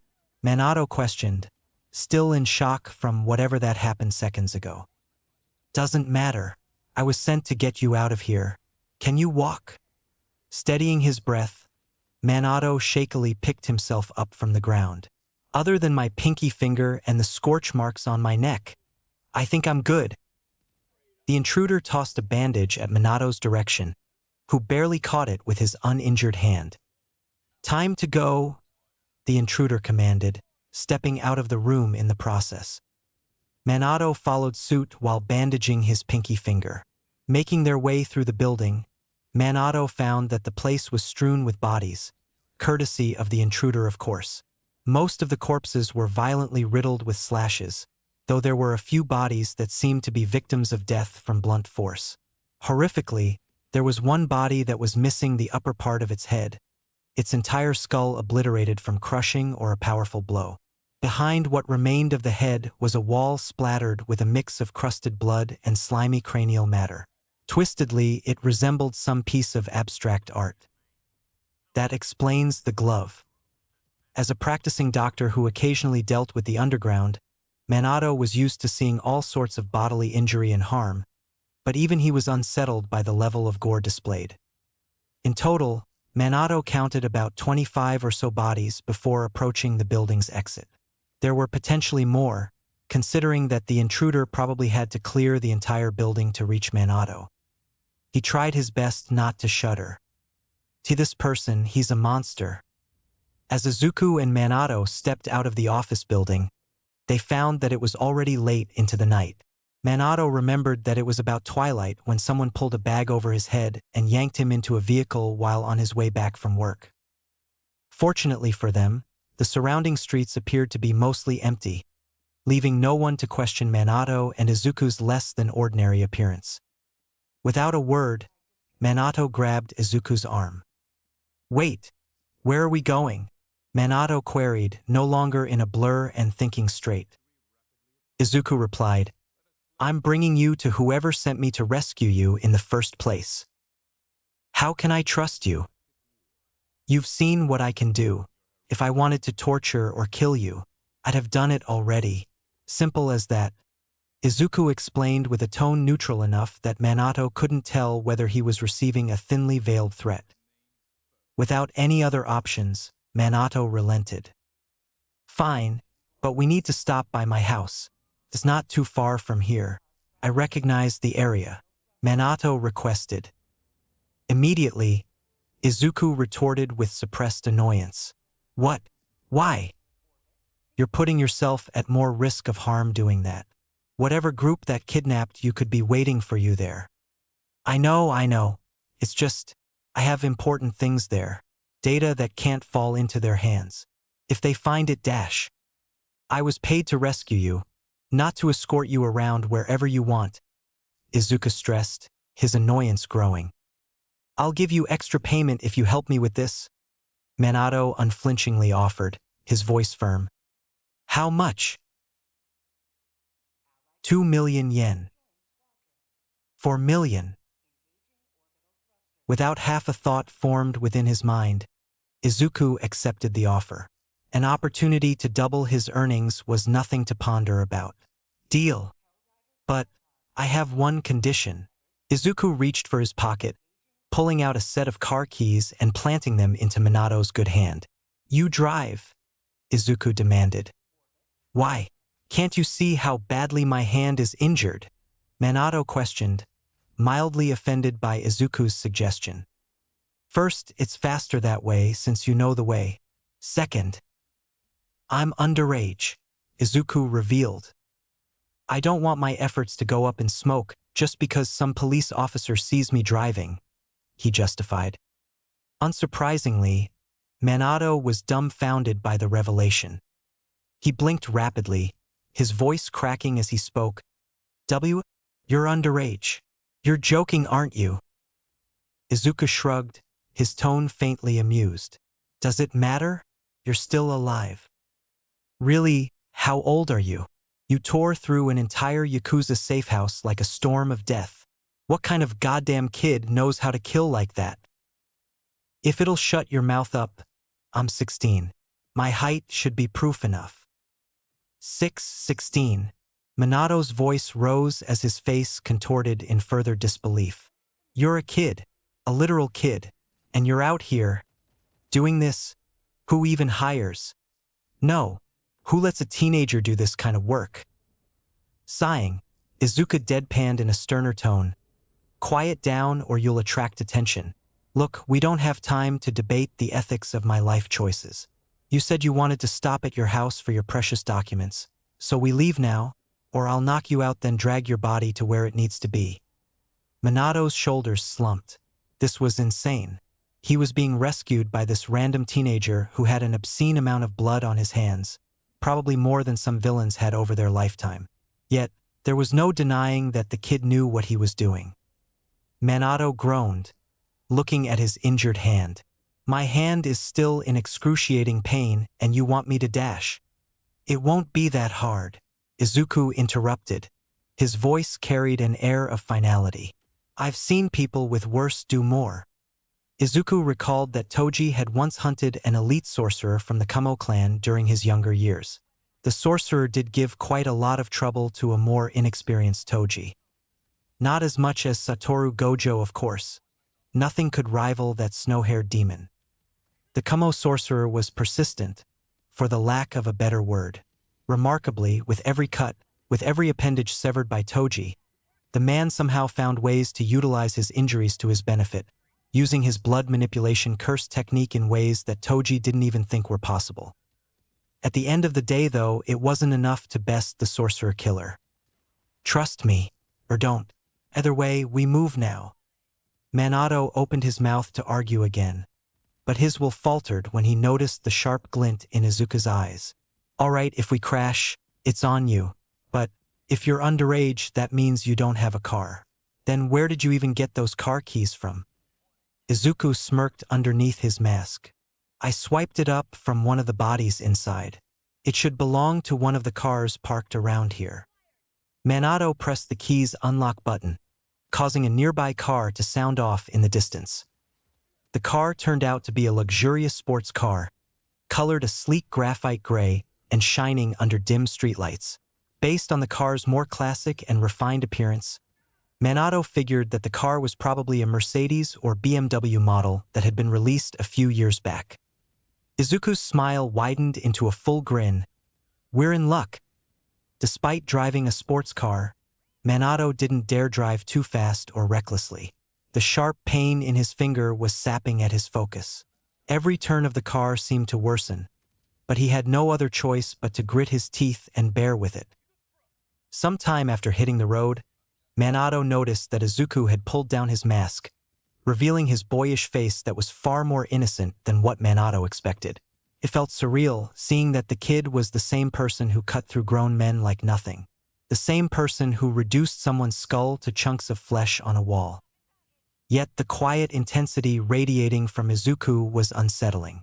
Every move, every glance spoke of someone who'd seen far, far too much violence. Someone who was well beyond his years in every sense.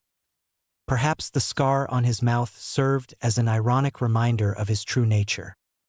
Even stranger, there was this familiarity. Minato couldn't shake the feeling that he'd seen this kid somewhere before, but under the weight of exhaustion and the night's events, the memory evaded his grasp. Out of curiosity, Minato couldn't help but ask Izuku why he pulled down his mask. Other than for curiosity's sake, Minato also supposed that some small talk would distract him from the pain and help ease the mood, so that the other cars don't think something weird is going on. People might think that I'm robbing, holding you hostage, or some other nonsense. Besides, I don't like wearing masks. They feel stuffy. Then why wear them in the first place? Minato pressed. I have a life outside all of this. I don't intend on exposing myself, Izuku explained. Minato glanced sideways at Izuku, still processing everything he'd just learned. This blood-stained teenager, an assassin, had a life outside of this? What kind of life? School? Friends? A family who thought he was just some normal kid? Then why do any of this? You should be focusing on school, a normal life, not whatever this is, Minato argued. Izuku turned his gaze to the side, looking out of the window at the dimly lit streets of Mizudafu. His youthful face, softened by the neon lights, almost appeared serene. The thrill of it. He stopped short, biting his tongue and catching himself from saying too much. It's the only thing Toji knew what I know now. It's what's taken over me, what I've become. You're insane, Minato muttered, gripping the wheel tighter. His eyes darted to the faint scar that crossed Izuku's mouth. You're telling me you do all this, risk your life, kill people, for the thrill? Not exactly, but when you're good at something, why not enjoy it? I do keep rules. No senseless killing. He paused, then added with a smile, well, most of the time. Sensing that Minato was still horrified, Izuku chuckled in a way that felt too mature for someone his age. It's not as if I go out of my way to take meaningless jobs. The people I deal with usually deserve it. Criminals like the ones who had you, the world won't miss them. You're awfully open about all this. You didn't break when you were tortured. I assume that keeping a little secret should be easy enough. But Izuku's smile vanished. If your mouth slips, I'll make sure that you regret it. Minato gulped. He didn't doubt that the kid would go through with whatever he planned. The rest of the drive was silent. Not long later, they arrived at Minato's house without incident. The house was a modest two-story, tucked into a quiet neighborhood. It didn't stand out, blending with the other similarly designed houses in the vicinity. Izuku scanned the area as they parked, hand resting on the hilt of his katana. Minato stepped out of the car, followed closely behind by Izuku, who had already pulled his mask back up. Minato fumbled with the doorknob, realizing that his keys were lost at the Yakuza safe house. Without a word, Izuku took a step forward and swiftly kicked the door. The frame splintered as the lock shattered, the noise echoing into the dimly lit house. Entering the house, Izuku unexpectedly heard what sounded like animal noises emanating from deep within the house. Curious, he followed Minato into what appeared to be a sprawling office. Izuku was pleasantly awed as he took in the office. Lining the walls were tens of glass enclosures and cages that housed all kinds of animals, ranging from local to exotic creatures. What was special, however, was that the animals all seemed to possess some kind of quirk. Among Minato's collection included animals like a rabbit that appeared to have shiny metal scales, a lizard that phased in and out of existence every few seconds, and a four-legged eagle that was without doubt a literal griffin from mythology. "You're a veterinarian?" Izuku asked, genuine interest filling in his voice. "I'm a geneticist," Minato corrected as he sorted through heaps of documents on his desk, "and a general practitioner. Collecting animals with quirks and researching them. It's a hobby of mine. I find it fascinating to study how genetics correlate with quirks, how they affect an organism's physiology, human and non-human included." Izuku consciously resisted the urge to share his thoughts out loud. If he wasn't on the job, he would have enthusiastically taken notes on the animals, along with peppering the doctor with questions. He stepped closer to the enclosures, his guarded demeanor slipping as he studied the creatures with visible interest. Seeing Izuku look at the animals with near-visible excitement reminded Minato there really was a teenager within. He found the moment oddly wholesome. While sifting through the files, a certain file caught Minato's eye. The file was a medical report, something a colleague of his had handed him months ago. Taking a closer look at the file's cover, his eyes widened. It can't be." He turned to Izuku in sheer shock. "Why, you're Izuku Midoriya, aren't you?" he stammered out.